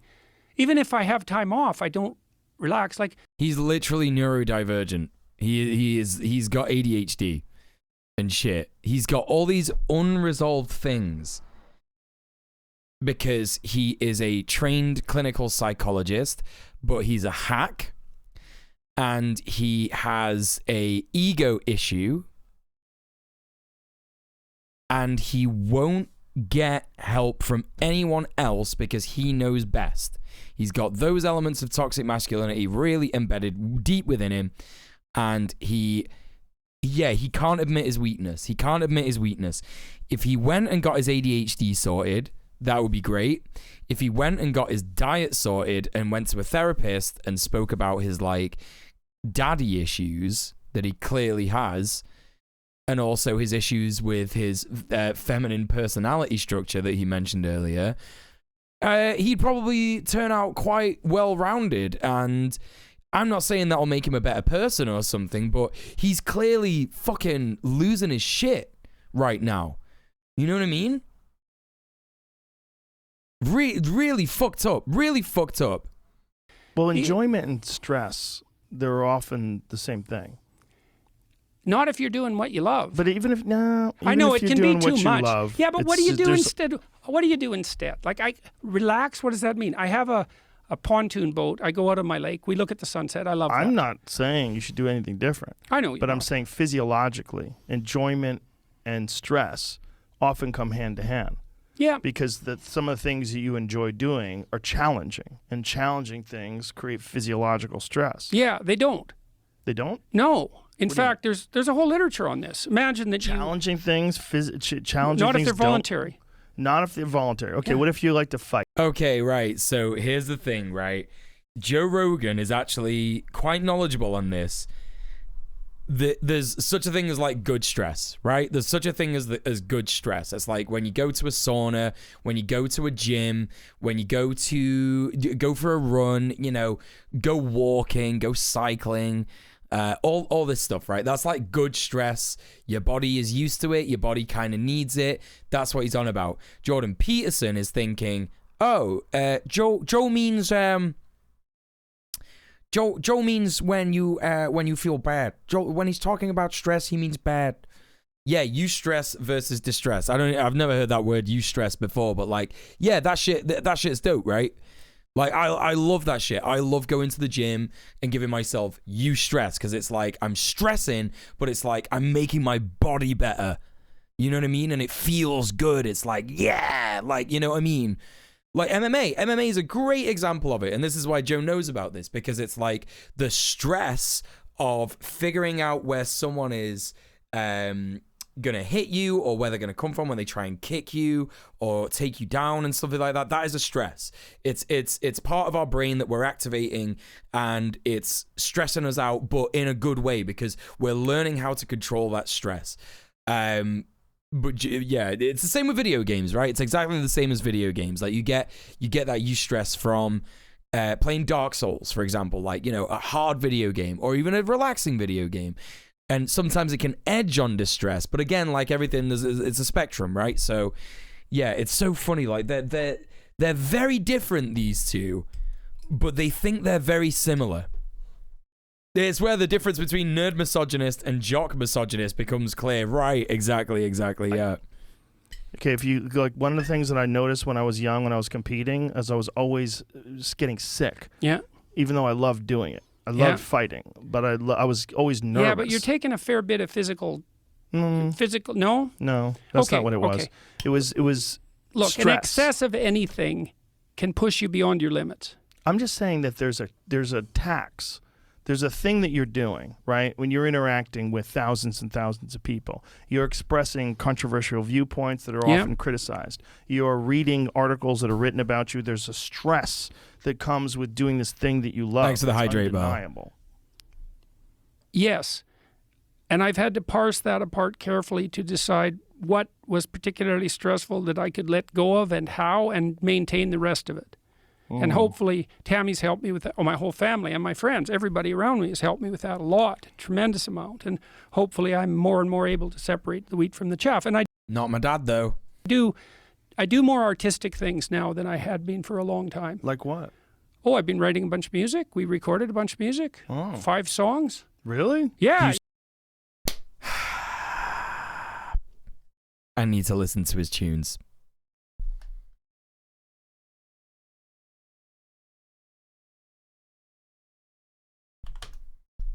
Gotta listen to it. Gotta listen to it. Gotta listen to it. How do I find it? How do I find it? How do I find it? Where's his tunes? Where's his tunes?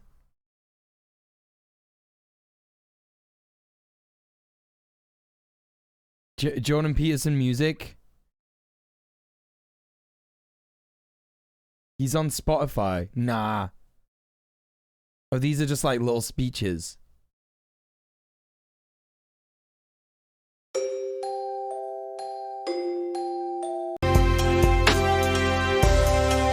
No, no, no, no, no, no. No, no way, no way. No way this is him. No way this is him. Nuh-uh, nuh-uh, no way. No way.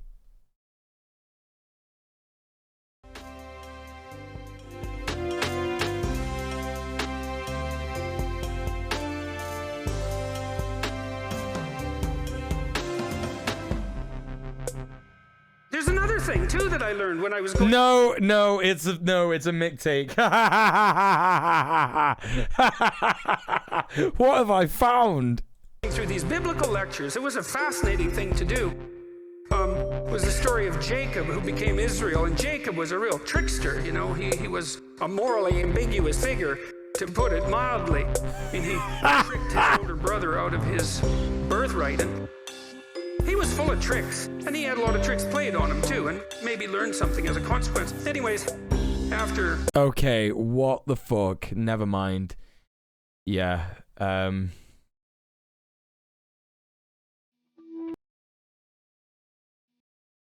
How do I get back? How do I...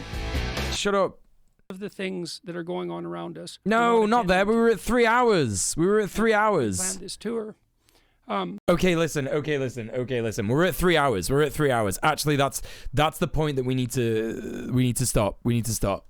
As soon as I start looking for fucking Jordan Peterson music, that's when I know I need to stop the stream. Okay, all right.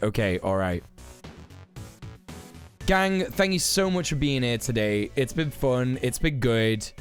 I know this content isn't particularly fresh, so thank you everybody who's bearing with it. We're gonna go raid someone now, though. You don't have to go home, but you can't stay here. So we are gonna go show some love to our friend. God, there's so many. I didn't have anyone ready when I started that sentence. I'm so sorry. We're gonna go and raid.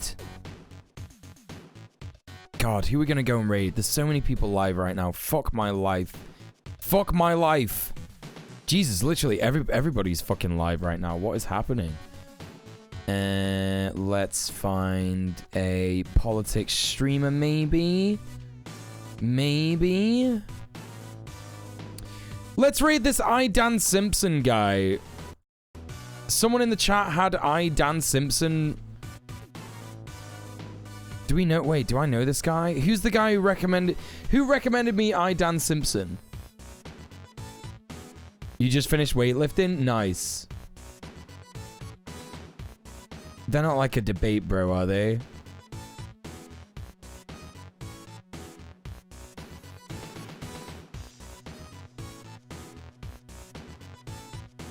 Nah, you know what? It's best not to risk it, right? It's best not to risk it. I'll watch some of his streams another time and I'll figure out if he's someone good to raid. You know who we are gonna raid though? We are gonna raid. Fuck it. BP was in the chat earlier. I've not seen BP in a while. Let's go raid BP. Beard Princess is a delightful bean.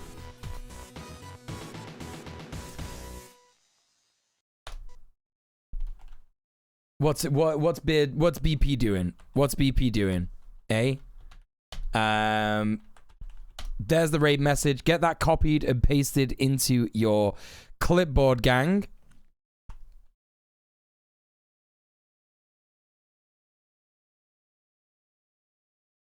He's creating Skyrim's most powerful fork. I don't know what that means. I have no idea what that means. But anyway, gang, I'll be back tomorrow. Sadly, we did not meet the January goal for living costs and shit like that. That sucks. But thank you so much for all of the support this January. It's been incredible. Thank you for the 520 quids, everybody. I really appreciate that support. We were so close to the goal. So close to the goal. But never mind. It's one of those things. We'll hit it next month. I guarantee it. And you can have your DJ stream next week. But don't forget, there's a bonus stream this Saturday. We're going to be watching stuff in the Discord. We're going to be playing some educational games. It's going to be fun. We're going to have a cool, fun time. And yeah, thank you everybody for all the support today. I'll see you tomorrow. Mwah. Good night, good night, good night, good night.